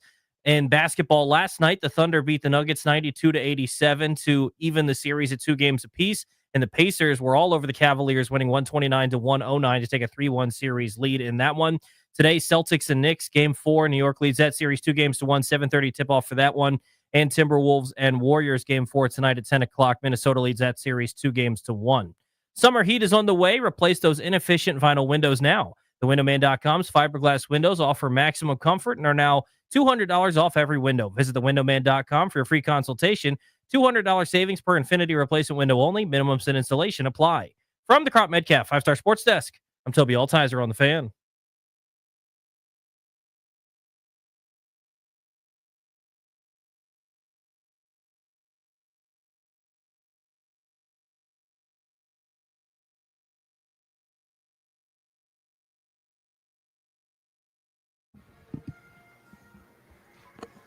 All of our Caps playoff coverage on the Fan is brought to you by Ace Trim Carpentry.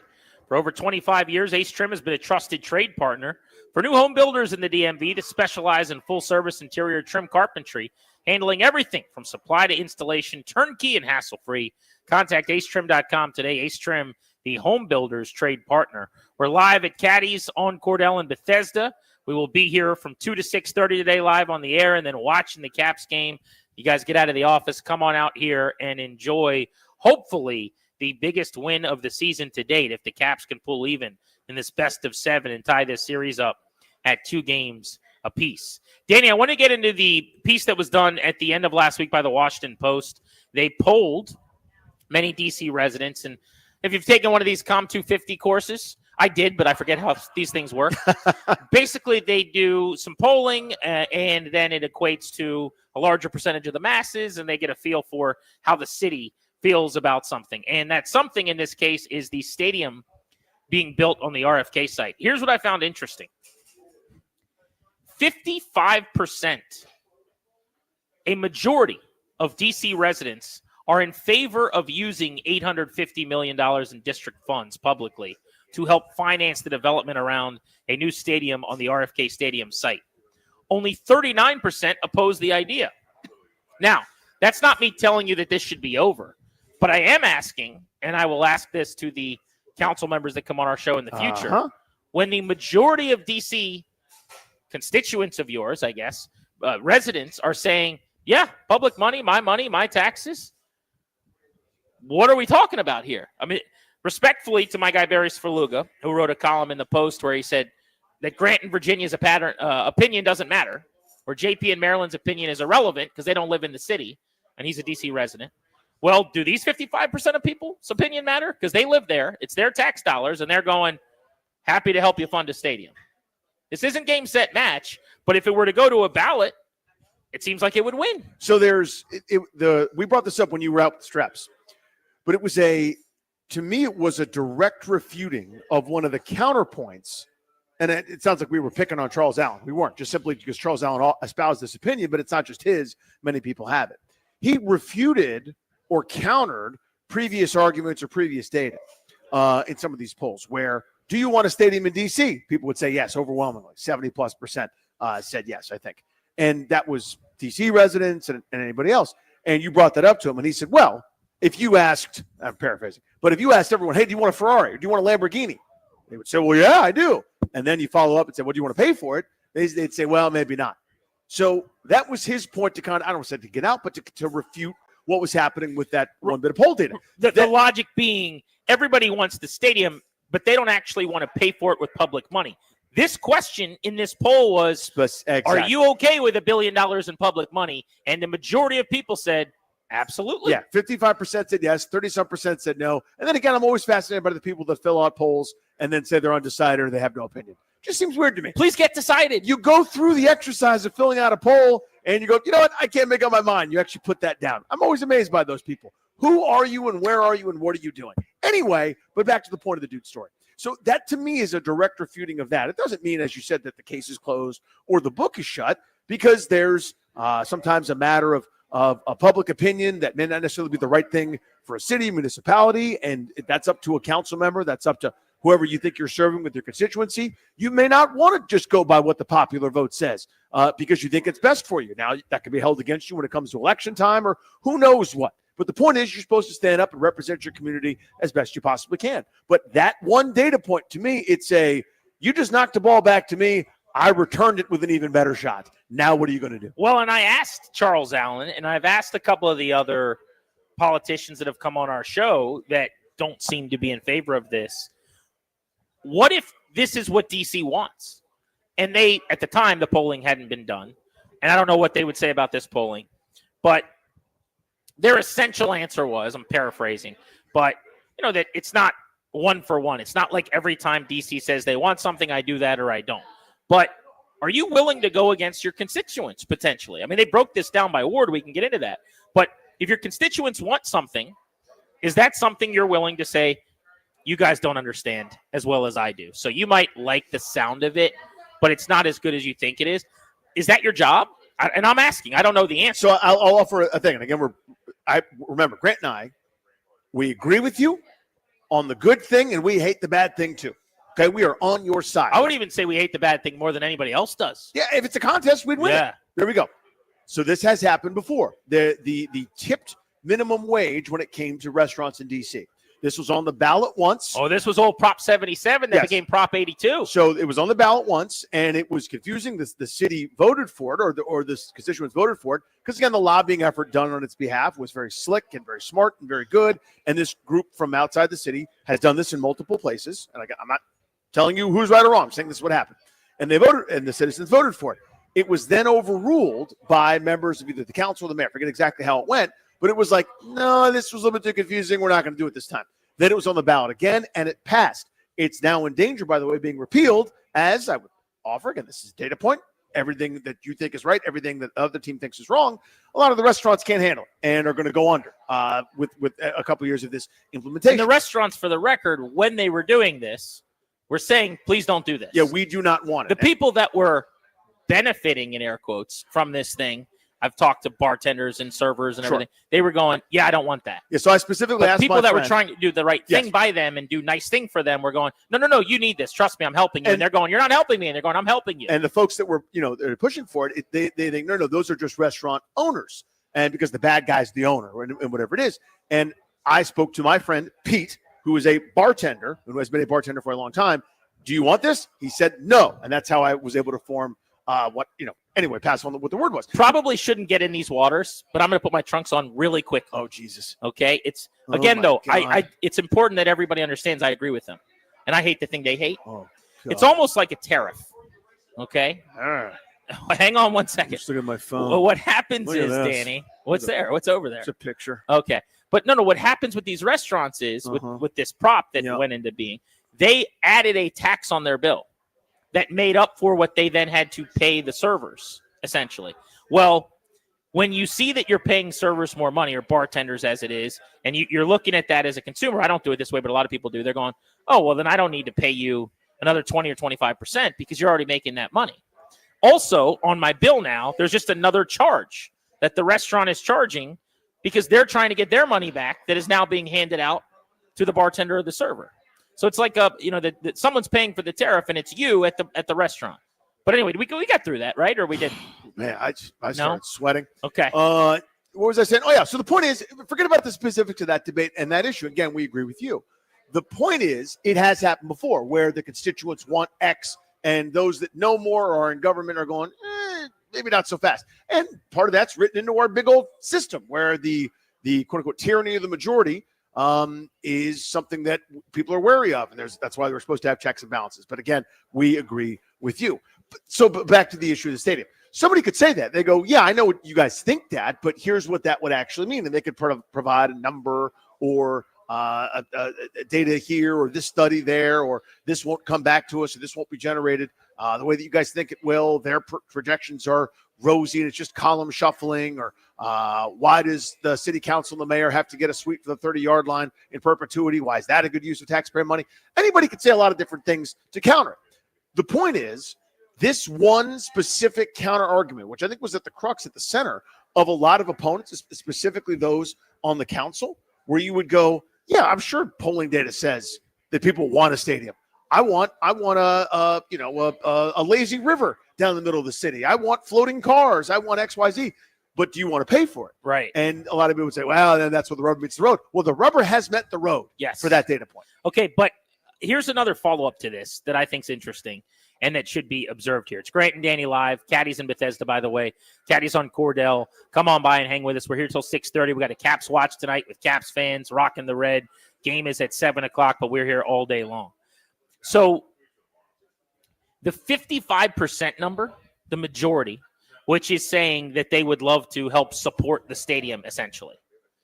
That compares to 47% of D.C. residents who were willing to support it in 2024 when they were last asked about it a year ago. Up 8%. I wonder if that's just because progress has been made and now there's actually a deal. And so you're closer to the finish line and you know this is a reality and you can kind of see what it looks and feels like. You've seen actual plans and what they're going to be trying to do at that site. But that's a pretty substantial jump in a year from 47% to 55%. In 2022, Danny, 3 years ago, 30% of people in the same poll said that they would be willing to help publicly fund the stadium. Why is it so different in a couple of years? Why is such a bigger group of people saying that they're on board with public money for the stadium? My best guess is I think they believe this is a really good deal. In 2022, when I came to D.C. resident Danny Rouillet, and I said, are you willing to help publicly fund an NFL stadium? If I'm Danny Rouillet in D.C. voting, I would think, or answering that poll, I would go, well, I'm giving, let's say, $2 billion to a stadium. I'm paying probably 50% or more of the operation. Nah, I don't want to do that for $1 billion. And it's going to Dan Snyder. Well, that's the other part. But 2024 wasn't Dan Snyder, and it was still 47%. That's certainly the biggest factor. Now, you know that you're only paying $850 million to a bill, right? It's actually supposed to be $850 million. I'm rounding up. And you know that the NFL team is giving more than any owners ever have for a stadium in a split like this in terms of the percentage of the pie.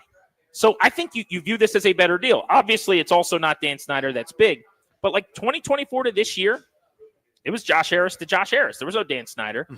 You've gone from 47 to 55%. Why? My best guess and estimation is people have seen and become aware of their surroundings. And here's what I mean. Back in 2022, the social priorities, the city priorities, resident priorities were in a totally different place than they are right now. They have seen the long-standing effects of people leaving the city in droves, both in terms of residents, in terms of businesses, in terms of the desirability of folks to kind of come in on a daily basis. There are entire regions and neighborhoods within the city limits that used to be thriving, booming, day-to-day hubs that are ghost towns in a lot of ways. And I think they've seen, oh my God, that's a disaster. We don't have another chance probably to build at this one site, which only contains an eyesore. Yeah. A dilapidated, unusable, big old, stupid, dead, weed, moss-growing rust bucket of a stadium.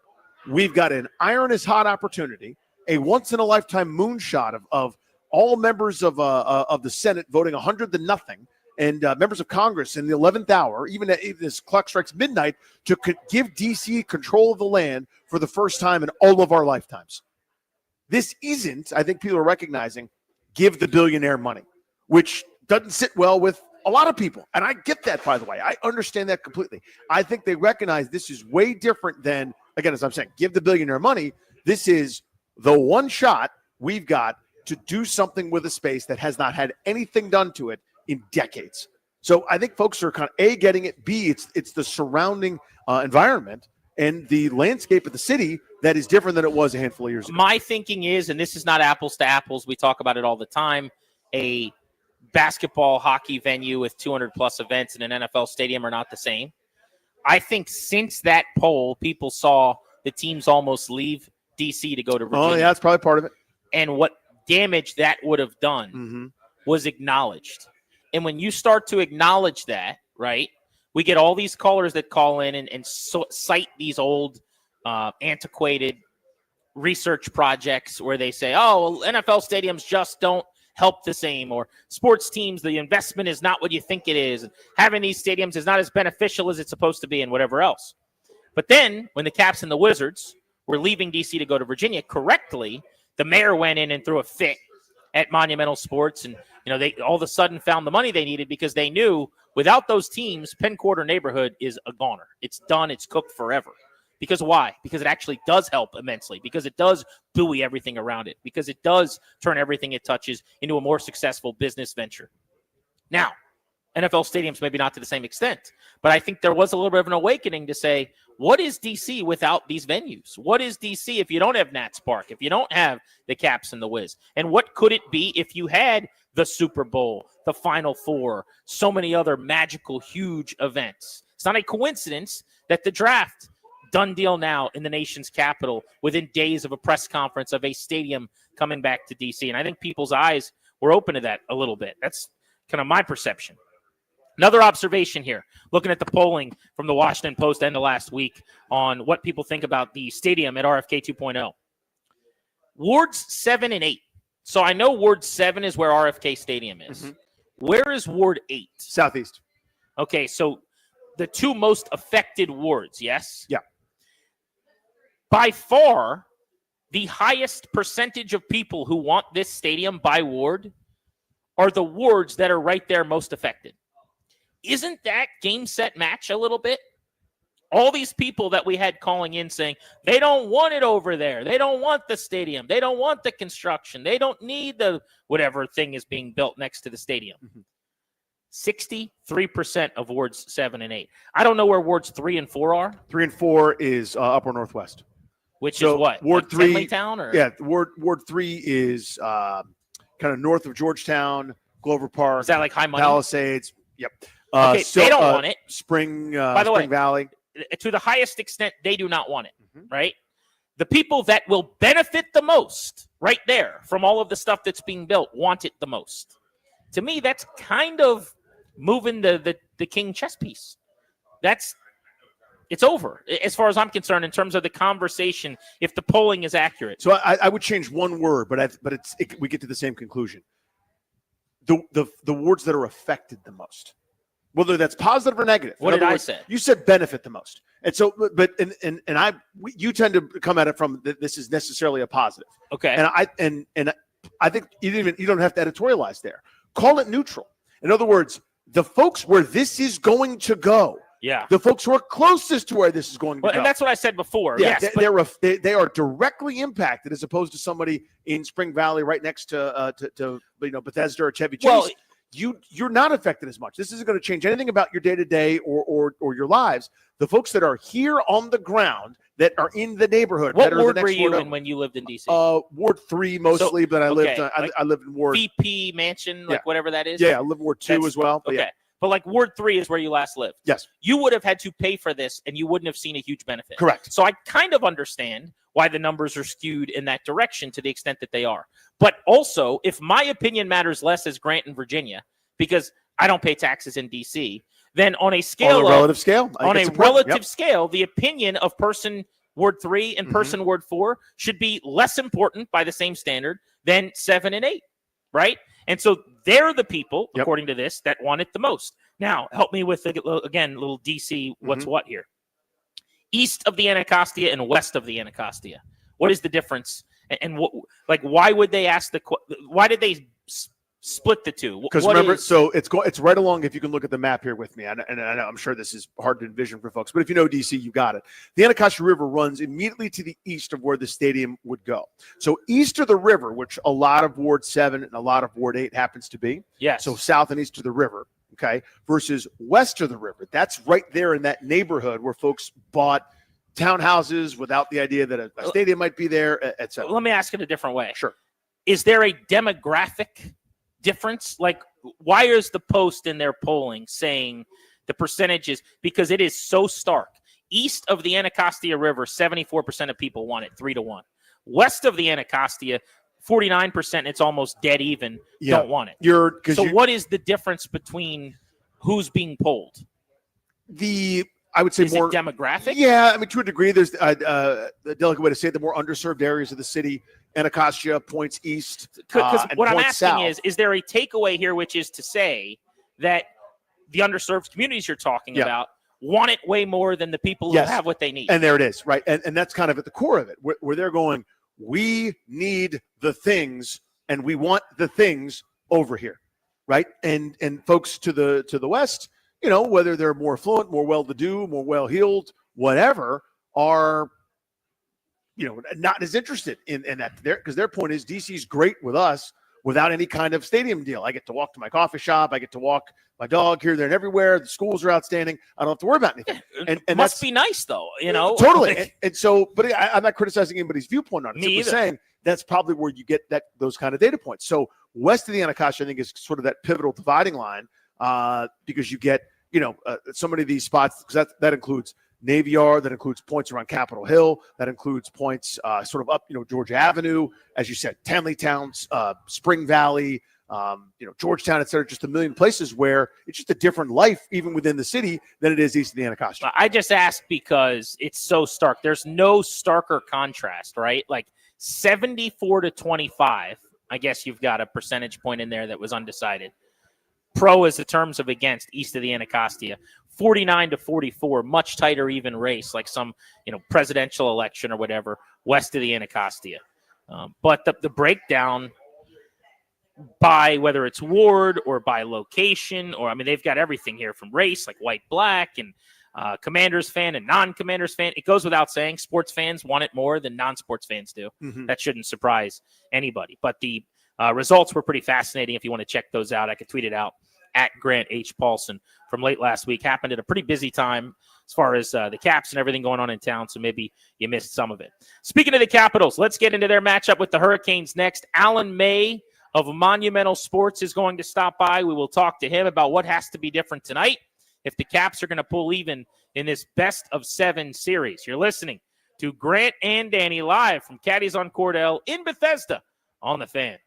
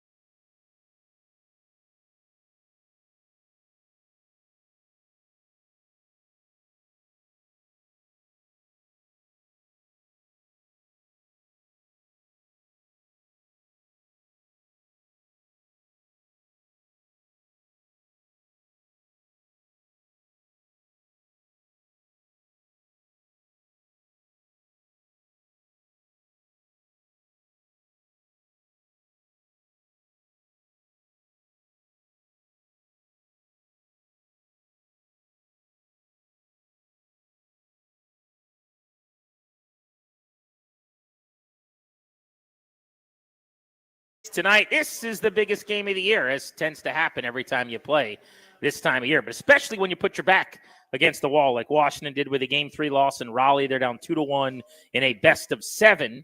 So now we got to figure out how they get a Game 4 win. We'll talk to Allan May about that in just a moment. Caps playoff coverage brought to you by Ace Trim Carpentry. For over 25 years, Ace Trim has been a trusted trade partner. New home builders in the DMV know this. They specialize in full-service interior trim carpentry, handling everything from supply to installation, turnkey and hassle-free. Contact acetrim.com today. Ace Trim, the home builder trade partner. The Rude guest hotline. Rude, the most reliable heating and air conditioning products in the DMV, is where we find our buddy Allan May. Watch him pre and post on Monumental Sports tonight. Allan, let's go back to Game 3 first. 4-0 looks really bad. Was the game as bad as the score? Did you think they got manhandled late? How did you view that game? Well, I just thought that they didn't play hard enough in the last half of the game. The first half, they were the better team. They didn't convert on their scoring opportunities, and ultimately it cost them. Once they got behind and the Carolina fans got involved in the game, it was all over for them, and they've got to find a way. When they have opportunities, they've got to find a way to score their goals, and they need to create more opportunities. To me, they're just not shooting the puck enough. They're not creating enough. They're being too picky. They're worried too much about Carolina. What they do, they have to remember that they had the second most goals in the National Hockey League this year. They also had the most comeback wins with like 25. So if you're just going to sit there and let them play their game, you're not going to be successful. You've got to go out and find a way to play your game. Actually, not find a way. Just play your game. Go out there and force the issue. Make it happen. What was the biggest thing that was going right? I mean, I didn't pot any goals, Allan, to your point, but the early part of that game, I thought they looked pretty good. Again, no goals to show for it, but what's repeatable from that hopefully can translate into some goals? Well, they were pushing the puck forward. Every chance they had to get out of the zone, they got it out of the zone. Every time they had a chance to get it into the Carolina end, they did, and they were playing physical. And when they started to sit back and let Carolina play in their zone, it was a completely different game. So they've got to be the aggressors. They cannot be passive. Carolina loves to play in-your-face hockey, but you can use that against them. There's a reason that they've lost every year in the playoffs as well. It's usually a team who's watched them play a certain way. They don't change a thing. So you've got to impose your will against them. You've got to use their aggression against them. And the bottom line is the Caps had 14 shots the first game, 21 the second, 21 in the third. That's 18 shots a game average. You will not be successful in the National Hockey League if you're too picky to shoot the puck. You know, you talk about, well, they only had this many high dangers to our high dangers. Well, shot volume matters. You go back to the shot that scored the overtime game winner in game 1. It was just a shot towards the front of the net. Not a high danger, not a low danger, but they had traffic in front, and they got the puck through. So the Capitals have to find a way just to get pucks through to the front of the net and make Freddie Anderson work. Everyone's talking about a save percentage. Big deal. He's not getting a lot of volume. So until he starts to get volume, I don't think he's the difference in this series. Allan May with us on Grant and Danny. Caps Canes, Game 4 tonight. You can hear the game right here on the Fan after 7 o'clock. If you're at home watching on the Tube, make sure you check Allan out on Monumental pre and post. The top line. Dylan Strome had 9 points in 5 games against Montreal. He's got 1 in this series. Ovechkin, pointless, goalless, 3 games in this series. That only happened once in the regular season for him all year long. And then Alexi Protas has kind of reemerged on the top line. I didn't particularly love his game compared to earlier in the season in Game 3. What are you seeing from that line, and how do they get more out of Ovi and Strome here? Well, they've got to get on the ice more, in my opinion. And spotting them and just worrying about who goes against the other team's top line, you're taking your top players out of the lineup. They're using Dubois to shut down Aho. Then they're sending Dowd out there to be a shutdown guy. So Strome's line's not getting out there and getting the chance to create opportunities. When you look who's getting the shot attempts and the scoring chances, though, it is Ovechkin, it is Strome. They need to be on the ice more, in my opinion. You know what? Just look who had 44 goals this season. Look who had the most goals in the first round for the Capitals. And I know it's a different team, but the entire game plan of every team that plays the Washington Capitals is to shut down Ovechkin. Well, right now, they're not getting in a rhythm. The Capitals' top line isn't getting on the ice in a rhythm because of the line matching that's going on, and they're kind of matching their top guys right out of the offensive production. So, you know what? I would roll with my aces and live and die with them. If they play in the offensive zone, you create heat while they're out there. If you back off, they're not going to be very successful. But Strome and Ovi got to be on the ice more in offensive situations to create opportunities. So that's actually a really interesting point I hadn't thought of, but it cuts to, like, not analytics, but the new school way of matching up, right, with last change and the idea of going defensive line against their offensive line. And it's almost like you're saying, and I don't want to put words in your mouth, but tell me if I'm following you correctly here, Allan. Like, don't spend so much time and energy trying to combat Carolina. You're really good. Do you. Like, do the thing that you do well and let the chips fall where they may. Now, my concern would be Ovi's line defensively maybe against the top line. But, I mean, tagging you back in here, is that kind of what you're saying? Like, don't worry as much about Carolina when you were the better team all year. Well, you know, you talk about analytics, and as far as I'm concerned, analytics, you can throw them out the door. The other night, Brandon Duhaime had the highest, and it's the dumbest stat in the world to me, the highest expected goals of anyone on the Capitals. And he did not have a shot on net. He did not have a shot on net. He did not have a block shot. He did not have a missed shot. He didn't have a shot attempt. So I don't get where he had the highest expected goals. I'm not putting him down, but I do think he was a -4 the other night. I love the player. I think he's awesome every single night. I've only seen him had one difficult game all season long where he wasn't doing the right things, and he came back the next game and essentially was the best player for his team. But the expected goals thing, I don't buy. What I want is shot attempts, and you have to create chaos in front of the other team's goaltender. Everyone talks about how great their defender, Slavin, is. Well, how would you know if you're not shooting the puck when he's on the ice? Make him work in front of the net. All I know is on April 10th, the Capitals went after him here at home during the regular season. It was one of those most dominant performances in the last half of the season, and they were attacking him and they were scoring goals. I don't think you should throw so much respect. The Capitals were number 1 in the Eastern Conference, number 2 in the National Hockey League. They were the top team in the league through the first 60. They slowed it down. I don't think they could have got out of the first round had they played as hard as they could for the entire 82. They had to tone it down a little bit. They had to get rest and recovery. And I think they're in a spot right now where that rest and recovery that they gave up the last month of the season, they've got to put it on the line tonight in Carolina. They've got to find a way to will a victory tonight, come back here, shove it down their throats, go back there again, and try to get another win and end this in 6. I'm not into playing the victim. I think they need to be the aggressors. There's a lot of good hockey players in this team. They scored the second most goals in the National Hockey League this year. They had number 1 with 25 come from behind wins. So I think they've got to go out there and they've got to play. They've got to be the dominant team. They have to be the alpha. They can't sit back and let the other team do what they want. I think you've got to, they say, what is Capitals hockey? Well, Capitals hockey should be physical hockey. You take away the middle of the ice, play with aggression, play with aggressiveness. Tom Wilson, have everyone follow the way Tom Wilson's playing. Keep him on the ice. Keep Ovechkin on the ice. Be physical. Be dominant. Attack their goaltender. Their defensemen are scared to get the puck, so have everyone finishing their hits. Throw the pucks in deep and be the aggressors. Don't play in your own zone. Play in their end, and we'll see if Anderson is any good when he's getting shots from every angle. Allan May with us here on G&D. Allan, is there a way to punish how aggressive they are on the forecheck? I envision these, guys getting caught too far forward or peeking in or leaning too much. It feels like they're trying to take everything away. Talking about Carolina, is there a way that you can get a cleaner zone breakout to give yourself a rush? Well, the biggest thing is you got to be quicker on your retrievals, keep the puck off the boards. But when you go back, you've got to fire the puck as hard as you can. If you're going to wrap it around the boards because you know that they're pinching down the wall, put your wingers up higher and just smash the puck as hard as you can.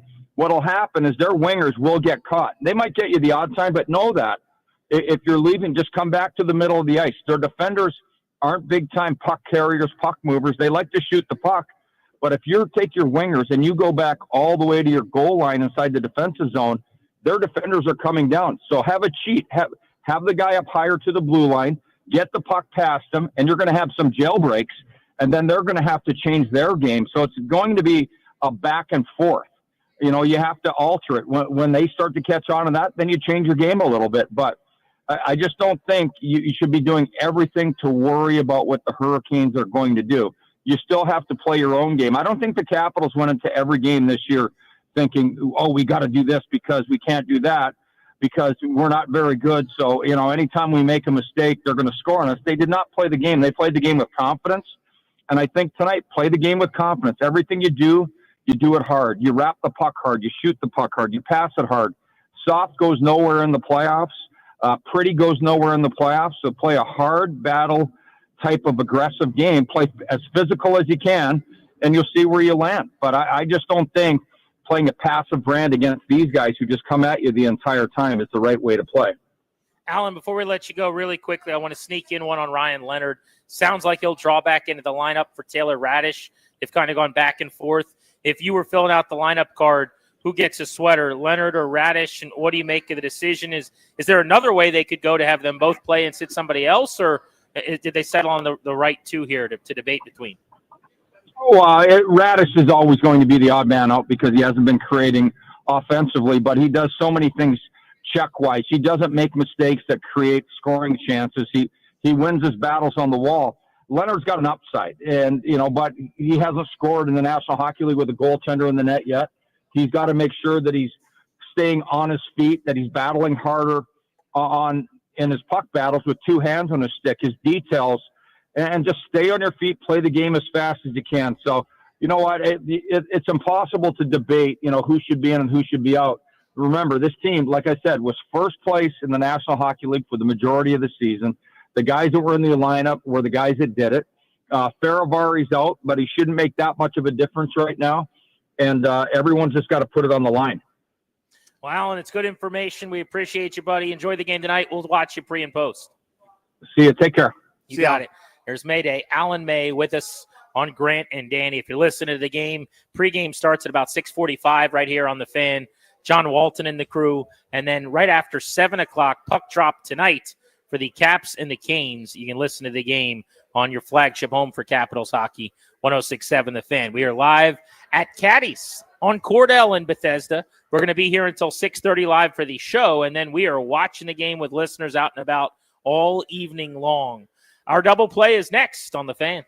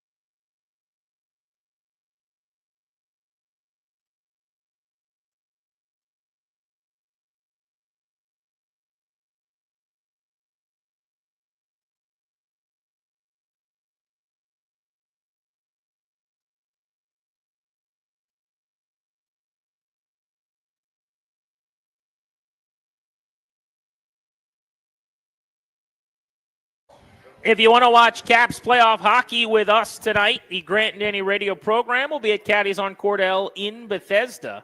Excited to see if the boys can get even in this best of 7, get themselves a Game 4 win. We've got the double bonus tonight, double-barreled action, because right at 7 o'clock, as the Caps are getting ready to drop the puck, the NBA Draft Lottery event is starting. We'll figure out who gets the number 1 overall pick. Do the teams get to pick anybody, or does it have to be a team official to send on their behalf? Like, I don't think they could send, like, Steve from Rockville. Why not? They probably could. I They guess just yes, wouldn't. they could. Here's my question. Yeah. What would happen if the Wizards sent Cooper Flag? I think that would be hilarious. There would be the thought that there's some impropriety afoot. You think? Yeah. I would call up Cooper Flag's agent, and I would say, I want him to represent us at the draft lottery. He's going to be sitting there as they open the envelope. It's pretty good. It's not a bad bet. It's pretty good. I guarantee you somewhere along the line someone would say no to that, but I see where you're going. And why aren't they sending Matt Adams? Because you're trying to manifest it. Matt Adams was the guy the Nationals accidentally sent for their draft lottery. He wins lotteries. And they won a lottery they had no business winning. And they will have the number 1 overall pick this summer. The Nationals will, for the 3rd time in franchise history. It netted them Strasburg. It netted them Harper. And we'll see who they decide to go with. Maybe Ethan Holiday this time around, Jackson's little brother. But if you remember, Matt Holiday told us the story on the show. He went to the winter meetings because he's trying to get into coaching and just being in a baseball organization. The Nationals happened to see him while they were at the winter meetings and didn't have anybody yet planning on sitting there. A year earlier, it was Mike Rizzo. I don't know why he didn't want to do it again, but I guess baseball wanted former players. And so they said, oh, Matt's here. Well, Matt played on our World Series team. Do you want to go represent us? Now, that's a bad way to do it. And if I'm being honest, a little more forethought, maybe you get someone a little bigger and better than Matt Adams. Maybe some forethought would be cool. But Matt Adams sits down, they get the number 1 pick, and I will never question their thinking again. Matt Adams until the end of time. So maybe he should be there for the Wizards. Trot out Matt Adams every time. It is time for our double play. What's going on in our lives? Nothing to do with sports, driven by your local Washington area Honda dealers. Now's the time for a great day and a great deal on a new Honda. Visit your local Washington area Honda dealers today. James, this was actually a really scary thing. So I'm told everybody involved was okay, so I'm glad that happened. But here's what's going on. Sunday morning at my son's soccer game, okay? The older the kids get, the earlier they have to be there to get ready for their game. It gets a little bit more serious. So as a parent, it's not enough time for me to go home, but it's not enough time for me to just sit there and bake in the sun. So he needs to be there like 40 minutes before kickoff. So I drop him. He's with his team. He's warming up. I usually go get some steps in. Maybe I'll run and get a coffee or run a little errand. So there at this high school, it's a big complex, big old regional high school. It's got all the different fields you'd want. I'm just getting some steps in. I'm going to walk a mile and change, right, just before kickoff, and I'll plop myself down and watch the game. So I'm walking around, and I get to this where the baseball field is, and I kind of realize there's not just some kids working out. There's a game going on. And the closer I get, I realize these are grown men, and I'm kind of, flash with a little smile. It's the Ponce de Leon League, right? It's the group of adults, guys my age and up. The Wood Bat Adult League. Yeah, weekend warriors. I think these guys are using the aluminum, but still, the point is, it's there's no age limit. I see some guys that aren't really moving around all that great that are still swinging the lumber and having a grand old time. I think it's really cool, right? So I realize it's between innings. They're about to start. As I'm walking up, I'm down kind of the third base line, walking towards home plate. Pitcher winds, kicks, delivers. Big donkey at the plate. I'm talking about an orc. Big, strong guy. Clearly at his time had some light tower power. Takes an enormous swing, fouls the ball straight back, right off the catcher's forehead. Catcher out immediately. Wow. Falls down, and it's not one of those. At first you're going, hey, you okay, buddy? Then not responding. Then it's call 911, and it's frantic. So I'm sitting there, and I'm like, well, I've got my phone. Who knows what these guys have or don't have in the dugout. Somebody beats me to it before I can even get it out of my pocket. He's already on the phone. He's getting the address, and I can hear him delivering the message to paramedics who arrived within a couple of minutes. And by the time they got there, he had come to. There's a doctor among the parents of the kids on our soccer team who, when I got back over there, kind of scurried and walked quickly, told him what had happened. He gets over there. Paramedics are on top of it. The guys regained consciousness, is fine, on his way to the hospital. But it was a jarring, really, really scary type occurrence. And now cut to the kids in 3 different sports. There's a couple soccer games going on. 4 teams warming up for their games that are going to start in a matter of seconds. There's tennis matches going on. There's, I think it was a lacrosse game or a weekend thing down on another field at a different spot. Here comes the ambulance and all the paramedics whipping through there, going to the baseball field. They're going, what the hell is going on? So word spreads quickly that, this gentleman, scary thing happened, but he's going to be okay, thankfully. But man, oh man, was that a terrifying thing. Just happened to be there in that exact moment to see. Scary, dude. Yeah, scary stuff. Yeah, you just happen to be there and going like, this is not what I bargained for. Right, I'm going, oh, this is neat. How much fun is this going to be? The first pitch of the inning, fouls it right up, like I said. And the umpire, after a couple seconds, goes, okay, guys, game's over. We're out of here. At 5 o'clock, I want to talk quarterbacks in the NFL. It is a TV show about QBs after all. Derek Carr retiring. Is Aaron Rodgers actually going to play? We will get into that coming up in a little over an hour. Let's go blitzing next. We will break down the teams you care the most about, all jammed into one segment, including the Caps as they get ready for the Canes in Game 4. Grant and Danny with you. Caddies in Bethesda will be here all show, and then into the evening watching the game with you on Cordell. You're listening to The Fan.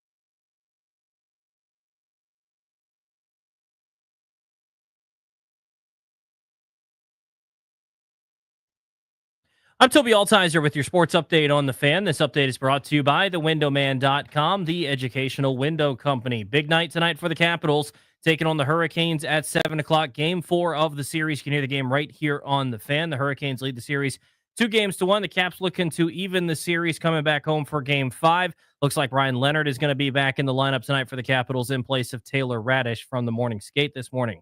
In baseball, the Nationals be in a 4-game series in Atlanta against the Braves tonight. The Nats looking to snap a 5-game losing streak. 7:15 first pitch. Can hear that game over on the Team 980 this evening. Jake Irvin takes the hill for the Nats.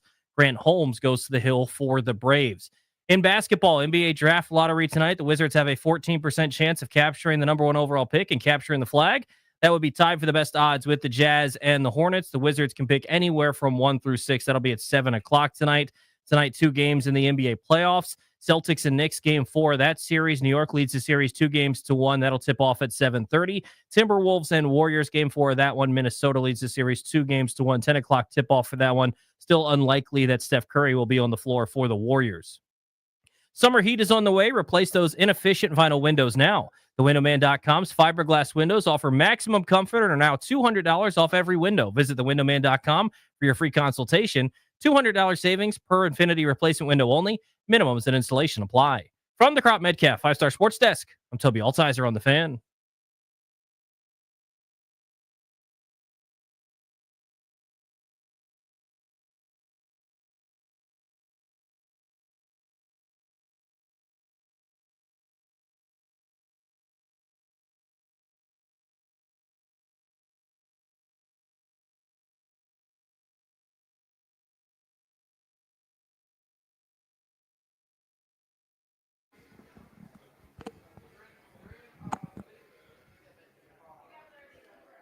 On site at Caddy's in Bethesda, Grant and Danny getting ready for Wizards draft lottery night and postseason hockey.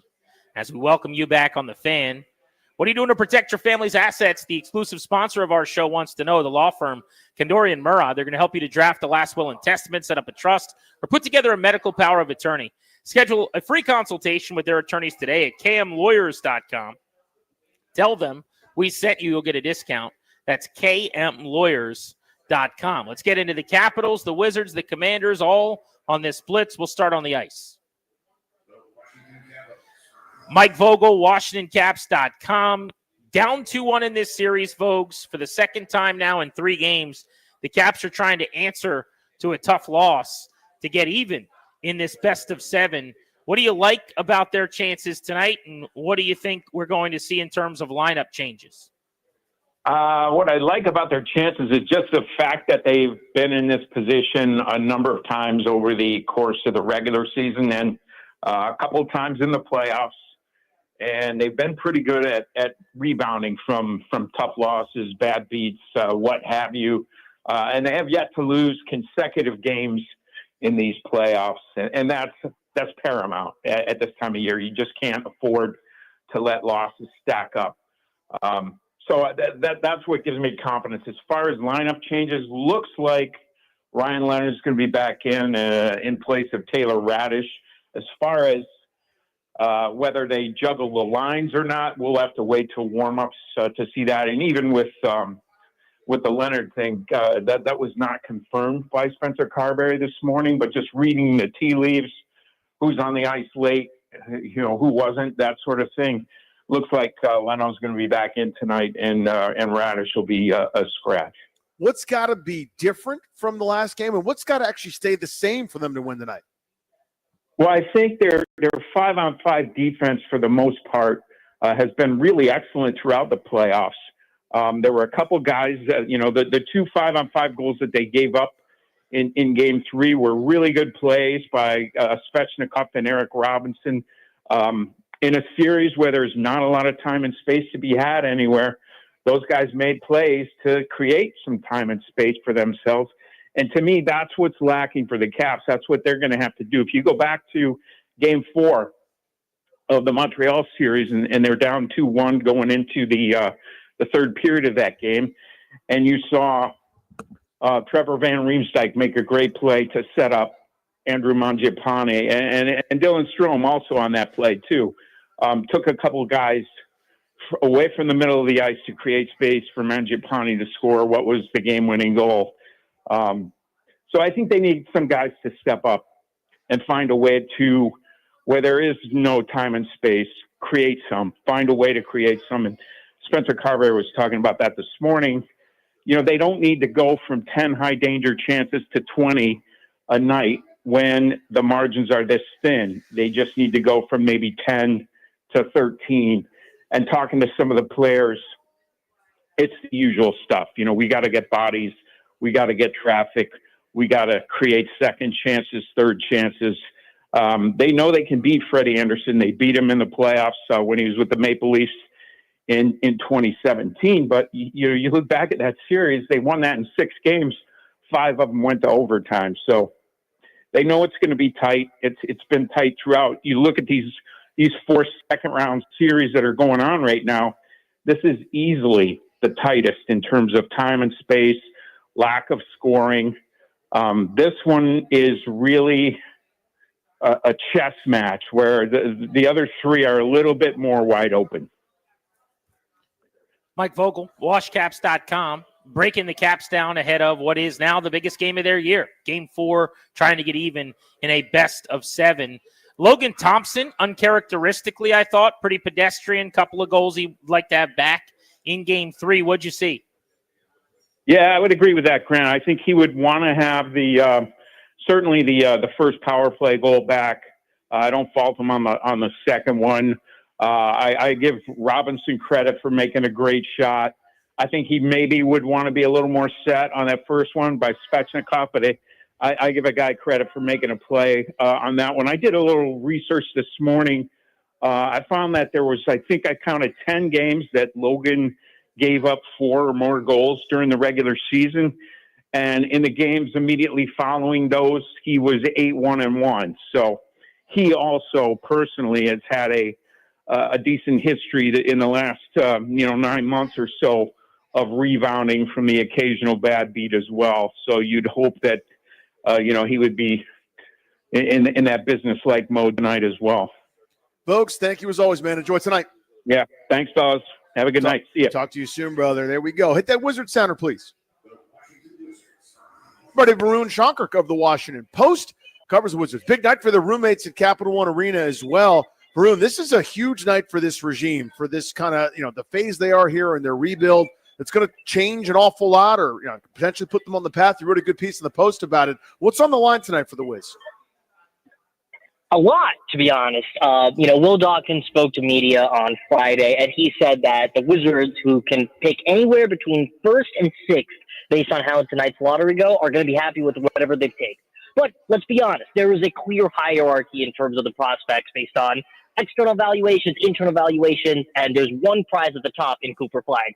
The Wizards have done a lot of stuff right since they began in the Michael Winger, Will Dawkins regime. They made a lot of smart draft picks, a lot of smart trades, but at the end of the day, they don't have a star right now, and they need to find one. Cooper Flag could be that guy. Dylan Harper could be that guy. There's a couple of other guys in this draft that could be that guy, but you got to land with a high pick to do so.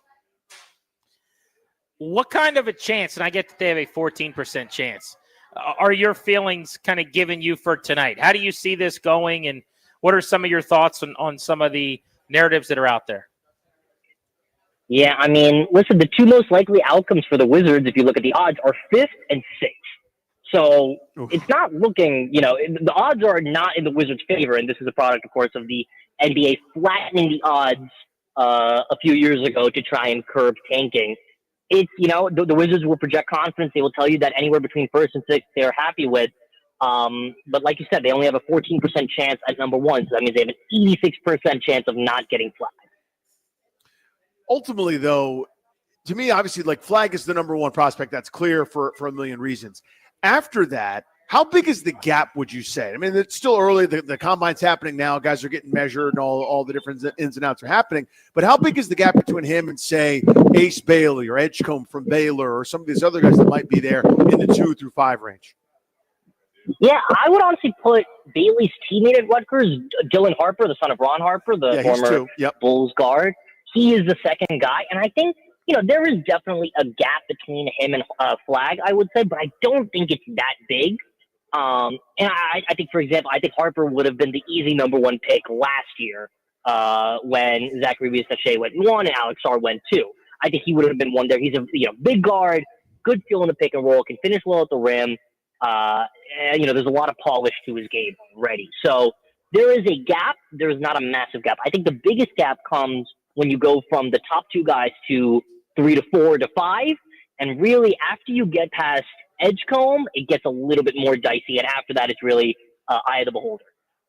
Varun, how good is Cooper Flagg? I mean, what are we talking about? If they somehow literally, figuratively hit the lottery tonight and he's the guy, what are they getting? It is hard to overstate the caliber of player that they're getting. This is not someone on the level of LeBron or Victor Wembanyama, but this is the next tier prospect pretty easily. The NBA right now is a league where if you have a weakness, opposing teams will exploit it ruthlessly. If you can't shoot, they will force you to be the open guy. If you can't defend, they will pick on you again and again and again. And here's the thing I love about Flagg. He really doesn't have many weaknesses. He is 6'8".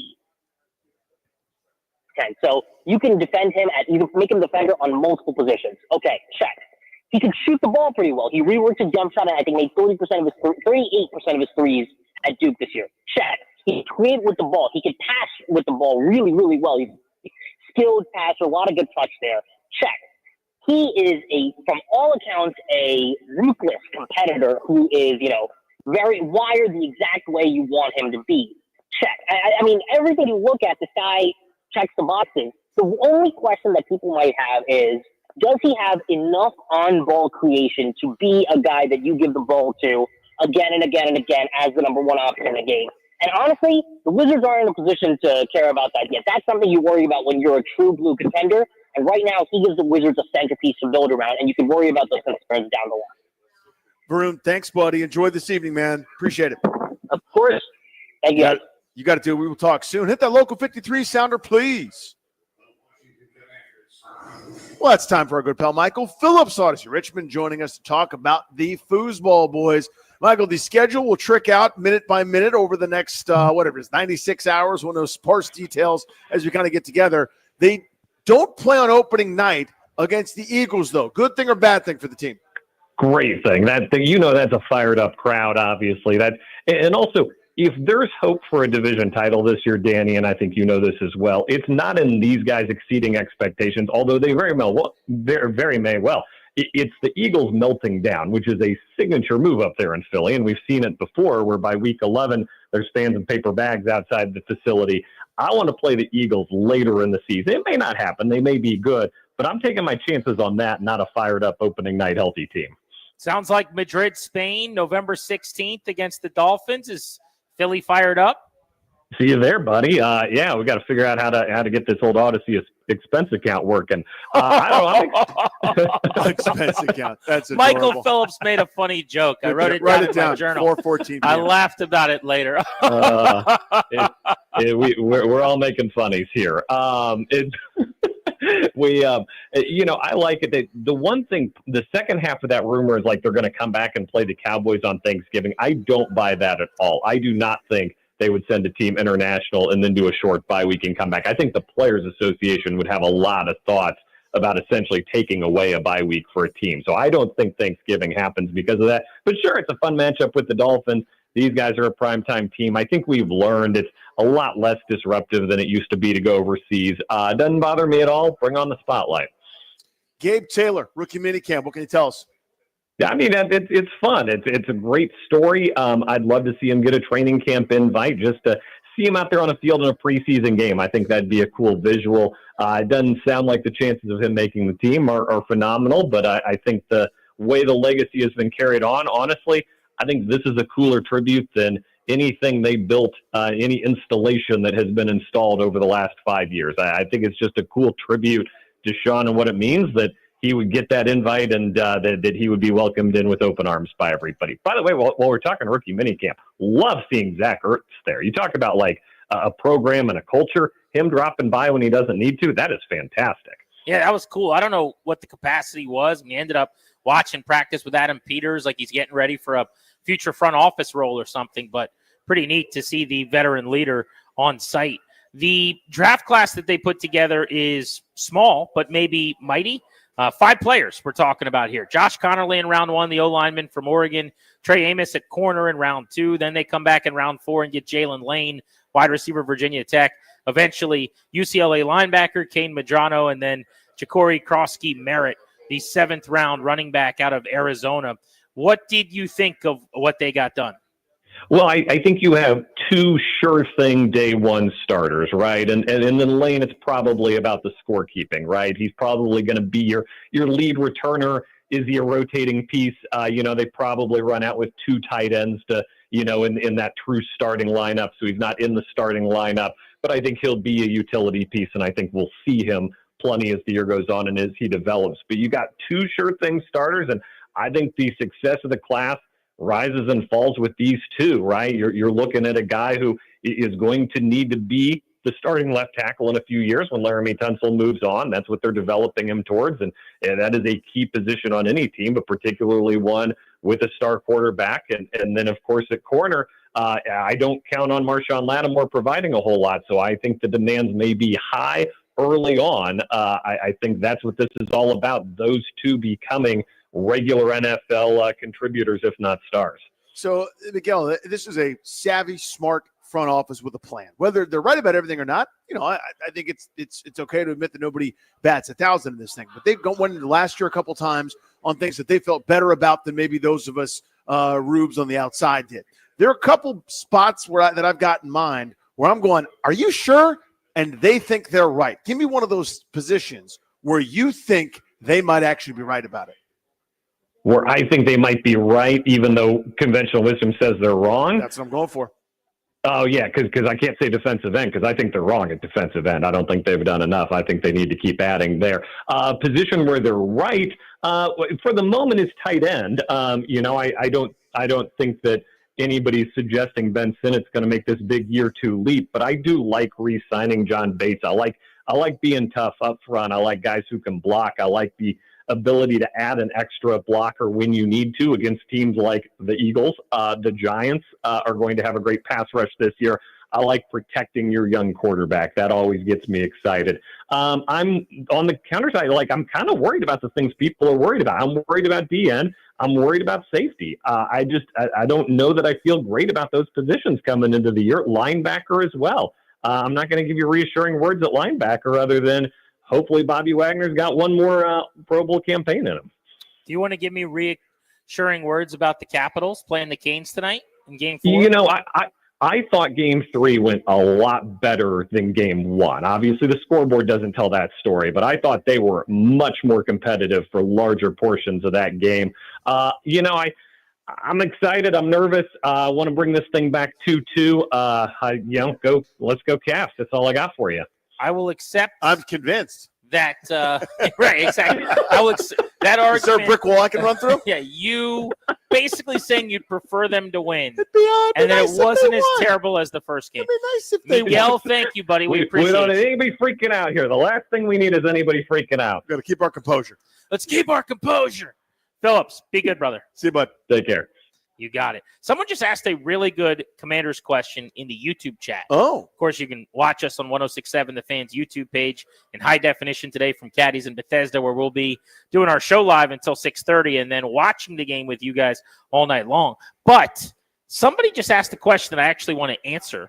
We'll do that next. It's on the Commanders. And then I want to get back into the Caps. Alex Ovechkin, whisper quiet, 3 games in this series, no points. Does that end tonight? And can they win if it doesn't? That's next on The Fan.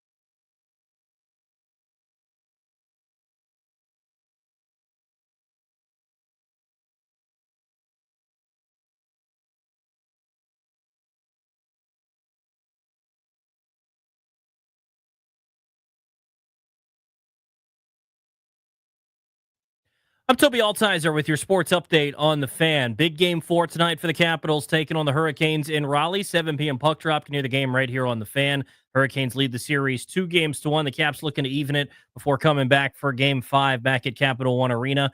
It looks like Ryan Leonard's going to be back in the lineup for the Capitals in place of Taylor Radish. In baseball, Nationals beginning a 4-game series in Atlanta against the Braves. The Nats looking to snap a 5-game losing streak. Jake Irvin on the hill tonight for the Nationals. Grant Holmes goes for the Braves. 7:15 first pitch. You can hear that game over on the Team 980 tonight with Caps Hockey right here on the Fan. Big night for the Wizards as well. NBA draft lottery. The Wizards have a 14% chance at the number 1 overall pick. Tied for the best odds with the Jazz and the Hornets. The Wizards can pick anywhere from picks 1 through 6 and 2 NBA playoff games tonight. Celtics and Knicks game 4. New York leads the series 2-1. That'll tip off at 7:30. Timberwolves and Warriors game 4. Minnesota leads the series 2-1. That'll tip off at 10 o'clock. From the Crop Metcalf 5-Star Sports Desk, I'm Toby Altizer on the Fan.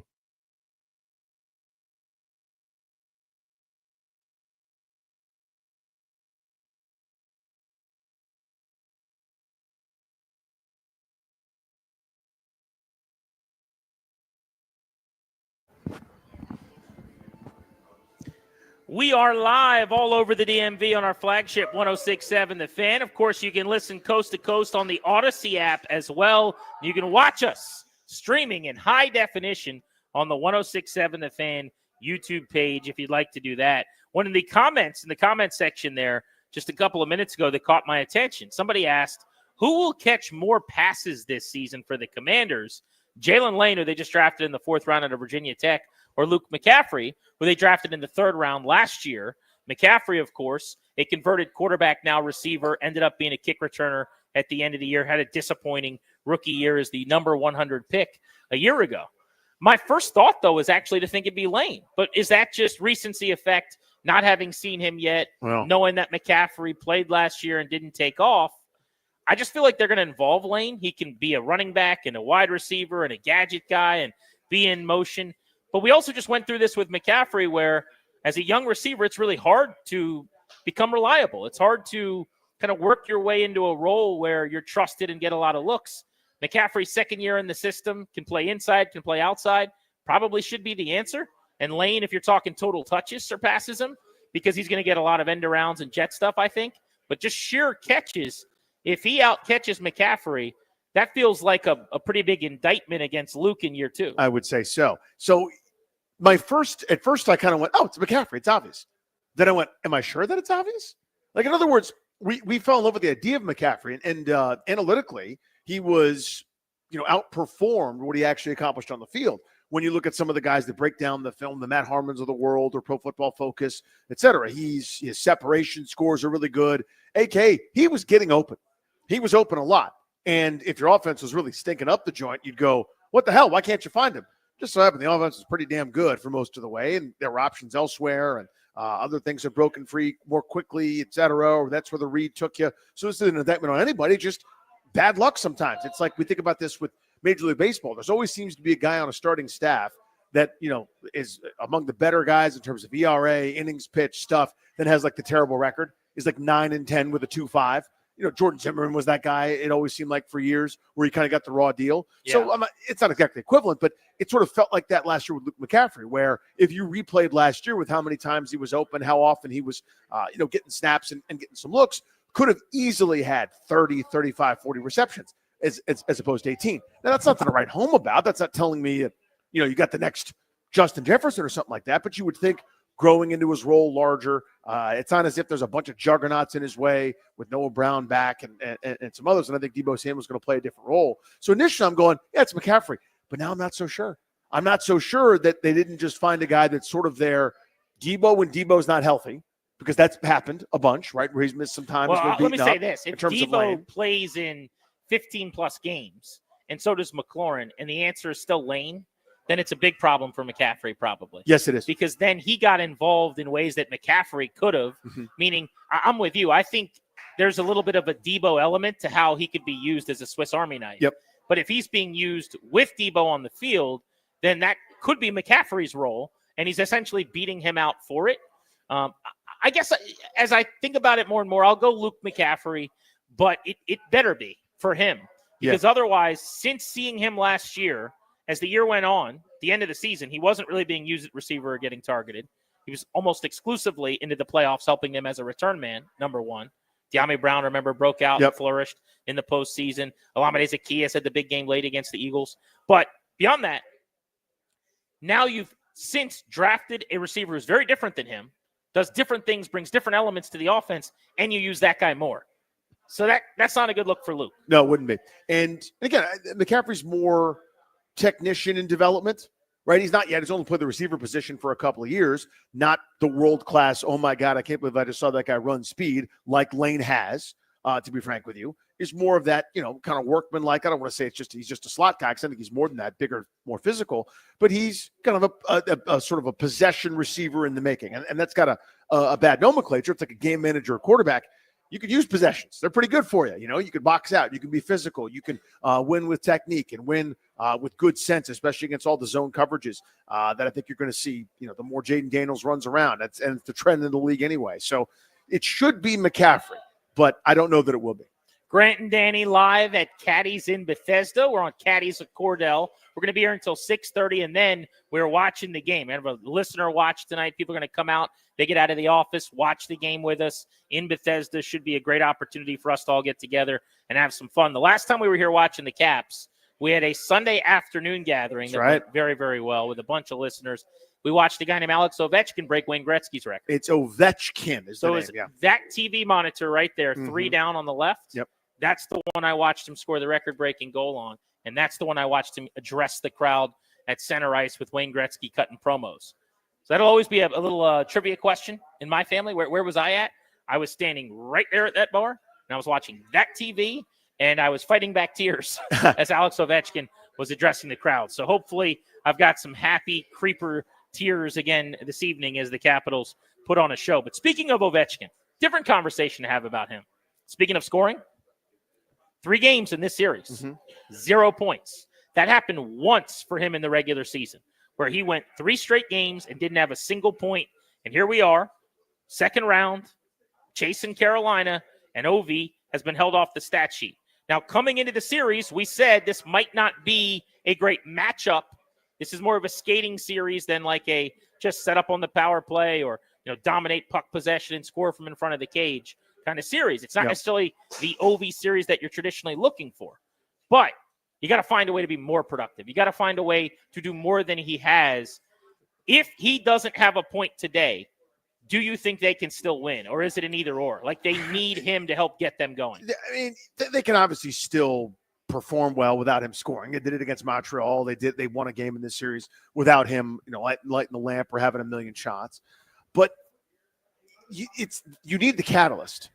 Right? Because to me, if he's getting opportunities, it means you've got puck possession. It means you've got some set up offensive zone time. It means you've got offensive zone faceoffs and he's ripping one off the draw or, there's a little, tic-tac-toe. I think the days of him leading the odd man rush and being the guy that, was at the pull charge down to the net, I think that's over. And that's not really happening against Carolina. What percentage of his goals by year, it would be fun to look at, but like this year we're in transition. I would imagine, unless you're counting like a power play, like his record-breaking goal was kind of in transition. It was, yeah. It's like a pass back behind him and he rips it on net. But I don't even really count that where you got some numbers on a power play. I mean like a even strength, or if you want to go 5-on-4, that's fine. But like legitimately a 2-on-1 rush or something, it's very rare. I mean, he is kind of, whether it's his office or somewhere else, he is blasting a shot generally with his feet not necessarily moving. That's kind of, or he's scoring from in front of the net. Yeah, this is just, again, it sounds like we're knocking the guy, dismissing him. I'm not, but it's a different game. This is a series for skaters, right? And you're going to have the opportunity. It's almost like a basketball. This is an up and down game, less so than the half court offense. He's a half court offensive genius. Right. In again, to use basketball parlance, where you got possession, you got set up, you can move it around, you can cycle it up, he can get grimy, he can get in front, he can park himself, he can be in a good spot to snipe a shot, etc. A little bit less just getting out and skating and winning the puck and turning people over. To me, the scoring chances, you saw Protas in game 1, for example, that came from a guy skating, using his octopus reach to, extend 15 feet away from his body because he has condor wings for arms and he uses a 14-foot stick. Then the really long stick. Yeah, and then it's in transition, and that's how it's happening. I don't see Ovi doing that. That's not his game. I don't see him winning extra possessions with pucks in neutral ice or getting guys to turn it over with an aggressive forecheck. That's not who he is right now. So you've heard the conversation, and I saw the shouty shows on ESPN, had a Chiron today about Ovi and the lack of points. It's become the talking point of the series because he's the biggest name, and he doesn't have a point, and they're struggling to score goals, and they're down 2-1. How much of a problem has it actually been? Like, if you're giving him a letter grade, A to F, I thought a lot about this morning, what would you grade him? And I think I would grade him probably a C. So my issue is not that he's been bad. My issue is that he's been too quiet, and frankly, you need him to be better than average. Yeah. Like, he is the highest paid player on the team, the best offensive player on the team, the best goal scorer. So in the Montreal series, in game 1, he scores the first goal of the game in the series, and then the game winner in overtime. He's already got 2 goals. He had 3 by the time you hit the road 2 games into the series. It was just a whole different impact. That's an A series. I guess someone could convince me because he's not a high-impact player defensively. Like, he was not even on the ice, really, while they were salting the game away in their win in game 3. They were using Bavillia on both lines. And you could say he's like, because of that, defensively, they're hiding him at the end of that game in their lone win. If you want to say it's been a D series, I guess you could.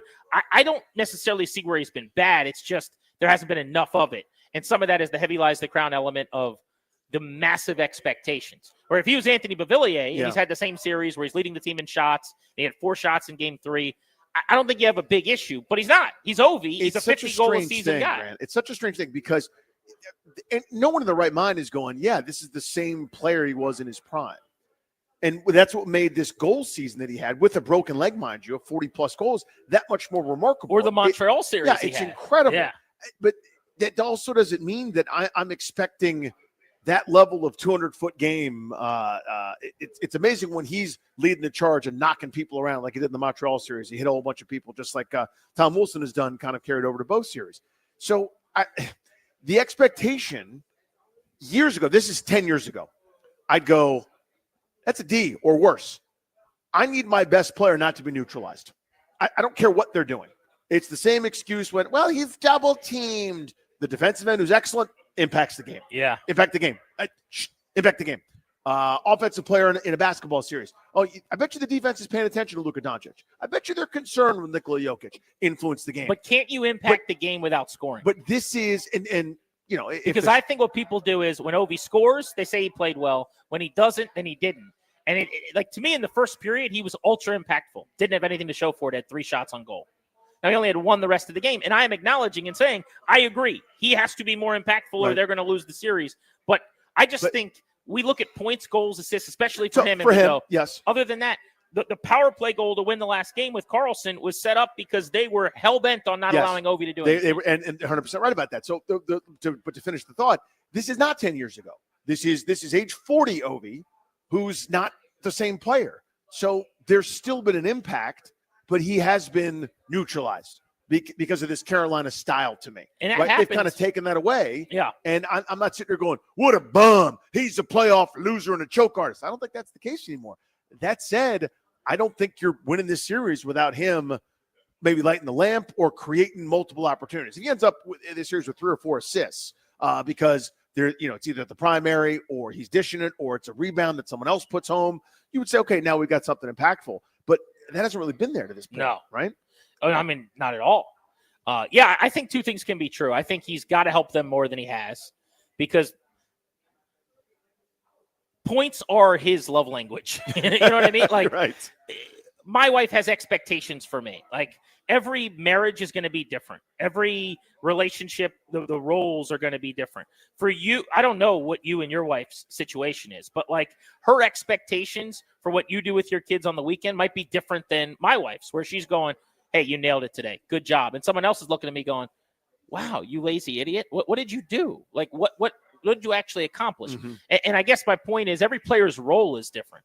So there is some element of, with Ovi, if he's not scoring, then what is it you say you do here? Because you're not defending. No, you're not great on defense. I mean, there's some back checks that are good or whatever, but you're not being an X factor on that side of the ice. I would point out that he's had some shifts in this series where he's been ultra physical, and I think that those have helped. But again, we're talking about a $9 million player, a Hall of Famer. It's totally fair to say you got to give the boys more. I just don't like getting into the rut of that can only materialize as points. And it has to be goals or assists, or it's not going to, or there's nothing to show for it. And I think that's the other side when I say both things are true. That frustrates me a little bit is if it was that easy, all we need is a stat sheet. Why are we even watching the game? Who had a goal? Who had an point? Who had an assist? Whatever. Or if Anderson in that first period was great, well, by that standard, the Capitals didn't do anything in the first period. When the fact is they played their best period of the entire series. Let's open up the phones on this, though. 800-636-1067. Obi's taking some heat nationally today. And fairly, I think, from the fan base, everyone's saying, where are you? We need you here. How do you feel like he's played in this series? And do you think they can win the game tonight if he's not more impactful offensively? They got a win in this series when he didn't have a point. Is that a possibility this evening, or does he have to lead them into the fight here? 800-636-1067. Grant and Danny with you. We are at Caddy's in Bethesda on Cordell. You're listening to The Fan.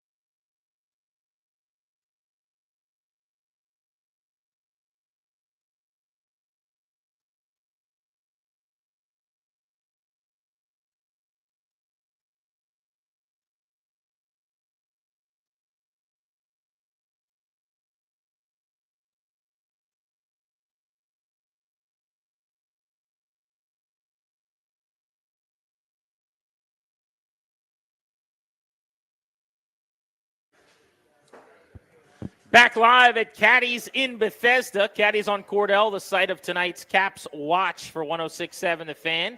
Last time we were here, Ovi was breaking a goals record. We're talking Ovi right now and how they get more out of him. And if he doesn't score tonight, can they still find a way? The answer to that's obviously yes, but will they, I guess, is a better question. You can call us at 800-636-1067. The easiest answer I'd say to get him going would be you got to move the puck and get to a point on the power play where he can get a look.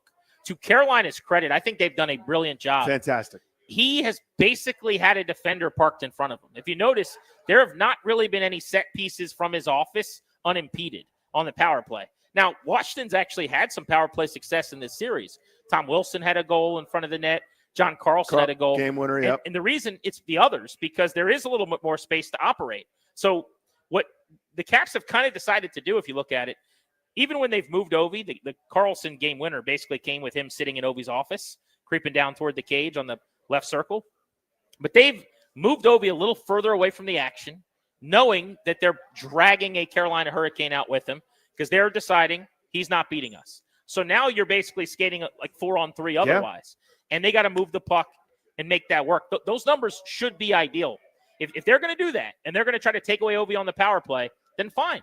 He's not going to get a goal. But every single power play goal is a win if you could drag one skater away and then you go 4-on-3. And 4-on-3 is better than 5-on-4. You know, every time you get a lower number of people on the ice and you have an advantage, you should theoretically have more time. You got more space. And more space. Yeah. So there's not a good reason for them, in my opinion, in this series not to have success on the power play if Carolina is going to be so hell-bent on paying attention to Ovechkin. I echo everything that you just said. So to me, the power play part, I think, is right on. That's still only a fraction of what may or may not happen over the course of the game. And those opportunities are premium, of course, and you know the score there. To me, this is more about, again, I don't have a perfect analogy for it, but to use a basketball one, if I've got a shooter who's good in catch-and-shoot situations in the half court, means I need to get to the half court. Shooter. Get yourself some puck possession, get yourself some cycling, get yourself some offensive zone face-off. That's the Allan May prescription. Get those pucks deep. Let guys start ringing the bell a little bit. Hopefully get the forecheck going. You can cycle a couple times. You need possession. I don't think it's coming on a rush to get Ovechkin going. I mean, to me, this is about, again, getting the puck in your offensive end and keeping it there for a while. You saw that in the first period, I thought, on Saturday, where we had 2 or 3 shots in that first period over the course of it, I think. Well, he had 2 on goal. 3 looks. I don't remember if he had shots on goal. Right. I would imagine it was 2. Yeah, so I think it's 2 on goal. I remember 3 good opportunities. Yeah, and that's kind of my point. That's where it's coming from. You don't get that without that. You don't get that. You don't get those Ovies without. Can we get breaking tea, please? We need to put that on a T-shirt. You don't get that without that. You don't get that without that. Let's go to Rich in Richmond, listening on Grant and Danny down in the capital of the Commonwealth. What's up, buddy? How are you? Hey, how y'all doing? Long time listener, first time caller. Got to call in. Love my Capitals. There you go. What do you make of Ovi in this series, and do you think it's fair, pointless through 3 games, to come down on him a little bit? It's not fair because we have, up and down our lineup, we have players that are really, really good, and our team is as good as anybody else on offense. So I don't put the blame all on Ovi. I mean, yeah, it'd be nice if he showed up, tonight. We kind of need it. If we go down 3-1, I don't think the series is over, but it makes it quite more difficult. Obviously, you agree with that. Yeah, I mean, thanks for the call. It's not over technically or mathematically, but when you're down 3-1 and you've got to win 3 straight games against a team that's every bit as good as you, you've just set up a really nearly impossible mission. And it would be amazing. No, all of a sudden, if you're down 3-1 and you win 1, they get a little nervous. If you win 2, now you're forcing a game 7, pressure's on them. So it can be done, and God knows, as Caps fans, we've seen it way too many times in the other direction. But I don't even want to think about that reality yet. I want to be in a headspace where I'll worry about that when we get there. They got a really good chance to even this thing up coming home at 2 games apiece tonight. Specific to Ovechkin, though, he's right, and this was kind of my point. If I'm comping him to his peers, not only are there guys that have done less in this series that I'm more frustrated with, but there are, a lot of guys that you would just say, have been worse or that a whole list of guys you'd say you need more out of. The point I think that the folks frustrated with Ovi might make, and it's understandable, Lars Eller's not the same guy as Alex Ovechkin, right? It doesn't really matter if Ovi or Ryan Leonard give you the same, or if Ovi or, Nick Dowd offensively are creating the same number of chances. Alex Ovechkin's role on this team is to lead the boys offensively in scoring. He is the goal scorer in the league. And so when he goes 3 games without a point for the second time since the season began, people take notice. And I think that's a fair critique. And when the team isn't scoring goals. Again, if they'd scored like they did against Montreal and Ovi had none, nobody would have given a damn. Yeah. Because you're ringing the bell. Here you're not. You've got 3 goals over the course of these 3 games and then 1 empty netter.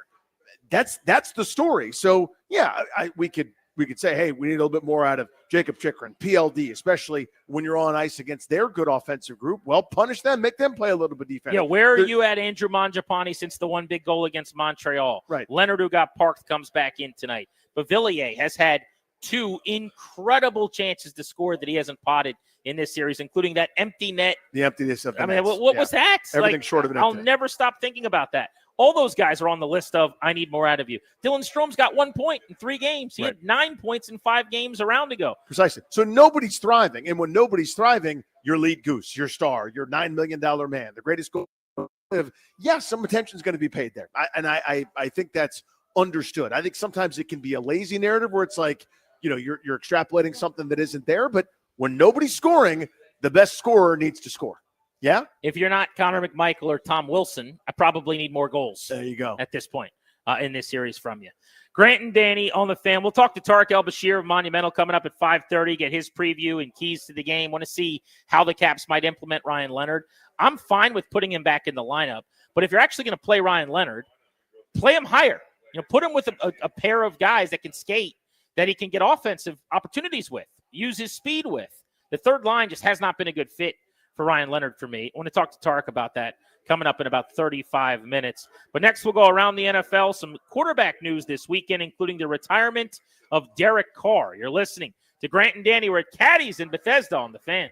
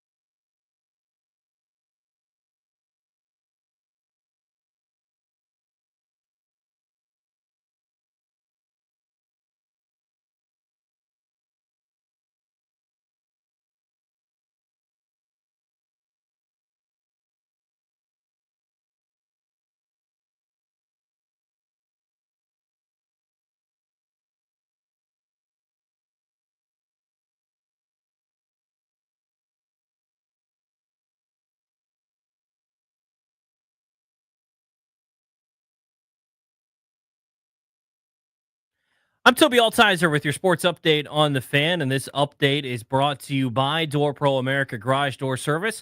Go with the pros at Door Pro America. In hockey, huge game for the Capitals tonight. Game 4, Caps and Hurricanes in Raleigh. 7 p.m. puck drop. You can hear the game right here on the Fan. The Hurricanes lead the series 2-1. The Caps looking to even the series. Looks like Ryan Leonard going to be back in the lineup for the Capitals in place of Taylor Radish. Big night for the Wizards tonight as well. NBA draft lottery tonight at 7 o'clock. The Wizards tied with the Jazz and the Hornets for best odds of the number 1 overall pick at a 14% chance. The Wizards can pick anywhere from picks 1 through 6. Last night in the NBA, the Thunder beat the Nuggets 92-87 to tie that series at 2 games apiece. The Pacers dominated the Cavaliers 129-109. They took a 3-1 series lead tonight. 2-game 4s, Celtics and Knicks at 7:30. New York leads that series 2-1. Timberwolves and Warriors at 10 o'clock tonight. Minnesota up 2-1 in that series.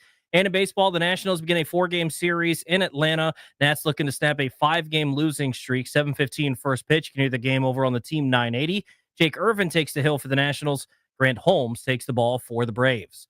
With the pros at Door Pro America, from spring repair or replacement or a brand new garage door service to boost your home's curb appeal, call 877-DOOR-PRO today and ask how you can save $60 on a repair or $150 on a new garage door. Visit doorproamerica.com. From the Crop Metcalf 5-Star Sports Desk, I'm Toby Altizer on the Fan.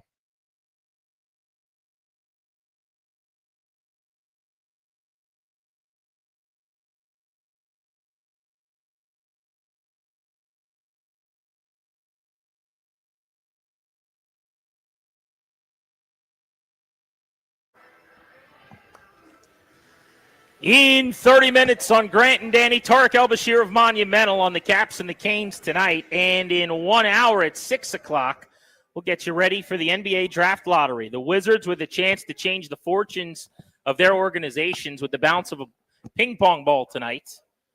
7 o'clock Draft Lottery, so we will have that for you. The developments on the broadcast this evening, I'm sure. John Walton knows the assignment with the DC teams looking out for one another. But we're live at Caddy's in Bethesda. We're going to be here until 6:30 live on the air, and then we've got our Caps Watch tonight with listeners. By the way, the recent draft lotteries for DC have actually gone very well, if I could say that. The Nationals hit the number 1 spot in the lottery. That's right. A year ago, and they will have the number 1 overall pick this summer in July at the All-Star festivities in Atlanta. So the draft is coming up in a couple of months, and they have won one when they weren't even supposed to. You've got the Wizards, who people forget this, but they were 1 ping pong ball away from getting the number 1 overall pick in Victor Wembanyama. Like, I forget the number of numbers they had to get. 6 out of 11. So there are 4 numbers that are drawn. 6 of the 11 remaining possibilities had the Wizards with the number 1 overall pick. Over a 50% chance at that point to come all the way up the board. And it didn't end up working out for them. But if there's such a thing as almost hitting the lottery, they did in a way that was not expected. And then I go back the year before with the Nationals, if you remember. The stupid baseball rules, and they are dumb, call for if you pick in the top 6 in a year, that the following year you can't pick in the top 10 or something like that. There's some different machinations to it. But the Nats couldn't pick ahead of 10, and for whatever reason, they're still a part of the lottery. And so they do the lottery, and they pull the number 1 pick as the Nationals. And they weren't supposed to win the lottery, but they did. And they said, well, you can't win the lottery. We got to pull it again for the number 1 pick. And they pull it again, and the Nationals won it a second time. And they're like, what in the heck is going on You here? especially can't win it. So the Nats, luckiest team in the world apparently, have basically won the last 3 drawings for the number 1 pick in Major League Baseball. So maybe the good juice carries over tonight. It's time. I could use some of that here to counteract the whatever the worst pick possible is, and that's 9 Denny Avdia. That's 9 Rui Hachimura. That's 10 Johnny Davis when they fell back as far as they could possibly fall in multiple lotteries in a row, and then the close miss in 2023. Let's talk NFL football, a TV show about quarterbacks, yeah? Derek Carr is one of the characters in that show who will no longer be a part of the filmings. He has retired 10 games this past season, dealt with injuries with the New Orleans Saints. In 2024, Derek Carr saying so long over the weekend, put out a nice statement, informed the Saints that he was done. 34 years old, a 4-time Pro Bowler, had a really impressive career, frankly, when you look at where he was drafted. In the second round, very solid 36 overall, played for a decade 11 seasons, threw for over 40,000 yards. Derek Carr, I always thought was one of those guys a little bit like Kirk Cousins, who gets disrespected because he's not in the cool kids club. If you don't run a 4.2, if you're not a dual threat, if you're not running all over the place and getting on SportsCenter highlights with your feet, if you just stand in the pocket and make throws and decisively determine things pre-snap and know where to get the ball to and do everything quickly and process, there's no real like obvious skill in that because people can't see it. They're these like intangible cool things about the quarterback position. But Carr, who had his limitations clearly, 6'3", 215, was never a guy you were probably going to win a Super Bowl with. A very, very good career hanging it up with the Saints. Yeah, he been in a pretty damn long way and was very solid for a long time. So it was interesting. I've always thought he was appropriately rated as kind of a back-end, perfectly fine starter with some pretty prolific years in there. Had a 4,800-yard season to his credit. The 1 year that they were excellent. Talking about the Raiders forever ago, they were 12-3. He had a 28-6 touchdown to Pickles ratio, probably the best overall season of his career for a Raiders team. It was probably a paper tiger, but still, that's the best year they've had in some time. But yeah, I mean, it was never sexy. It wasn't prolific. You wouldn't see some of those gaudy numbers, even as the league was trending in that direction for a lot of times. But a great teammate, solid leader. I mean, you had Devontae Adams. Now I know they played together in college, but still leaving a great situation to be like, yeah, I want to go play with my guy Derek Carr. Right, guys want to go play with this dude who's tough as nails. You never question that. I mean, here's the thing: this is very Strasburgian. He could have absolutely just said, "I'm going to try to play," even though everybody knows he probably can't. I mean, with the shoulder and everything, you hang out, you rehab, you talk to the young kid, you make $30 million. I mean, give or take with the dumb NFL rules, but you know what I mean. And instead, he's just going to get this whatever roster guarantee it was, $10 million. The Saints aren't going to get that back, and he's walking away from tens of millions of dollars because of integrity, because he doesn't really want to be a drain or distraction or whatever. I find that commendable, to be honest with you. So he's somebody that is entitled to it. I mean, they signed the contract too. He could have just shown up and earned his $30 million just to raise your shoulder 10 times a day with very lightweight as he's rehabilitating, but didn't feel like going through that and walking off into the sunset. Pretty solid career. The Saints all of a sudden now have a quarterback competition to run. Tyler Shuck, who they drafted in the second round this year, becomes the guy who fell into the best situation in football. And Spencer Rattler, who they drafted in the fifth round 1 year ago, played in the second half against Washington in that December game with the Commanders and the Saints in New Orleans and actually played pretty well. But otherwise, it's been a real struggle for him. Jake Hayner, who started that game and played terribly, the 23 fourth-round pick, is still there. Those will be the three quarterbacks, presumably. So the question becomes, what do the Saints do? Like, I would not think about going and getting a veteran to start to try to be better than I am because I'm a bad team. First year with a new head coach, Kellen Moore. I could bottom out, go 5-12, 4-13, and maybe pick first. And maybe that's Arch Manning. And by the way, what a marketing opportunity that would be. How about that, Archie right? Manning's Mr. New Orleans and Mr. Saint, clearly. To me, that's the easiest decision in the world, but that's not how they think. Teams don't think that way. Well, especially not the Saints. No team has been more spin your tires, stuck in neutral than the Saints with Mickey Loomis. They're always that 7-10 team trying to get to 9-8. And it is hard in that division, I will say, to convince yourself that you don't have a shot because it's not a particularly good division. Yeah, that's true. You got the Falcons starting effectively a rookie quarterback this year. You've got the Bucs with Baker Mayfield another year, another coordinator, another play caller. They're 10-win good. They're probably not 12-win good.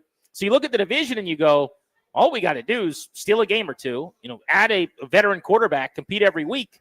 We could win the South at 9-8, 10-7. And so that's how they think. I just hope that they stop doing that this year, but I'm not convinced that they will. I would not be surprised if they didn't make some phone calls and try to make a trade. Yeah, they at some point need to pay the piper. And they, a number of bad contracts, a number of bad deals, a number of trying to mortgage the future, giving away some things. They are in one of those kind of gross spots, where it's like a lot of the guys are past their prime. You're not really getting the same production out of some of the stars that had you at the top of, as you said, of a mediocre division. So this would be a great year with Carr walking away to just go with one of the kids, get your teeth kicked in, reset, and then kind of rebuild this thing and start anew. But I think you said it very well. Teams don't think that way in general in the NFL. Because the incentive is to go from worse to okay very, very quickly. And in that division, okay a lot of times wins it. I think Tampa's better than that, to be honest with you. But still, it's not as if Tampa's a 13-win buzzsaw. They haven't done that in since Tom Brady was there a handful of years ago. I think that's why teams do what they do. Like the Saints go get Carr, pay him $100 million. The Falcons go get Cousins coming off of Achilles, pay him $100 million. Is because you just feel like it's winnable. The question is when you get to the playoffs, what do you do then? But understandably, to some extent, I think teams decide in the NFL, we just got to get into the dance. We've seen so many of those wild card runs, the Giants and other teams over the years where just get there, win a couple of playoff games, see what Washington did. They did it with a spectacular quarterback as a rookie last year in Jaden Daniels, but it happens all the time. So, prediction. The Saints, week 1 starting quarterback this year, Tyler Shuck, Spencer Rattler, or veteran who's not on the roster? Spencer Rattler. I think it's the first crack at it. Then they're going to go Shuck. So he would be my third answer. And you could be right, but I would start Shuck over him because I think Rattler. I certainly would too. Yeah. But you're saying they won't. Right, I'm saying they won't. Okay. I would not do a Spencer Rattler thing. Okay. There'd be 0.0 times where Spencer Rattler plays for me. So Rattler stinks. I would imagine Shuck would beat him out if it's up to those two. I actually think he's super talented and actually a nice little pick. He's older and he has an injury history. That's why he was available in the second round. He gets hurt all the time. If he's healthy, I think he would beat out Spencer Rattler pretty easily. But I'm going to say guy not on the roster. Maybe it's they do a veteran victor situation. Yeah. Somebody gets cut in training camp. One of these veterans, one of the 7 guys on the Browns. I could see that. Or you just trade for a backup. It's not Marcus Mariota here, but Sam a guy like that who's been a starter before. And he can't do that. He's already been traded. Oh, that's true. That's right. Sam Howell's on the Vikings now. But you trade for someone who's a starting caliber backup that gets a chance here in New Orleans that they wouldn't have otherwise. But that'll be my prediction. All right, let's talk QBs and stay in potentially the NFC with the Vikings. I guess it could also be the AFC with the Steelers. Aaron Rodgers. What is going to happen with Rodgers? So here's my understanding of where we're at on this as of this weekend. The Steelers are still awaiting word from Rodgers. I saw a guy who hosts Afternoon Drive on our sister station in Pittsburgh reported over the weekend, junkie style here, like knows someone who knows someone who's what was the one where like the buddy's roommate that EB had? Remember that? Yeah. Right? So his kid's buddy's roommate knew at Arizona State knew something. Right.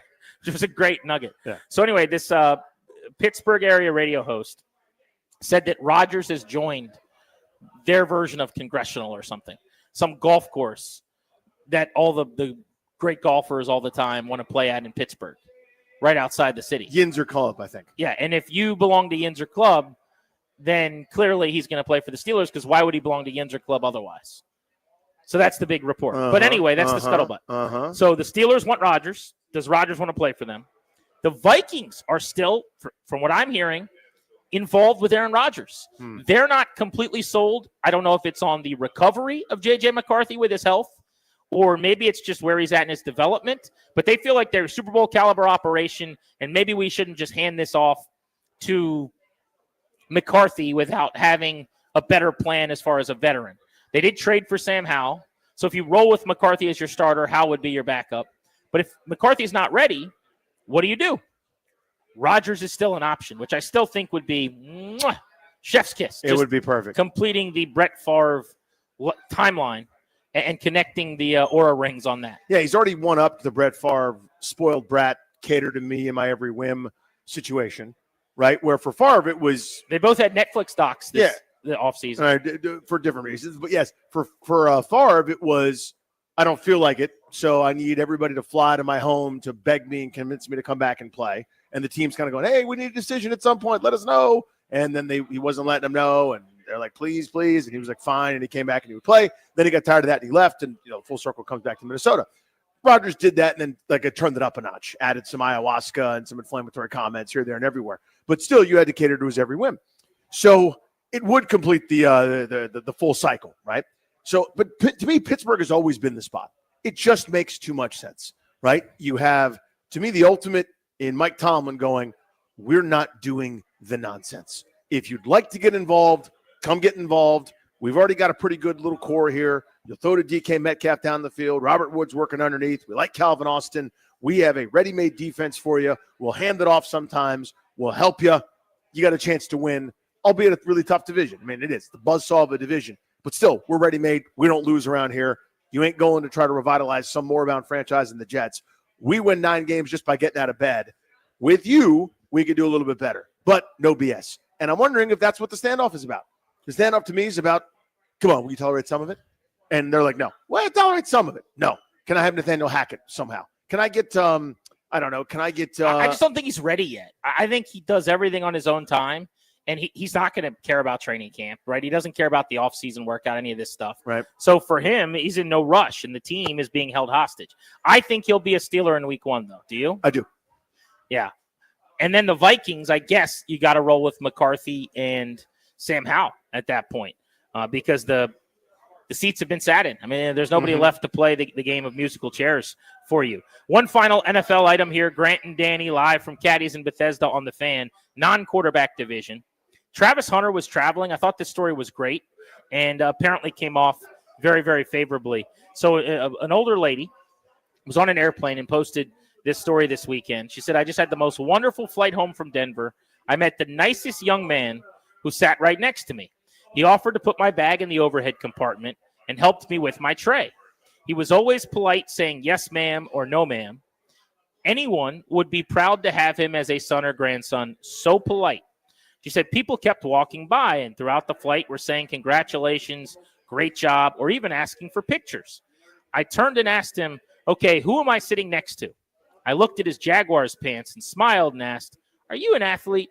He smiled and said, I'm Travis. Yes, I was drafted by the Jaguars. I already told my sons I want his jersey. He's so humble and down to earth. I would have never guessed he was a professional athlete. Jacksonville Jaguars, you did good. I will be buying tickets. United Airlines, thank you for my seat assignment. What a cool story. And then I love that. I mean, you always hear all this stuff about these athletes who are getting DUIs or whatever else. So when something like this comes out, I like to mention it on the air. But I keep hearing so many good things about the kid that Travis Hunter is. Yeah, I also like that. I never would have guessed. You wouldn't have guessed at all. The chiseled 6'3" guy.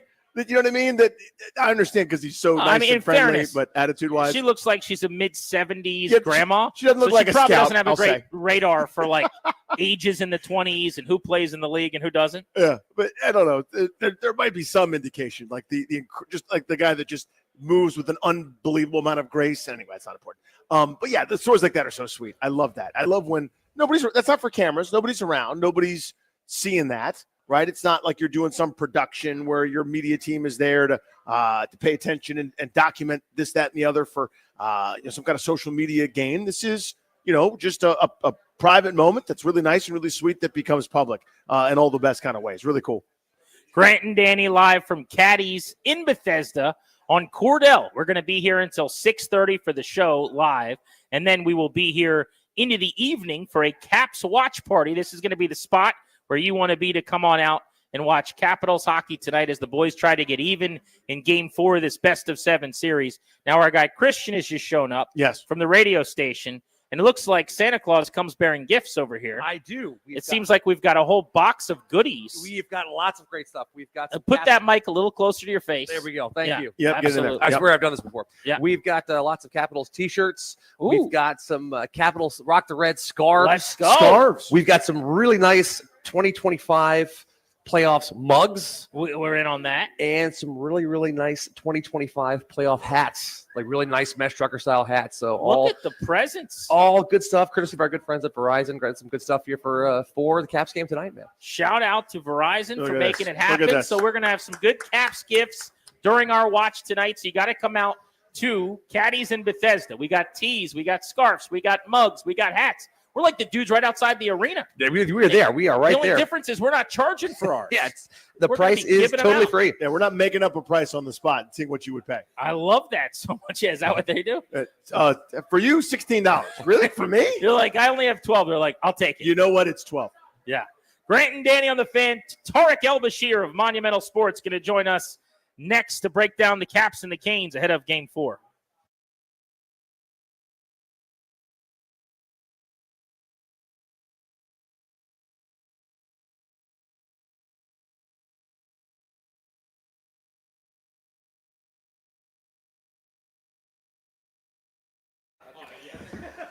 Hey, what's up? It's GP. FanDuel's the best place to find all your favorite player props, and now you can make the smarter play with new performance trends. If you want to see if a guy is hitting the over consistently, or maybe if they've been flirting with a potential triple-double, get the latest stats right inside the app and see who's heating up. Once the game starts, that's when things get interesting. You can combine live prop bets into a same-game parlay for a chance to win big. If you don't already have FanDuel, it's now the time. It's not too late. Get in on the action. You're going to get started with $200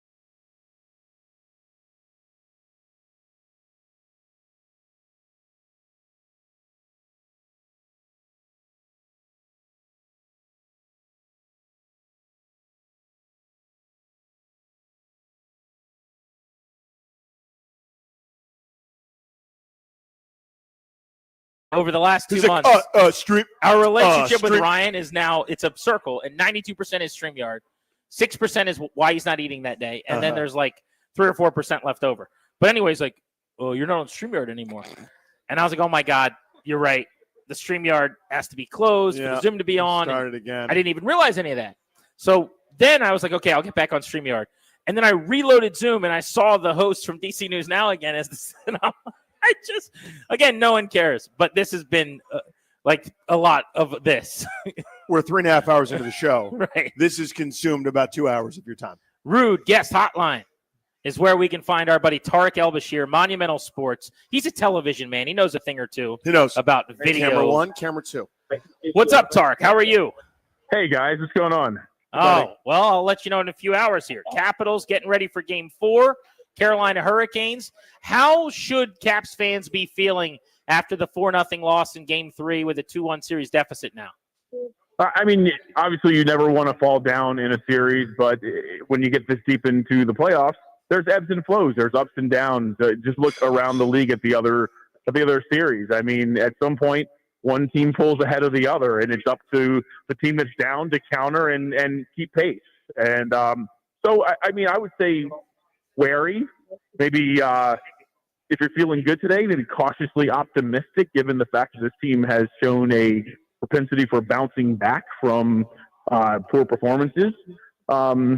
But yeah, I mean, you clearly cannot go down 3-1. And What's got to change? What's got to be different here from the 2 games that they've lost, most specifically the one Saturday night, because you're playing there in Raleigh again? Yeah, I would say offense has to get going for this team. I mean, this is the most obvious thing that's ever been said on your show, but you can't win if you don't score goals, right? And 21 shots on net ain't it. They have to find a way to generate more. In the first series against Montreal, some of the heavy hitters really led the way. Dylan Strome was hot. Alex Ovechkin had 4 goals. Jacob Chikrin had some offense. That hasn't happened in this series. Those guys need to get going, but in general, they have to direct more pucks at the Carolina net. Right now, they are ranked 13th in shots on goal out of 16 playoff teams. They are dead last in shot attempts on goal out of 16 playoff teams. That's just not going to get it done at this stage of the postseason. Tarek El-Bashir of Monumental and Grant and Danny. I was annoyed watching the broadcast the first couple of games against ESPN, or not against ESPN, although it felt like it at times. But their shot attempts obsession annoyed me. And I am all for puck possession as an important metric, and shot attempts are obviously part of that. But what the Capitals have long kind of philosophically decided is it's quality over quantity. They'll make the extra pass to get a goaltender moving. The Hurricanes are the opposite of that. My question, though, to you is, like, pretty clearly, I guess there's a happy medium, right? Where after the 1-1 series through 2, I saw Hurricanes media members saying, the high shots aren't helping. They're not good shots. Logan Thompson looks comfortable. They're making him look like he's going to win the Vezina or whatever. They were annoyed, and they had all the shots. And for the Caps, we're going, they got to shoot more. Like, what is the answer there? It certainly is a contrast in styles, right? I mean, if you've been watching the Capitals for the last decade, you're exactly right. They would like to make the extra pass and hunt for the perfect scoring opportunity, which is why typically they rank towards the bottom in terms of shot attempts and even shots on goal.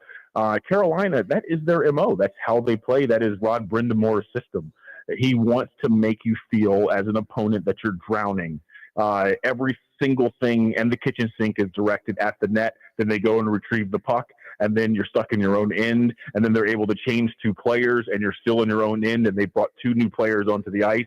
They direct another puck at the net. It goes into the corner. It's now retrieved. You've been out there for a minute, 30 seconds, and it keeps going until you break, until you crack, until you make a turnover that leads to a goal against.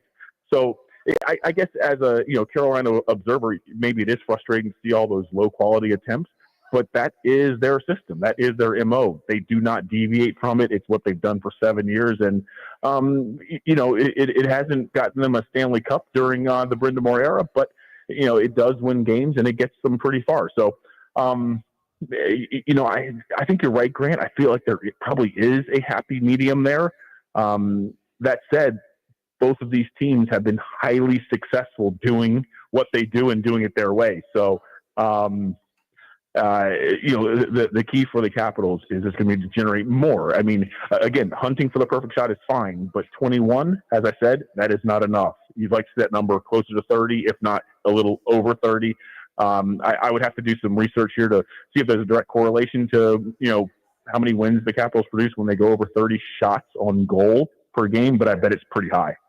Tarek Albuquerque with us here on G&D. So I guess I'm somewhere in the middle. Like, the thing that I care about when it comes to Carolina is less about flipping pucks at the net, although I'm very much in favor of that, especially when you can create some traffic and the like. But it's the relentless, no one has any space or time to breathe when they're playing their game.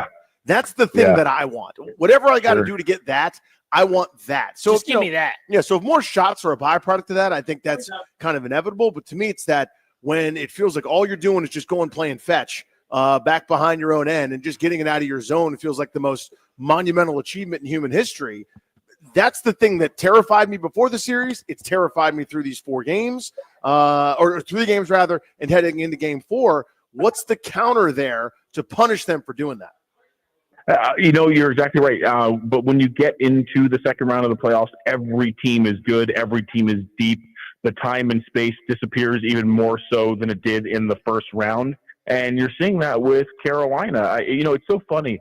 Sometimes when you're watching a game and, a fan will stop me at practice or someone else and go, hey, why were they so good on Monday against this opponent, but not so good on Wednesday against that opponent? Well, the difference is Wednesday's opponent was not just structurally better, they had better hockey players. And when you are facing teams that have deeper rosters and better players, they are going to be on top of you a lot more than teams that don't.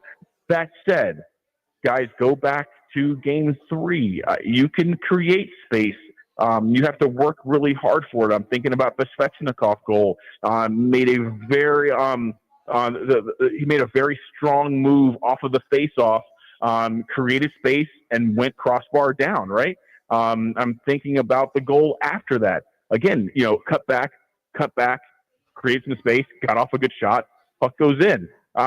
You are able to do it. It's not like the space can't be found. You just have to work really hard to find it. Ryan Leonard's going to get back into the lineup, it looks like, for the Capitals. Their rookie from Boston College. Looks like it. Is there any thought to moving him up? And I know that sounds crazy because he hasn't produced. He's got the 1 empty net goal and a secondary assist over 15 games or whatever. But to me, he's kind of wasted on that third line. Like, the beauty of him is the speed, the skating, how hard he plays. Why not give him a chance to actually be an offensive impact player on the top 6 or something? Just seems like on the third line, it doesn't work for the line or him. Grant, I think myself and a lot of people who are covering the series are going to be watching warm-ups very closely here in a little bit. We do think there's going to be some changes inside the top 6. I don't know if that includes Ryan Leonard. I feel you. I hear what you're saying. The speed, the skill, the fact that he's able to create and make things happen for himself would seem to lend. His game seems to be of the type that could be good in that top 6. That said, I just don't know if you want to give him too much too soon, if you know what I mean. Sure. Especially on the road. But I do think we are going to see lines look a little bit different than they did the last game. Tarek, power play. I liked what I saw these all run together. This was game 2 when Carlson had the game-winning goal where he kind of crept back door because the entire arena was looking where Alex Ovechkin was and was going, et cetera. What else might we expect to see? This Hurricanes penalty kill is fantastic, or at least it had been. Any other kind of tweaks or ideas here to try to take advantage of those premium ops? Yeah, they're going to have to do something with the special teams because, at the start of the series, we talked about how special teams just play such a massive role in determining the outcome of series, right? You don't get many power plays, but when you get one, you have to make the most of it. Let's say you get 2, 2.5, 3 a game. You really need to score one of them. And if your opponent is getting 2, 2.5, 3, you got to make sure you kill them off. Right now, Carolina has the best percentage on the power play in the playoffs. Their penalty kill is the best penalty kill in the playoffs. The Capitals right now, they're way towards the bottom in both areas. At this late stage of the season, are they going to make wholesale changes to the X's and O's? I don't think so. I think one thing that makes this unit dangerous when it is clicking is motion, when they are able to get guys moving around and they are crisp and their passes are tape to tape. They have the shooters that can cash in. It just has not been working. And again, getting back to something I said a few minutes ago, when you're playing a quality opponent with quality hockey players out there that has a quality system like the Hurricanes do on that penalty kill, their penalty kill has been great all year. It makes your PP look sometimes substandard. What is your prediction for tonight? I'll tell you, at the risk of sounding like a homer, I'll tell you the Capitals are one of the best teams that I've ever covered. This current group of players, of parking bad losses, of having short memories, of having a low pulse rate under pressure. And they've bounced back time and again this season. I mean, I believe they led the league or were close to leading the league and come from behind victories in the regular season. They did it against Montreal. They do not get flustered. I think the team that scores the first goal tonight, however, is going to win. I'm not saying that you live in Springfield or married to Marge, work in a nuclear power plant, and have children Bart, Lisa, and Maggie, but I like to take. I appreciate you, Tarek. Thank you, buddy. Anytime, guys.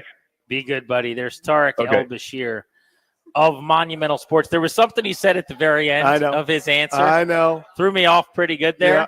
I did what I could to get my next question out You without did it. cracking up. You did just good. Something substandard? Yeah. Anything? Yeah. Nothing? No? Okay. We've all been accused at one time or another. Oh, haven't we? Yeah. Oh, boy, haven't we? Yeah. There are times where you get caught off guard. Is that it? Hopefully, you don't hear that very often. No, that's. You don't want your power play to look substandard. You don't want those kinds of questions in that circumstance. Or any. Playoff coverage brought to you by Ace Trim Carpentry. For over 25 years, Ace Trim has been a trusted trade partner for new home builders in the DMV. Specializing in full-service interior trim carpentry. Keep it together. Handling everything from supply to installation. Turnkey and hassle-free. Contact acetrim.com today. Ace Trim, the home builder's trade partner. With Danny Rouillet, I'm Grant Polson. This is The Fan.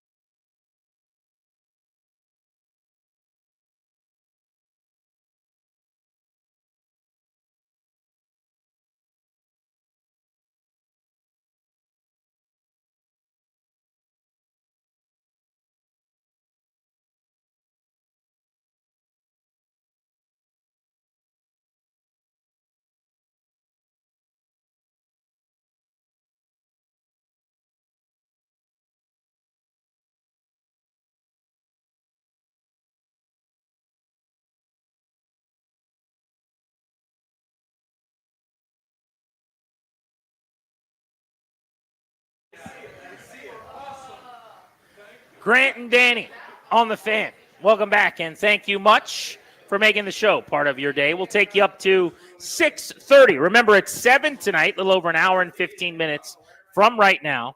The Wizards draft lottery. We're going to find out, do they get the number 1 overall pick and a clear path to Cooper Flag? It's the big question. We will get to the bottom of that coming up at 7. And then just after that, the Caps are dropping the puck. You just heard from Tarek El-Bashir. We've also talked to Allan May today. Game 4, biggest game of their season. They're trying to get even in this best of 7 series. Danny, other stories coming out of DC Sports today. The Commanders, we know of one of their games. We got one. Week 16, they will be hosting the Philadelphia Eagles in what appears to be a Saturday afternoon tilt, part of a Fox doubleheader. The early game at 1 o'clock is going to be the Eagles-Commanders. The late game in the 4:30 window, Packers and the Bears. But Washington, Philly, the home date rematch of the NFC Championship game, home game that the Commanders came back to win last year, they will play on Week 16 on a Saturday. So that's the first set in stone, put it in Sharpie, Commanders scheduled game, a Week 16 Saturday tilt with Philly. Now, that's a day early there after your college football regular season is done, right? So I'm wondering, what does that mean for Christmas week? That's only 5 days away, which would be Thursday. So I'm wondering now, does that set up a potential Christmas Day situation, or if that's too close together, for folks? I think they did something similar this past year. I was trying to rack my brain for how it went, but that seems like what they did that Saturday before, when it ended up being Christmas, they had teams play then so that then they could play on Christmas Day. So that is the big question, right? Is then, do you turn around 5 days later to play a Christmas Day game? Look, I think your chances of playing on Christmas may have gone up, because to your point, if they played the next day on Sunday the 21st, then you're not playing on Christmas Day definitively. The other option would be to have teams from the Thursday slate that week play on Christmas the following 5 days later, right? So what day of the week is the 25th this year? So the 25th, I believe, is a Thursday. So I'm trying to look all this up real quick. So the teams that played the week before on kind of a weird day on Saturday. Yeah, so here are your Christmas Day games from this past year. Kansas City, Pittsburgh, Baltimore, Houston. Here's who played the Saturday the day before. Kansas City, Houston, Baltimore, Pittsburgh. Those 4 teams, and then they mix and match, and then they played on Christmas. So this looks like a real nod toward the Commanders possibly having a Christmas Day game. That feels a little Christmas. Based on being home against the Eagles, I guess it's possible it would be a road Christmas Day game. Now, they could go back-to-back at home the 20th and the 25th, but just workshopping the numbers here. We know one of their road games, the Dolphins, is likely to be in Madrid in mid-November, and then you'd have a home game 5 days earlier. The Christmas Day game at home would stink, but would still be better than a Christmas Day game on the road, because there's no traveling element to it, right? You open your presents, you do whatever you got to do around the house in the morning, and then you get maybe an afternoon Christmas Day game. Not nearly as big a deal as, think about all the journalists and the reporters and stuff that would have to fly out on Christmas Eve and miss Christmas morning with their families probably. That would be terrible. So I'm trying to figure out here where some of these games were for teams traveling. I think Kansas City had 1 home game, 1 road game, and I think Baltimore had 1 home game, 1 road game. Yeah, I mean, I think they mixed and matched in there. So if you're part of the group of 4 that played, there's 1 year of precedent, so it could be very different, right? I mean, it's not like you got a lot of years of sample. Right, again, doing my totally. Put my detective hat on here. I'm doing my Columbo bit. I'm asking questions. So I think if you're part of that group of 4, you probably end up with 1 home, 1 road on that really short week. Now, last year was even shorter. The Saturday was the 21st. Wednesday was the 25th. This year, Saturday falls on the 20th. Then the 25th is on a Thursday, if that makes any sense. So it's an extra day than these teams got last year. But they weren't afraid to have them turn around that quick. It was the 21st to the 25th. Yeah, I'm leaning now, seeing that they play on that Saturday to Christmas Day. Because, as you said, I don't know that it would be the exact same, but the 4 teams from the Saturday before, just with the other matchup, it's like the team you didn't play last time, you're now playing on Christmas Day. It's an easy way to do the schedule. They could absolutely do it again. And those are 4 marquee teams. If you had, okay, here's the next question. Does Washington play both of the other 2 teams this season? So it's the Packers. No, sorry. It was the Bears, and who are they playing in the other window? Bears, Packers. Washington, it was Eagles, Commanders, and Bears, Packers? Yes, Eagles, Commanders, Bears, Packers. Okay. And Washington plays all those They teams. play both of them. So, yeah. So maybe we're lining up for Christmas Day. I've been saying all along, I'd much rather play on Thanksgiving than Christmas. Christmas, to me, I don't want to get into that old routine. Okay, so the Bears are at home. Okay, in that Landover, in that Saturday matchup. So they'd be at Lambeau on Christmas Day. So hear me out, okay? The Bears are at home in that doubleheader that we're talking about on the 20th. So if everybody gets one home and one road, the road opponent that's on this list is the Packers. Right. Packers Christmas Day. At Lambeau. At Lambeau. I could see the league wanting to do that. I wonder if this made Kevin Sheehan's mock schedule. Well, it might now, I think. It's so, hold on, let me say this. They're going to Lambeau on the 25th. Quick turnaround, but they're going to want that marquee. Let me say this, Denton. Yeah, that's what it smells like to me. Totally agree. Doing the math. I think we're on to something here. Look at us with our the little detective glasses Let's on. predict wins and losses next and do the Junkies bit. I'm in. All right, so we got our mock schedule coming out. Now, you're not going to make them play on Thanksgiving and on Christmas. But I have thought because they have Jaden Daniels and they're the it team, they're going to be playing on one of the two. Yeah, I think they're already doing Madrid. I mean, people are now sort of like, I think there's a report that even like mentions it for the Dolphins. Like, I think that's happening. So we're doing that showcase. I told you, when I reached out to people about that, they said, we can't confirm anything. We don't really know anything definitively, but certainly seems like that could be the thing. Dan Quinn gave an answer in Spanish when asked about. Yeah, that's a good point. He had do we think he speaks Espanol, or do we think he looked up how to say no comment? He looked it up. Like when the Junkies were like, what do you think about Jaden Daniels? He was like, the greatest thing ever that's coming here. Right. So maybe not that great a poker face for old DQ. Grant and Danny on the Fan, taking you up to 6:30. We got our cap to score a goal draft. We'll get you our Nats leadoff ahead of their first game against the Braves in a new series tonight, and set the table for the Wizards in the draft lottery this evening. As soon as we return, we'll be giving away tickets to the DC Defenders. They're coming home the best team in the UFL at 5-2 for a tilt at Audi Field on Sunday afternoon. I'll be there with my little guy. I think it's a noon kickoff, which is family friendly this weekend. We'll be giving away those tickets next on the Fan.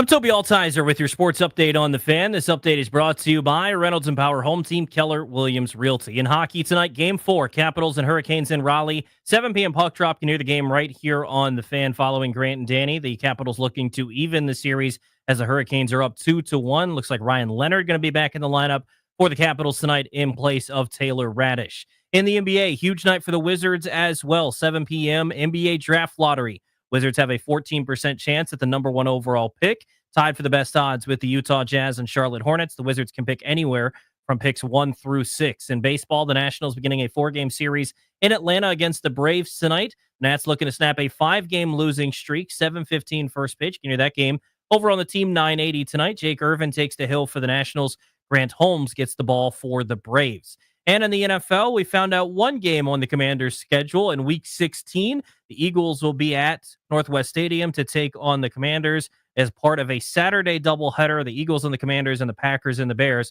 will be on Saturday, December 20th, which could set up a potential matchup for one of those teams with the Commanders on Christmas Day. Want to hear the fastest way to know what your home would sell for? Reach out to Empower Home Team. Simply text your address to 800-763-3000. No phone call. Just text your address to 800-763-3000. That's 800-763-3000. From the Crop Metcalf 5-Star Sports Desk, I'm Toby Altizer on the Fan.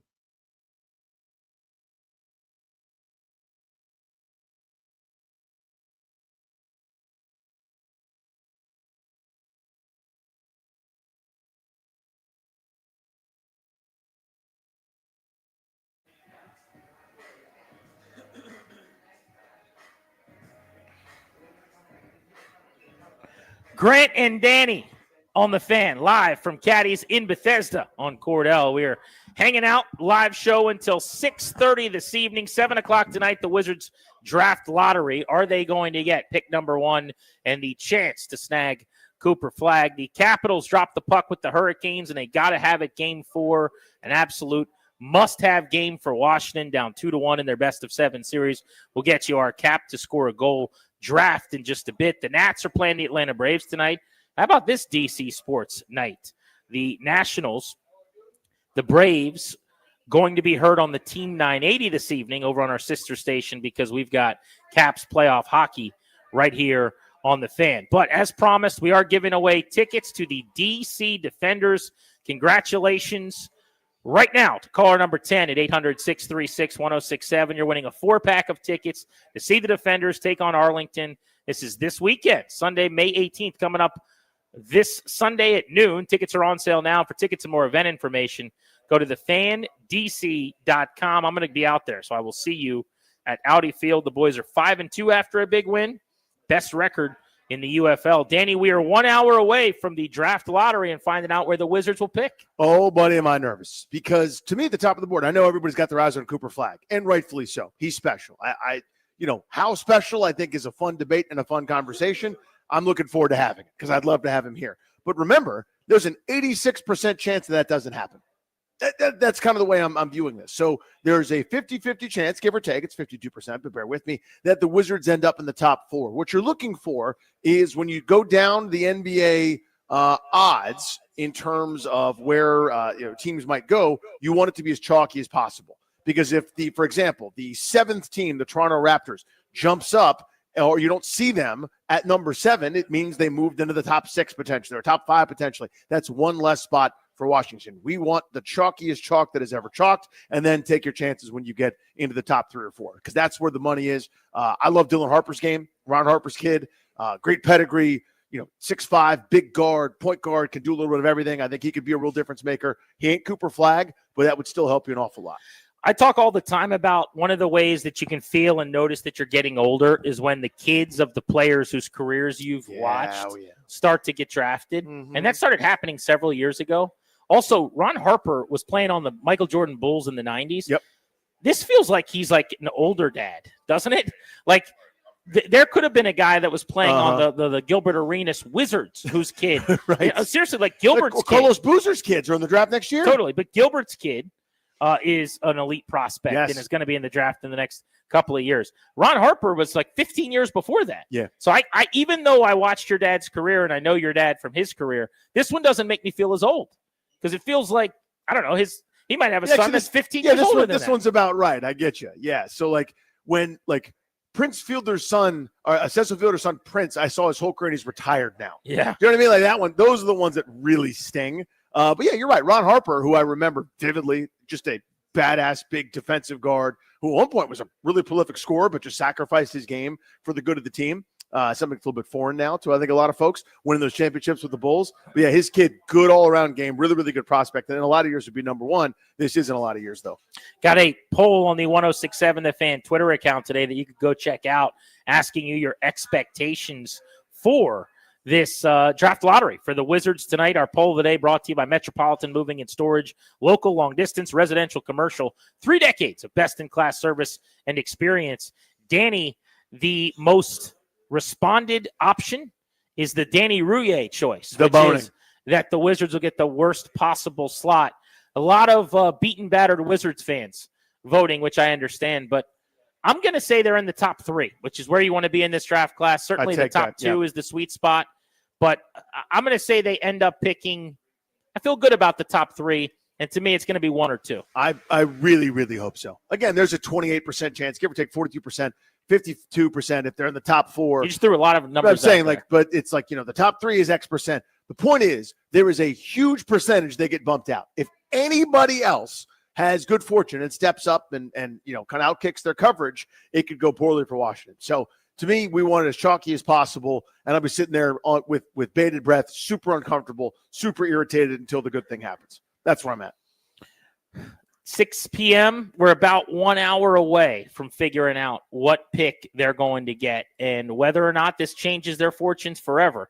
A Cooper Flag number 1 selection would make them relevant for the first time in years. Right away. Since the Beal-Wall tandem and John jumping on the scorer's table and them taking the Celtics to Game 7 on the precipice of the Eastern Conference Finals, winning the lottery tonight, for me, would be the best day in the York since anything that happened when Wall jumped up on the scorer's table. I agree. It's been I almost don't even 10 think years. it's that close. Yeah, I mean, the clearing of the deck, the things that I was happy about, moving on finally from Ernie Grunfeld, and then his consigliere, Tommy Shepard, who I like personally an awful lot, by the way, but just don't think he was a great executive. But I think he was also a hamstringer, kind of operating under incorrect orders. I think this ownership group now has finally realized that this is the way, Mandalorian style. This is how you do it. You hire really smart, talented, creative people. You've got to make this a destination.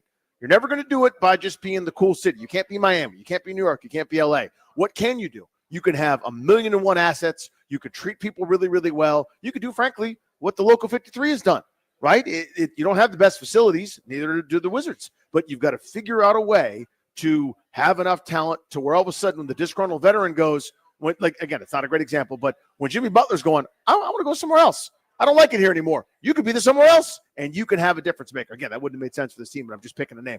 You think of the next star that becomes disenchanted with the direction of a franchise. The next time, Luka Doncic is available when he shouldn't be. You could be the team with all the prospects, the draft picks, the assets that you compiled here over the recent years. They are doing that. They're building. They're getting, hopefully, difference-making draft picks on some of their players that they're going to keep. They're stockpiling assets that they might move on from or keep and use. You just need shrewd compilers while you're getting your teeth kicked in. They are doing that, and I'm hoping the first reward is tonight, a precursor to Cooper Flag coming to town. All right, let's give you your Capitals player to lock in on for tonight's game, presented by Baldino's Lock and Key. Today's Capitals player to lock in on, presented by Baldino's. Baldino's Lock and Key, your hometown security team since 1961. I'm gonna give you 2. First, I'm gonna be very lazy. Logan Thompson's got to be back to being really good. He was great early in this series. He's been spectacular for the duration of the playoffs. One of the things I've been saying about the Caps and why I feel good about them, in addition to Carberry being able to make adjustments as the coach of the year, the overall talent on the roster, Thompson is so good that every single night you should be in the game in the third period. And you can even make the case in the 4-0 loss that they were, because it was 2-0 and they were on the power play in the third. But that was his worst game of the playoffs. It was one of his worst games probably in a while, right? right? In the last few weeks. He had that little stretch right before he got hurt where he had cooled off.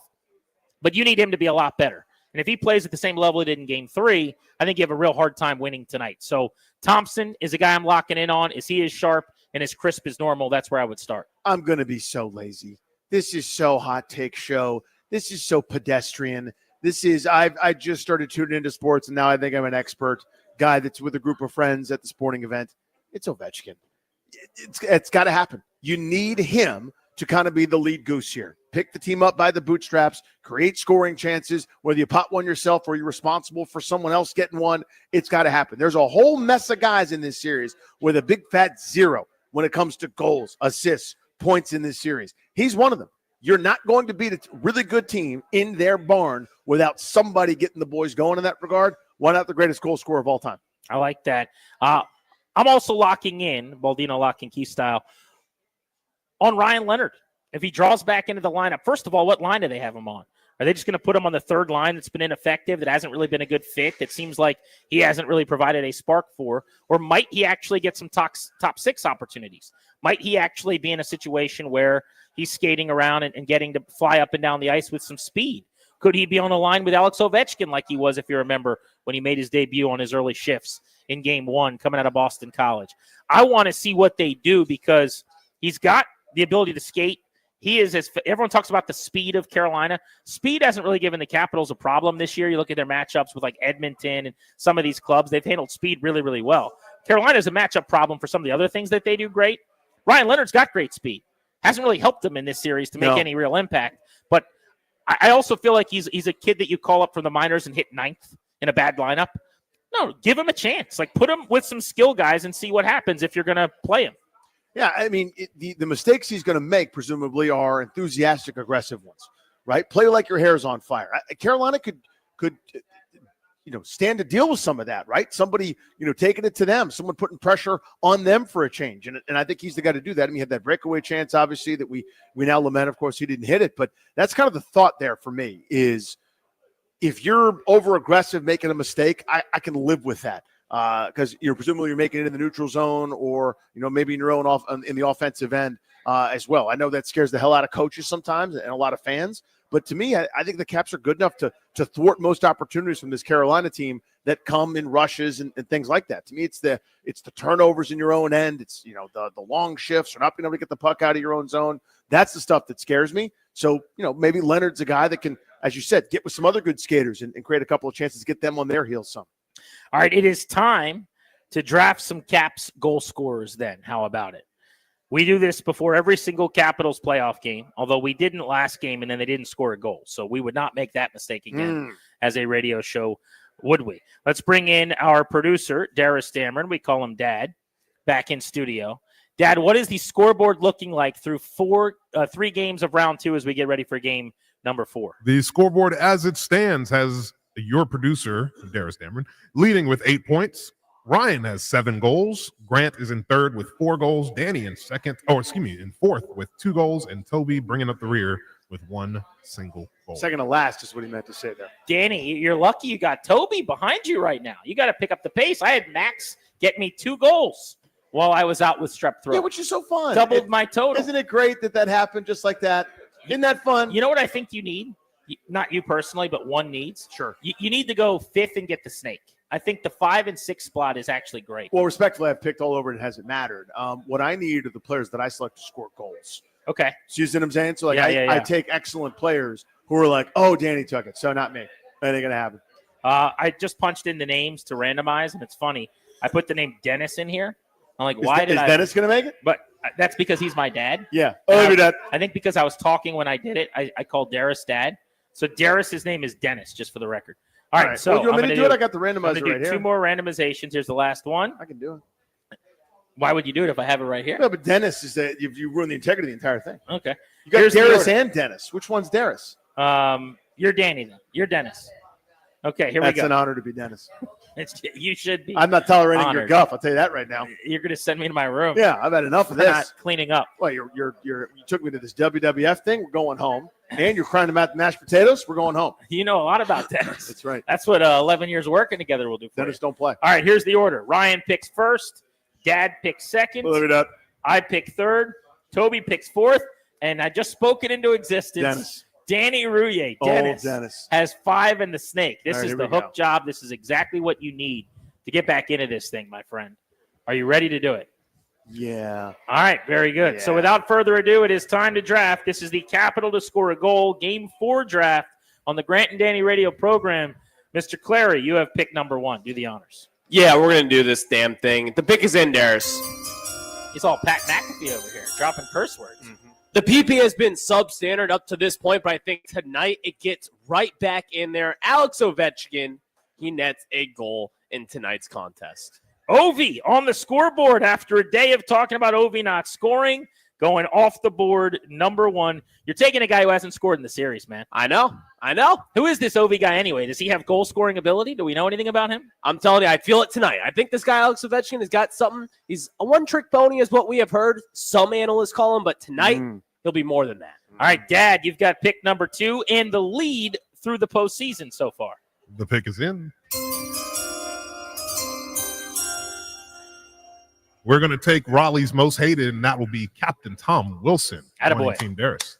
I like that he's Captain Tom Wilson, according to Darius. I'm the captain now. He's just throwing OVC right out the window. He's the captain of Raleigh. Understood. He's certainly going to be the mayor after the ownership deed of Raleigh. Hangs a hattie on them tonight. A lot of hats on the ice, hopefully. That would be silly for you to pull away with a Tom Wilson hat trick. Come on. All right, I've got the 3rd pick. I'm ready to go. You can put him on the board. Yes. Take the kid, Connor McMichael, number 24 in your program, number 1 in your speed chart. I need McMichael, who went bar down in game number 2 in a win, to get me started with a early goal tonight. Gave the boys a 1-0 edge at Capital One Arena, and they got to have it game a couple tilts ago. I will count on him to do the same. Give me Connor McMichael, pick number 3. Toby, you're on the clock. The pick is in, Darius. I'm going to keep picking this guy because that's my dude. Dylan Strome is finally going to score a goal. I hope he does. Chances are, if you're on my team, you're not going to score a goal, but I'm going to pick Stromer anyways. At what point does Toby just say, if I pick someone, they're not going to score, so I can't take the good players. Let me just take all defensemen that don't score. You have walked right into my bit. This is what I'm about to do to help the Capitals tonight. I'm going to sacrifice the goal thing and take the least likely guys to score so that all the good players might actually get goals. Oh, wow. Because what's been happening is I take Ovechkin, and he doesn't have a single point. When I take Jacob Chikrin, and he leaves the game. I take it doesn't matter who I take. And they're like, you know what? Not tonight, boys. I can't do it. That's their monologue. So I was thinking about doing that bit, and you just spoke it. And I am Dennis, after all. Dennis might take his Dennis wouldn't do anything like that. No, Dennis would never. That's not a Dennis thing to do. Dennis wouldn't, just ruin our fun in the segment. He'd do his best. Take his ball and go home. He would do his best. All right, so Toby, you took Stromer. You're not bothered by his 1 point through these 3 games. I'm a little bit bothered, but, it doesn't really matter who I take. They're not going to score. Well said. Yeah. Am I bothering you guys? Bothering you guys? Am I bothering you? Who said it? Nobody? Matt Williams looking for Matt. He said it too. He said it too. He said it to said me. It to Danny Said it to Rouillet. me. Danny interrupted his press conference Said as that the to manager me. of the Nationals, and he said, am I bothering you? It's been enough time. Christian Brissett interrupted the press conference, and I was trying to be quiet, and she kept talking. Anyway. You kind of interrupted the press I didn't. I was walking in like mortified, and anyway. Danny Rouillet, you're up. You got 2 picks back-to-back. Round out round 1 with pick number 5. The first player who will not score, the pick is in. Apologies to Alexi Protas. No goals for you I need tonight. a goal from Protas tonight. No goals for Protas tonight. The second player who will not score, that pick is in too. Not scoring continues for good old Pierre-Luc Dubois. PLD will not be scoring this evening. Apologies to everybody that cares. What happened to your strategy? We kind of like that. You just completely screwed over 2 guys that need to have big games tonight. I know. It's a terrible thing. We're back to Toby. Now, Toby is the only person on the leaderboard with fewer goals than Danny so far in the postseason. So, Toby, who will not be scoring tonight? Give me the Toby curse. We'll take Lars Eller again. The one guy who has scored for me is joining my team, and that is Jacob Chikrin. I need Chicky to come through for me once again. Blast on the power play, perhaps. Little high slot, 97-mile-an-hour fastball to the top of the cage. I like that. Chicky season. All right, I am up. Pick number 3 of the second round. Pick number 8 overall. The pick is in. He was out of the lineup. He's back in the lineup. We're going with a youthful roster at this point. How about little kid Leno? Tickle some twine, huh? Little kid Leno wearing number 9. Let's light the lamp. Let's get a little something going here. You watched a game. You saw Taylor Radish play in your stead. You know what it's like to be benched now.